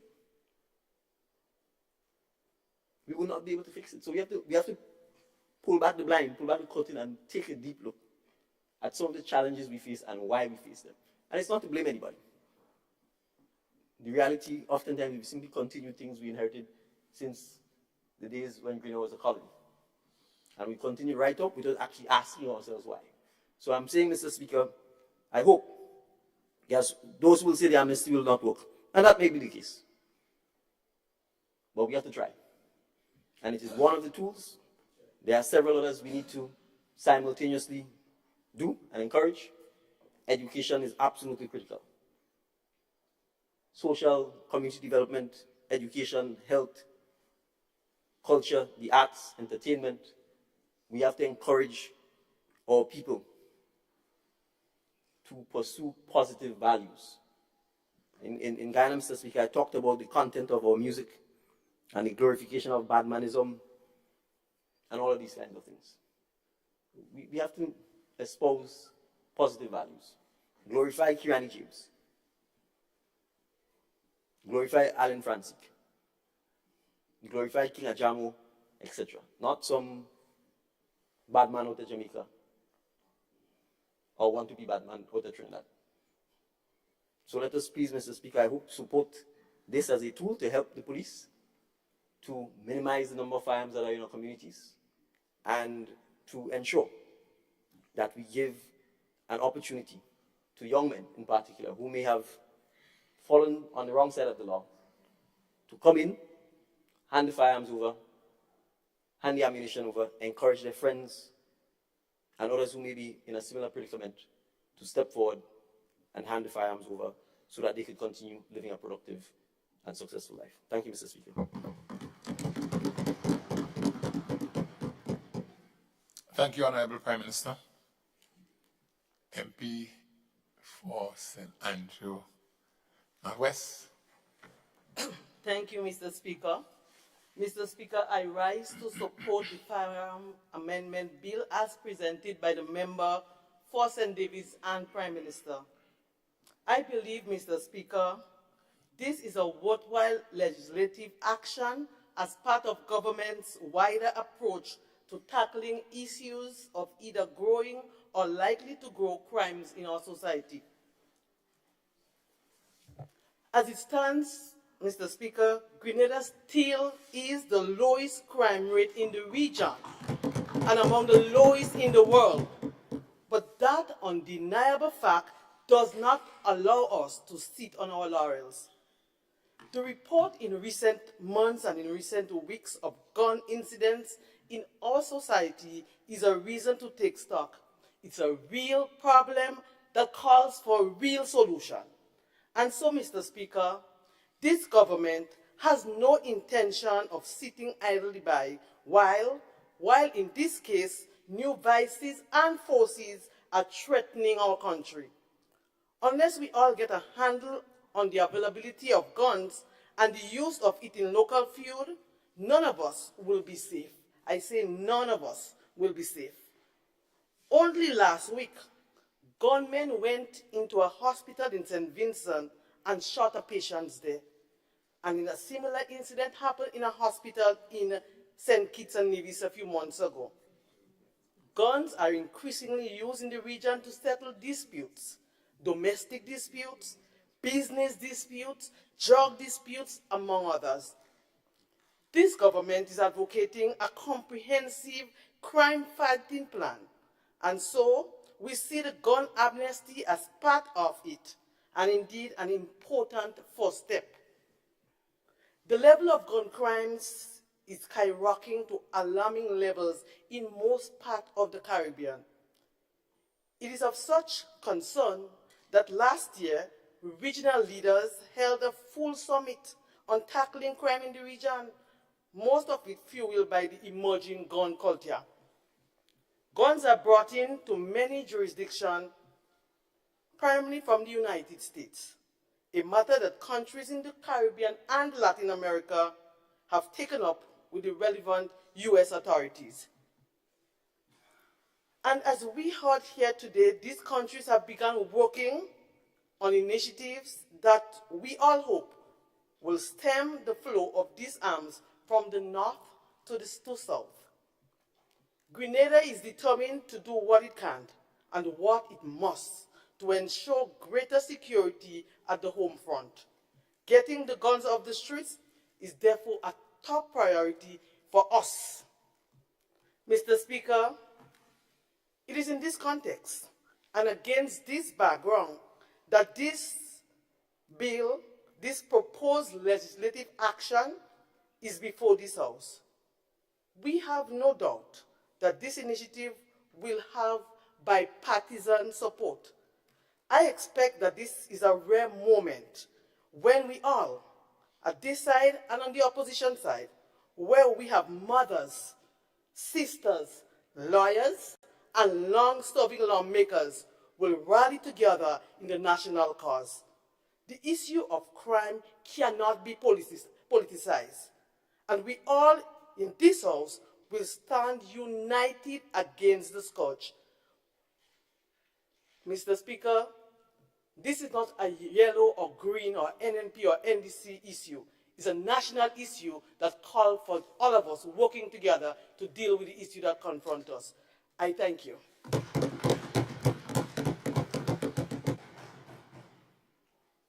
Thank you, Honorable MP for St. Andrew Northwest. MP for the Town of St. George. Thank you. Thank you, Mr. Speaker. Mr. Speaker, the issue of gun violence is a very serious one, and I appreciate the comments made on the other side and the attempts being made to deal with this issue. I deal with it literally every day. And the purpose of the amnesty, I'll just discuss the purpose first, and then we'll go into some of the other issues related to it, is to try to reduce gun-related crime. That is laudable, that is accepted. And the fact is, and as the Prime Minister indicated, there has been a serious proliferation of crime. The evidence is there for everybody to see. You don't have to come to the courts, you don't have to listen to the news, it's all over. And there has been a public outcry. And as the member for St. Andrew Northwest just said, this thing affects people on all sides. Some people only see crime either the criminal or the victim. There are victims on both sides of all these crimes. You should see the mothers who come crying for the sons who are involved in crime, affecting other young men who have mothers. So it is not an straightforward issue. It's an issue that the mothers of the criminals are working and trying, come begging us all the time to try to solve this problem. So the question is this a positive step? Sure, it is an absolute positive step. And the Prime Minister mentioned it. The fact is, there are some people who would question the effectiveness. Gun amnesties are not abnormal. They have happened. They've been tried. They've been tried in Grenada before. It's not the first time we're having an amnesty. But I believe the main aspect of the positive nature of it is the fact that we are bringing it to the fore. It is being brought to the people through this proposition. Most people will tell you they don't believe it. Not most people, quite a few people will tell you they don't think it will work. And the member indicated that maybe it will, maybe it won't. But the fact is, we are here talking about gun violence through the amnesty. There's a view that this is too late in coming. I don't share that view, but there are some people who believe that. I believe that the issue is now highlighted, the issue of gun violence. The main question, though, is will this amnesty solve the problem that we're facing with guns? Does it get to the underlying causes? And we'll get there. Will it reduce gun-related crime? You see, the aim of the amnesty, at least at this stage, as the member indicated, is to get to somebody who bought a gun illegally for maybe $3,000-$5,000, who is committing a criminal act in buying the gun, to decide tomorrow morning, I'm going to bring the gun and give it to you, just because I want to give it to you because I'm afraid you come and catch me next year. That is a proposition. I'm not saying it doesn't make sense doing it, but I'm saying it is a difficult proposition. to get owners of illegal weapons to just voluntarily hand it over, thereby reducing the amount of guns in the street. The question is, why would somebody do that? What, and you use the word member for St. David, what is the incentive? Now, you propose the incentive to be that they will not go to jail for it when they bring it. But the only exposure they get in there is if they decide to bring it. And I'm suggesting to you, member for St. David, that while I agree with doing it, because I've advocated it, I think we should not be too optimistic that at this stage, that alone, and I know you didn't suggest this alone, but that alone will not take guns off the streets. You see, somebody who paid $3,000 for an illegal gun, not going to come and just give you that. In fact, in some countries, in New York in particular, I know recently, they have resorted to what they call a buyback. Buyback meaning you pay money for it, I'm going to buy it back from you to put you back in that position. Now, can we do that? Should we do that? I don't know. You see, nobody should sit in this room tonight and believe they have that solution to the problem, because many have tried. So let's don't get a little arrogant about it. Many have tried all kinds of propositions and it didn't work. We are working together. You asked for us to work together? Let us work together. I do not believe that this alone, and I'm not suggesting you said that this alone will work. I'm giving you my view. That there are some underlying issues that needs to be addressed. The first question is, why do young people, why are they so fascinated by guns? What is, as the member of St. David said, what is this developing culture that we're talking about? I will recall, post-1979, post-83, Grenada had all the guns. But we didn't have this problem, did we? In fact, the guns from 1979 to 83 end up being sold to other countries, Barbados, Trinidad, by the persons who own them, because we never had guns as part of our criminal endeavor. You know the funny thing is? The cutlass is what we're known for. They boy call the machete in some countries. And that's a, you know, I used to speak to law enforcement all the time and ask this question. Why, and I said this before, and I'm sure you heard me say it, why does Grenada, and I'm talking now as if I'm speaking 5 years ago, as the member said, there's a recent proliferation. Why did Grenada, and we need to understand that, why did Grenada, sitting in the middle of St. Vincent, Trinidad, St. Lucia, not have the kind of gun crime that they had? Why was that? And we need to really ask the question and seek an answer, because therein may lie the answer to our problem. Why is it that we, who had guns in the revolution, we use guns in politics? Why weren't our young people using it in crime? Let us ask the question. I don't have the answer, but there's something to think about there. Why is it only recently, in the last 2 or 3 years, the member gave the numbers, was there a proliferation, 2, 3, 4 years? Is it that there's some people in the background? Remember, as was suggested, there's some people making money off of guns, you know. Sometimes we remove that and just put the ordinary man on the ground, the man who have the gun. Remember, there is a business behind guns. You remember talk about the US. It is a gun industry. Who is behind that? Who are the people who are selling all these guns? Miss Jean and Miss Johnson in Sobeys or Marquis can't be that person. They don't have the capacity to bring in these guns into this country. So we need to look there too.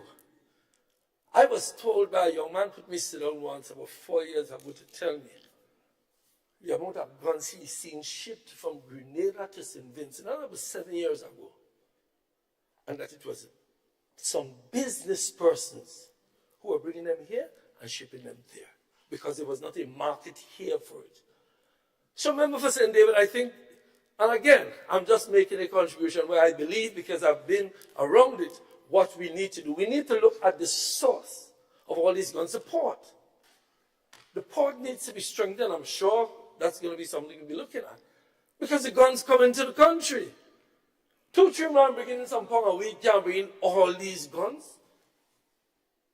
Most of the men involved in these things don't have money to start with. I know that. I represent many of them that don't have no big money. So there is somebody sitting behind the scenes somewhere, pulling these strings, making huge amount of money. It's like the drug industry. You see the little man selling the 2 little joints and so there are the people behind it. There's somebody behind it. So let us figure out why it is that Grenada has and continue to have the lowest rate, but we may lose that privilege if we don't do anything. And maybe it is a question of the consciousness of young people. Maybe there was a much higher level of political consciousness. Maybe there's a much higher cultural level before we need to look at that. Was it that there was a consciousness among young people that there were more positive things? You know, I remember back in the day, there were certain things, but we can't go back in the day. We have to deal with now.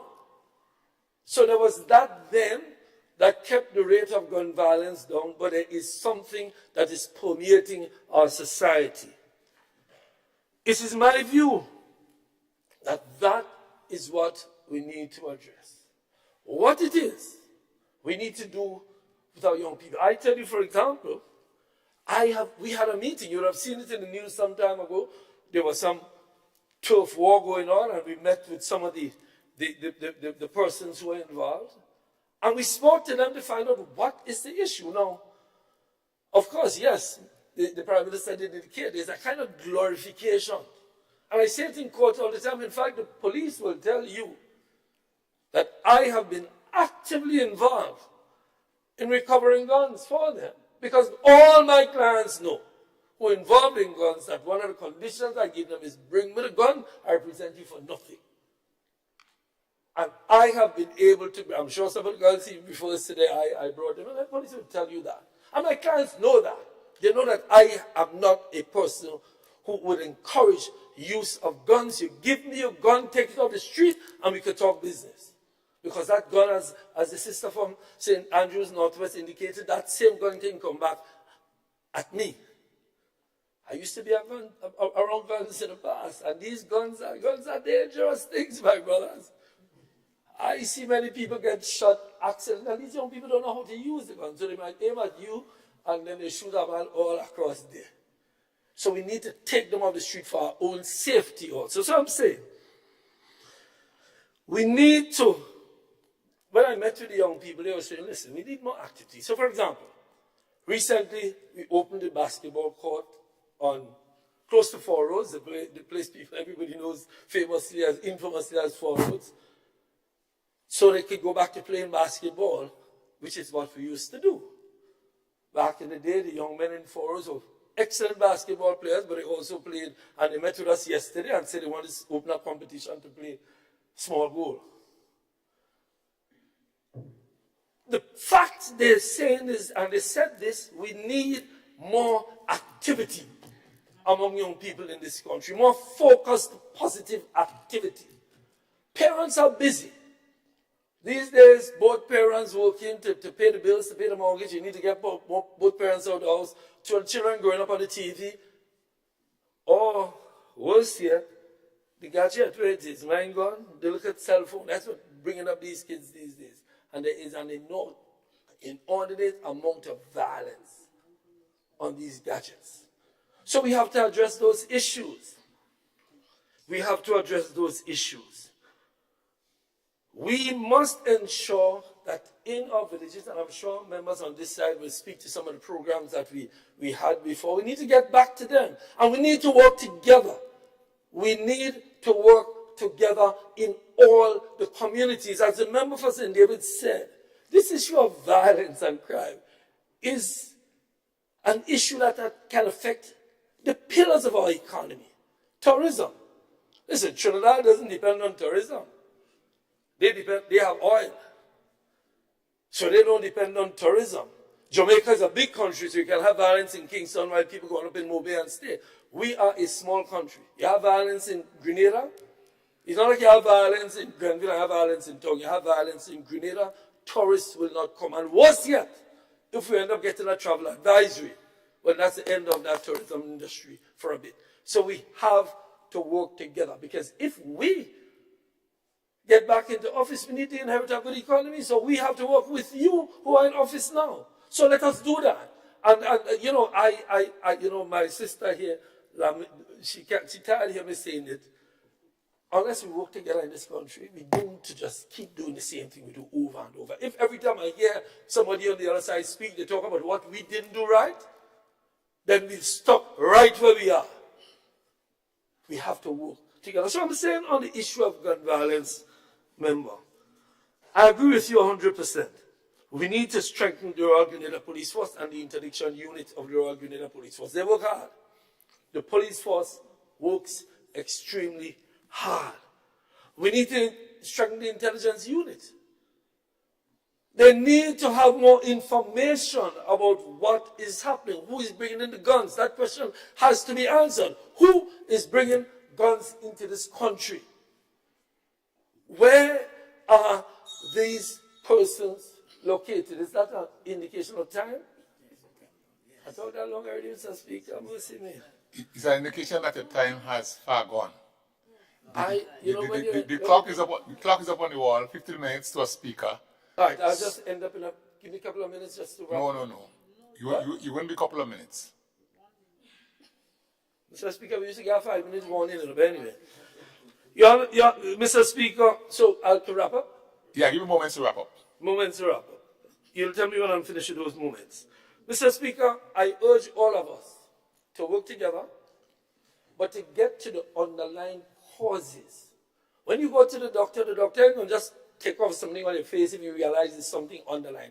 There is an issue of youth alienation in this country that is leading them down that path. They are seeking security in places where they should not seek it. So the leaders are persons they gravitate towards who lead them down a particular path. So I say, yes, I've been involved in it.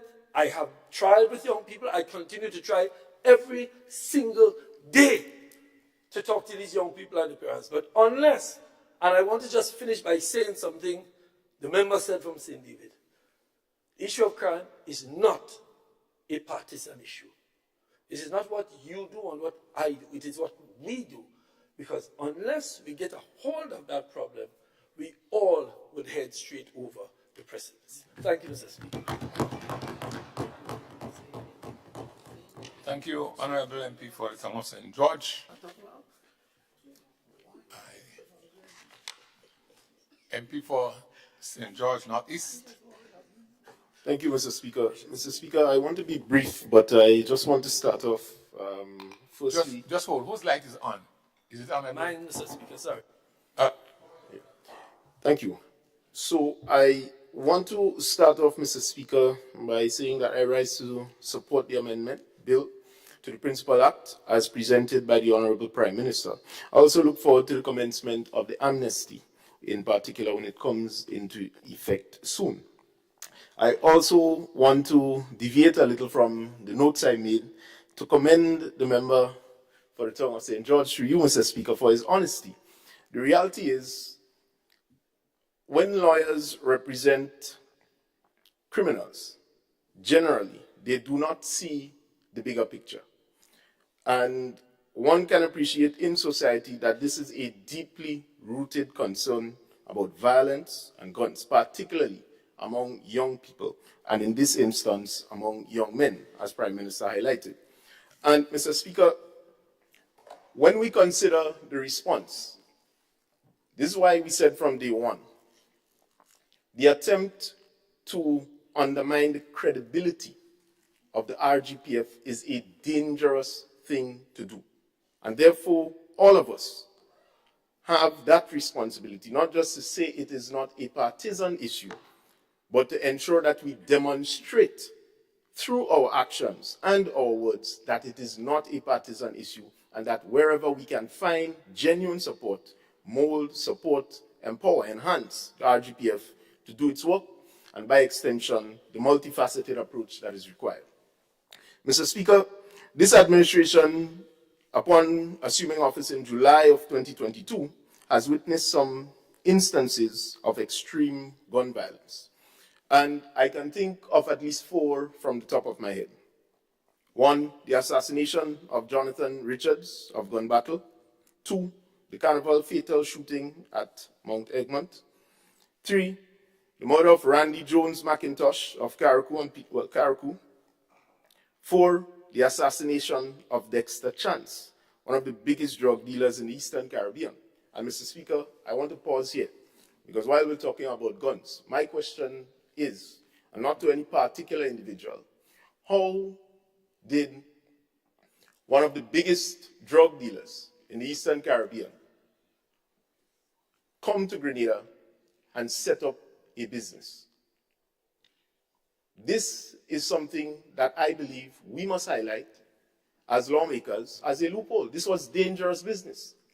And so, in this instance in particular, it was a case where we, through our own system, allow this to happen, and we then expose our people to the potential of the crime.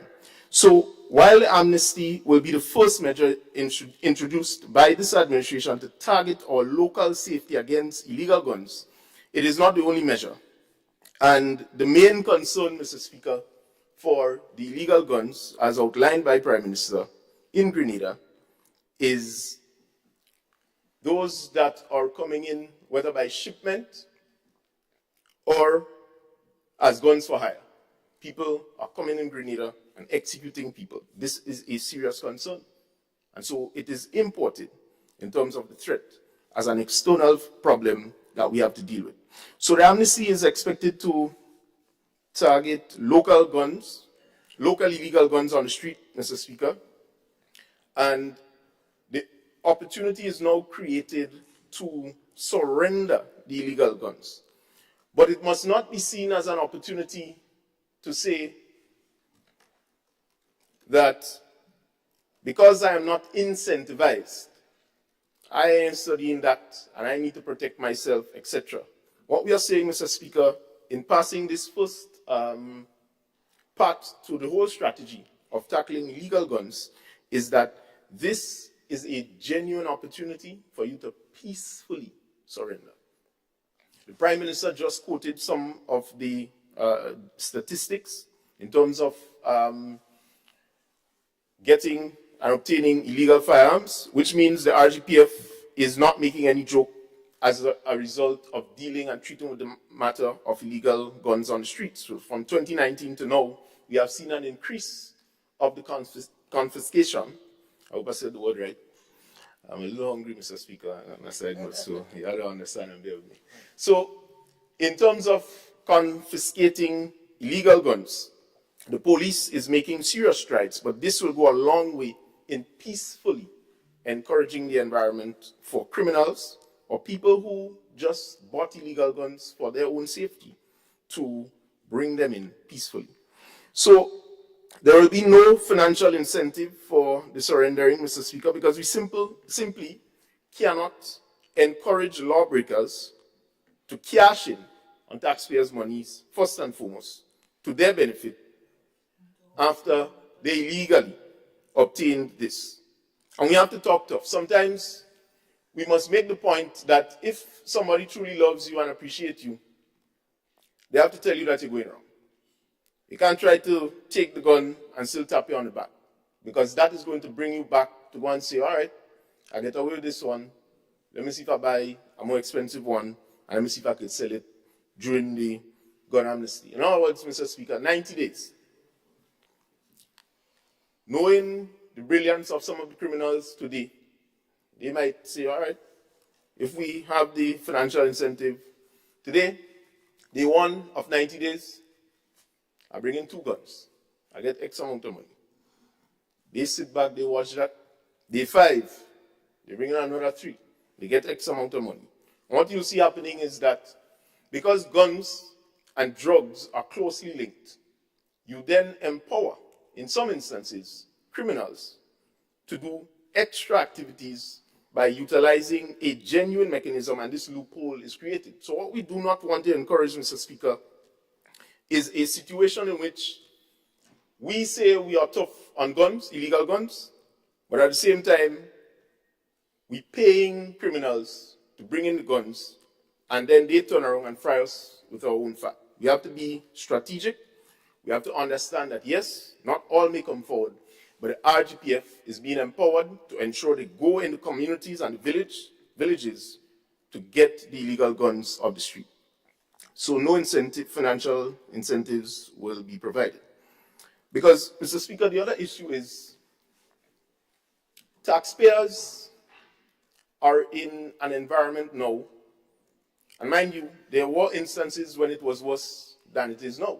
I'm saying that the difference is that we expect in a modern society, guns will not be or should not be so much glorified and available on the streets in a loose manner and fashion. So Grenadians want a sense of peace.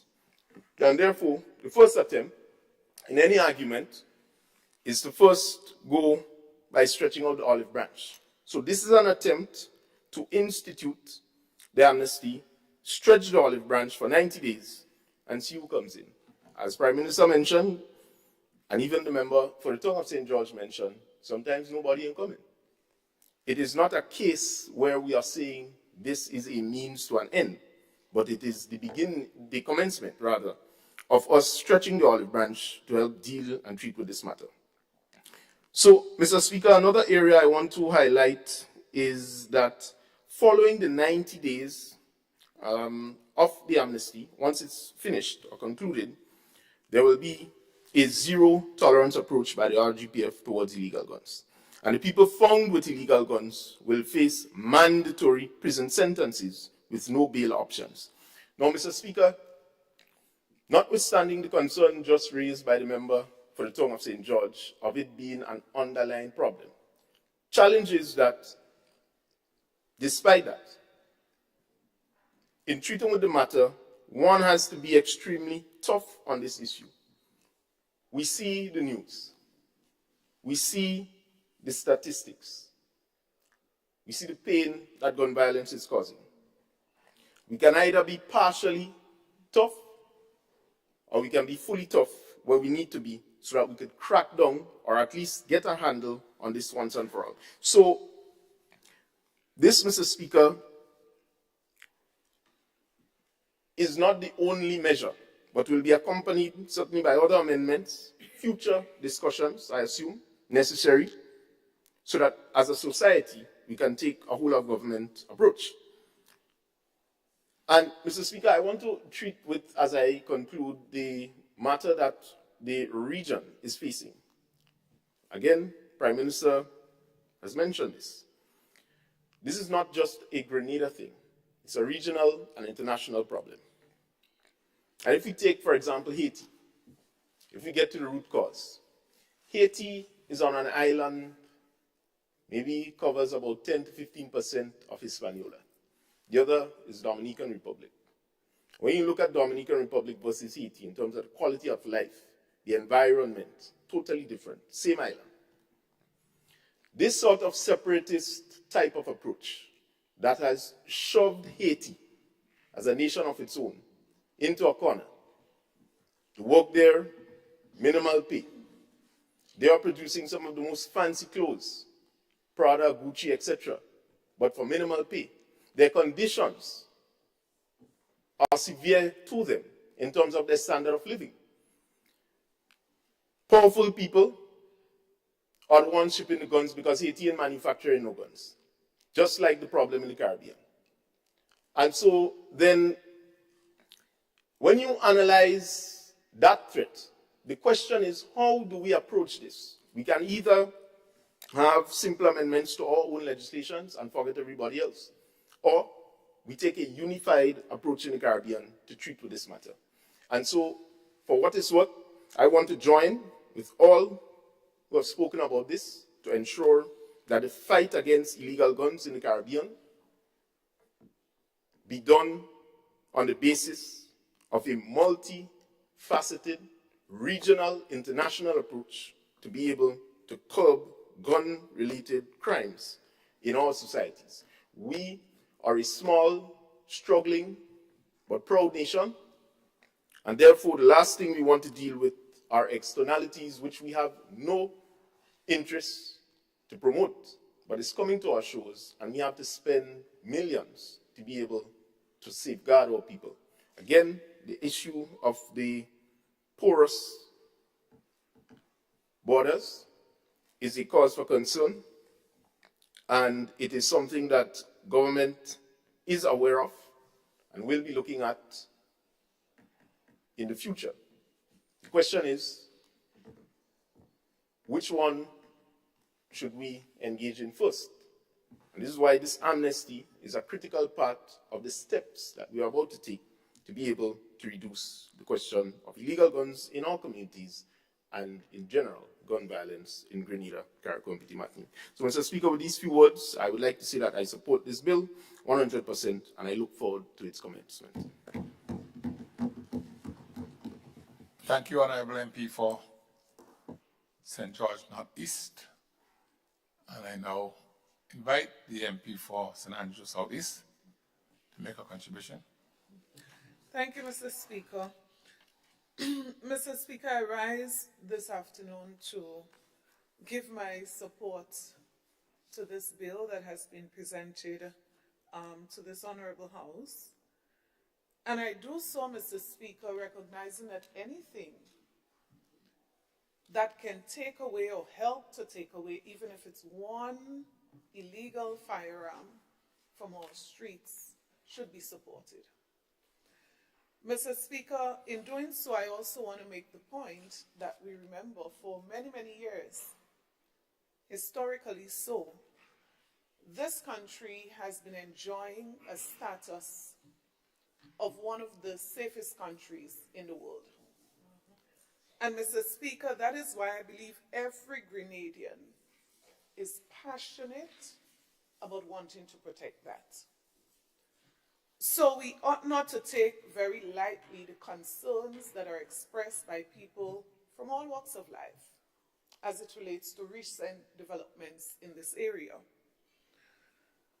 But I want to join, Mr. Speaker, to give tremendous credit to the Royal Grenada Police Force, all of those men and women who historically, traditionally, day and night would labor to protect this country, Mr. Speaker. They deserve to be recognized.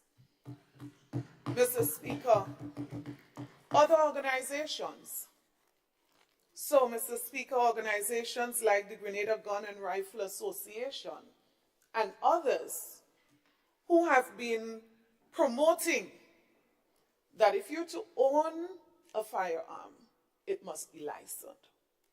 And that if you have one, you must be responsible in the way that you use it. So, Mr. Speaker, a lot of work has been done in the past as it relates to ensuring that we maintain the status of being a safe country in our region.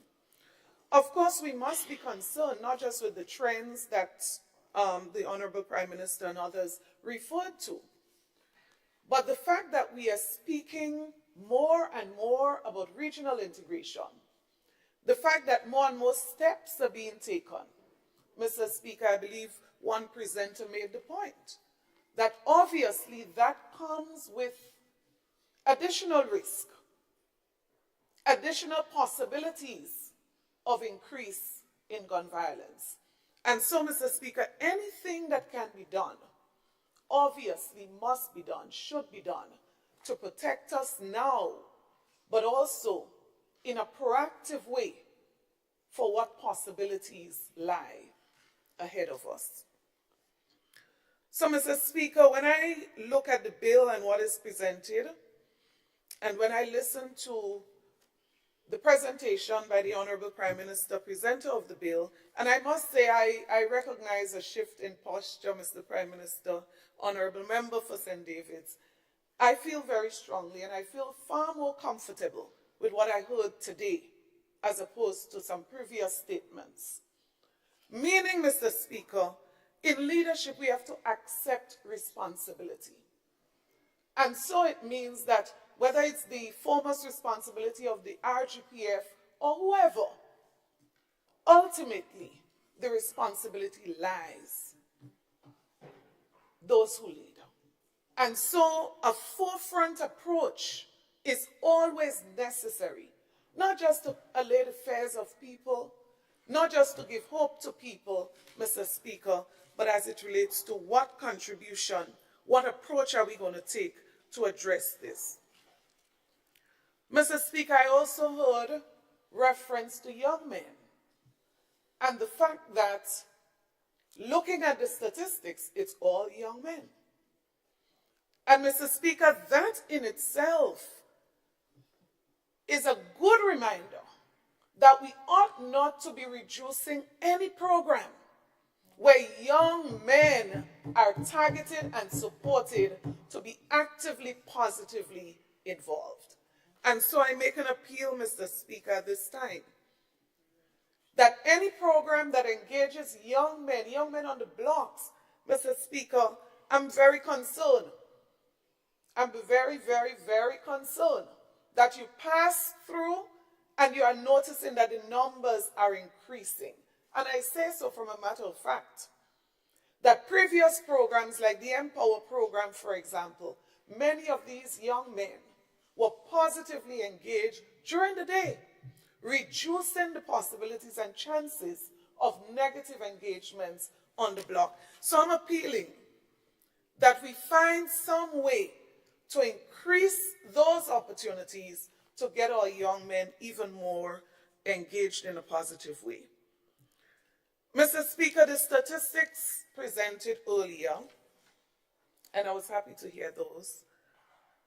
I don't know what the intention of the presenter of the statistics were, but I always look for the smile, and I always look for what is said right after the presentation. Mr. Speaker, if we're going to imply that because we would have confiscated 30 firearms in 2023, mean that, okay, we've just started to really have achievements in this area. Mr. Speaker, it could well be that in 2023 we had a serious increase in guns on this island, which could be also the reason for the increase in confiscation. As I said, when you look back at the statistics, even when the police would have confiscated 4, they were working very hard. So I'm confident that the police has always been working very hard. And what we have to do is to view the statistics from a point of view to determine whether or not there's an increase in the supplies of guns to our island. And that is where we want to address it from. So it means, therefore, Mr. Speaker, when we look at the port of entry, and I heard it explained before, that it's identified that most of the guns are coming in our ports, right, ports of entry, and so it means that we must now be able to respond to those. So when we view the statistics, not just from the point of the celebration, but we also want to use the statistics to inform the actions that we are now going to take as a result. Mr. Speaker, I heard the little argument as it relates to whether the current strategy, the amnesty, versus the recommendation of buybacks and so on. And I wouldn't go there, Mr. Speaker. I've already stated that I support this, whether it's to buy back, whether it's to allow people to responsibly come forward. I support that also. But also we know, and I think the Honorable Prime Minister made the point, that there are pros and cons to almost every strategy that you're going to come up with. So there are pros and cons for the current recommendation as well as others. And Mr. Speaker, what we want to look at is how do we, even as we implement this new measure, seek to collect data that will also inform future action. So as I say this, I'm remembering in Australia, I believe it was, a couple of years ago, about 17,000 guns were taken by the government through an amnesty. But it was rather interesting, Mr. Speaker, the statistics that went with that, which now informed administrators that there might be another approach that we need to complement this so that you zero in to the real problem. So about 45%, Mr. Speaker, of the guns that were collected came from people who said, I no longer need this. I never really needed it anyway, and I've decided to give it up. No criminals, 45%. Then another 15%, Mr. Speaker, may have been people who feel, just like a lot of police officers who feel carrying around this thing is a real big responsibility. So you're not on duty, you own a gun, legally so, but it's a big responsibility to protect the gun also. So about 15% of these people, 17,000 of them, would have surrendered because of the responsibility that it carried. And Mr. Speaker, only 1% would have surrendered because of the fear of being arrested and charged for holding an illegal firearm. Mr. Speaker, one can look at these statistics and say, well, only 1% of the criminals would have responded positively. But I subscribe to the view that was presented earlier that says any gun in the hands of anybody who is not a law enforcement officer, and even a law enforcement officer could become a risk to somebody else, and somebody else can access it, as we've seen, even with police officers right here in Grenada, accessing a gun that belonged to a police officer. And so I'm making the point to say that whether it's the criminal who brings it in, whoever brings it in, that may not need it anymore, I believe it is still a plus. But of course, we know the intent and what we're trying to achieve here, and of course, we would trust and continue to pray that the people who are probably the targets in this particular piece of legislation, that they would respond accordingly. But Mr. Speaker, while, as I said, I totally support this, and I believe that, and I hope that it achieved the objectives stated earlier, Mr. Speaker, I want to strongly recommend that there are a number of things that we need to aggressively move on. Mr. Speaker, speedily move on to complement this action, And I just want to state a few things I feel very strongly about, and if they are being considered, I say let us move ahead swiftly. If they are not being considered and it seems like they make sense to somebody, I would say let us push ahead. And I want to make the point as well that this side has always said, on this subject, we too do not believe that there is color. There's no color. If we point out issues that we think must be addressed, that's not being political about this. And so we are saying, and we said before publicly too, that we are prepared to be a part of any initiative or to support any initiative that would reduce gun violence in our country. And so, Mr. Speaker, I feel very strongly about this. There are a number of police officers who have taken early retirement in the last year. I believe to support the Royal Grenada Police Force at this time, to support the percentage of young recruits that we have within the police force, I believe some form of incentive could be provided to re-engage some of these officers if they wish to do so. Mr. Speaker, I believe this is going to seriously support the existing cadre of officers that are left and available to respond to this particular situation.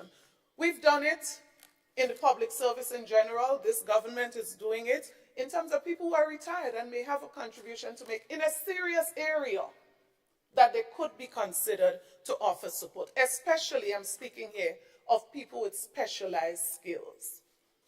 Mr. Speaker, the second thing I want to suggest very strongly is that anything that can be done to increase morale within the Royal Grenada Police Force, it should be done. Mr. Speaker, let us not underestimate this. And I'm not going to go into details on this, just to say, any organization, much less any serious organization, efforts must always be made to ensure, especially in a crisis situation, that people remain motivated. Whatever the limitations as it relates to equipment, again, I believe that is another area that can be improved on. Whatever can be done, as I said, measures to complement, to support what is being done here today. Mr. Speaker, the certification, the recertification, as it relates to training of police officers, not just to learn how to drive, but the use of firearms. So when we see the developments, Mr. Speaker, we have to ask ourselves, can anything be done additionally to what has been done to better prepare police officers as it relates to the use of firearms? Because the criminals, they're training too. And we want to also make sure that there's increased readiness. But Mr. Speaker, one that I feel very strongly about, like the others, but probably even more, the multi-sectoral approach. Mr. Speaker, I think this is seriously lacking. And I really want to suggest, not just as it relates to intelligence, right? Mr. Speaker, there's also a need, not just in terms of intelligence, but general multi-sectoral involvement in the conversation, in the approach, in the responsibilities, because every sector of our society, Mr. Speaker, has a critical role to play. Every sector, not just the police, not just the government. And so the more we can bring sectors together, the more we can engage sectors, Mr. Speaker, I believe it's going to be even better. And the results of all of these efforts would be increased. And finally, Mr. Speaker, I would trust, because this was raised quite some time ago, Mr. Speaker, as it relates to scanners, and I'm ending on this, scanners for barrels and containers, Mr. Speaker, I also very strongly support this because we've recognized the problem and now the solution to this must come speedily. So, Mr. Speaker, again, I fully support this, and I just believe that we need to also aggressively move with some complementary strategies to ensure we get the fullest of results.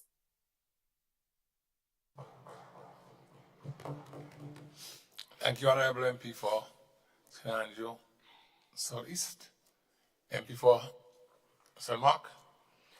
Thank you, Mr. Speaker.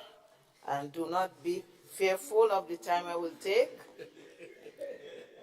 Do not be fearful of the time. I too am hungry and a bit cold here, but I just felt that I needed to identify with the sentiments expressed and with the bill as presented, and and to compliment those who would have presented before me, because a lot of valuable suggestions and recommendations would have been made, and I look forward to hear the success of this endeavor and to hear what more we can do and to lend these two hands, these two old hands to the program. Mr. Speaker, thank you.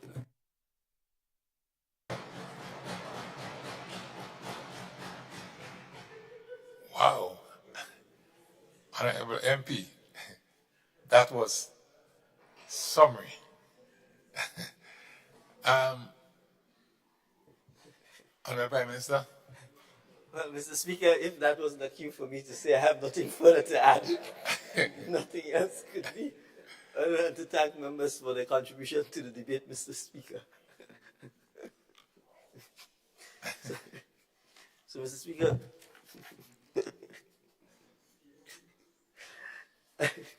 I therefore beg to move, Mr. Speaker, the third reading of the bill.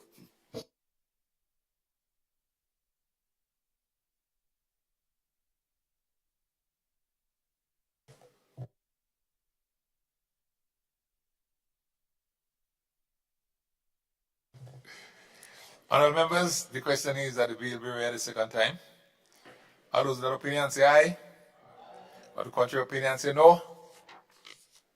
The ayes have it. Indeed, the ayes have it. A bill for an act shortly entitled Firearms Amendment Bill 2024. Honourable Prime Minister. Mr. Speaker, I beg to move that the House resolves itself into a full committee of the whole House. Honourable members, the question is that this Honourable House resolved itself into a committee of the whole House to consider the bill clause by clause. All those of that opinion say aye. Of the contrary opinion say no. The ayes have it. Indeed, the ayes have it.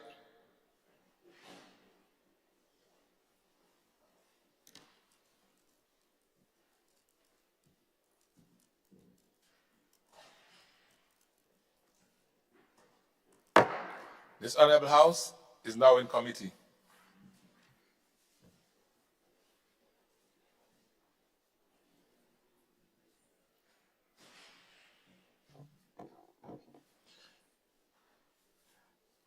Clause 2, insertion of new section 51A to Principal Act. Honorable members, the question is that clause 2 forms part of the bill. Those of that opinion say aye. Of the contrary opinion say no. The ayes have it. Indeed, the ayes have it. Clause 1, short title. Honorable members, the question is that clause 1 forms part of the bill. Those who are of that opinion say aye. Aye. Of the contrary opinion say no. Indeed, the ayes have it. The ayes have it. Honorable Prime Minister.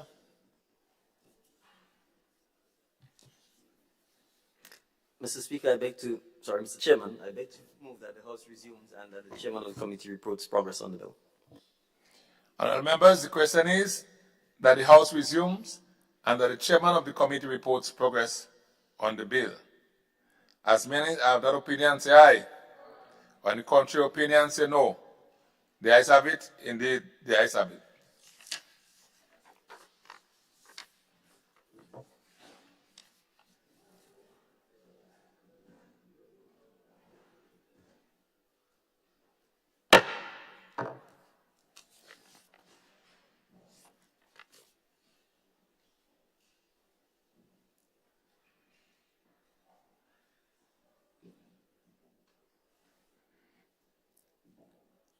This Honorable House now resumes.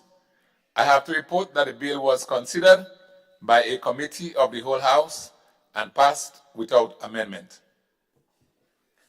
Honorable Prime Minister. Thank you, Mr. Speaker. I beg to move that the Chairman's report be adopted. Honorable members, the question is that the Chairman's report be adopted. Those of that opinion say aye. Of the contrary opinion say no. The ayes have it. Indeed, the ayes have it. Mr. Prime Minister. Yes, thank you, Mr. Speaker. I just realized I tried to short-circuit the entire committee process by asking for the third reading of the bill in light of the signal that people were hungry.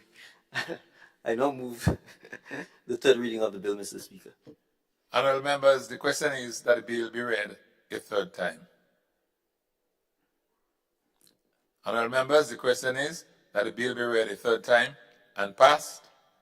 Those who have that opinion say aye. Of the contrary opinion say no. The ayes have it. Indeed, the ayes have it. A bill for an act shortly entitled Firearms Amendment Bill 2024.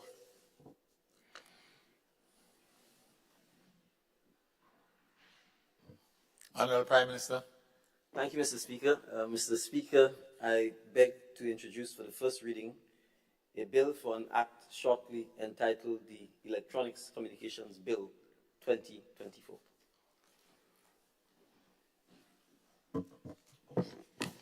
A bill which seeks to reform the law regarding telecommunications in the Eastern Caribbean Telecommunications Authority, shortly entitled Electronic Communications Bill 2023.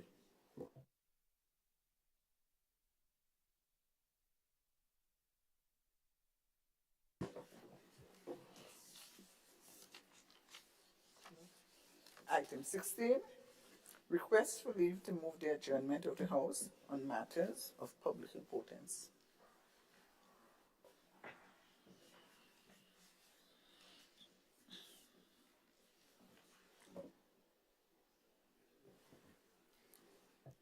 Honorable Prime Minister. Well, before I move the adjournment, Mr. Speaker, I just want to, I think for the purposes of the House and for members, to just give an update in relation to the fire. Yes, please. In St. Patrick West.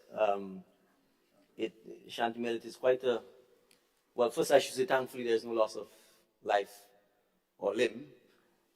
but it is a devastating fire in that preliminary indications are that 17 people have been made homeless as a result of the fire, and that we are looking at as much as 4 or 5 homes, 5 homes have been impacted.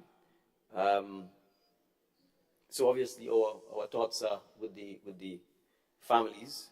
The Ministry of Social and Community Development are mobilizing the Royal Grenada Police Force, the fire service, and all of the utilities and so on are on the scene.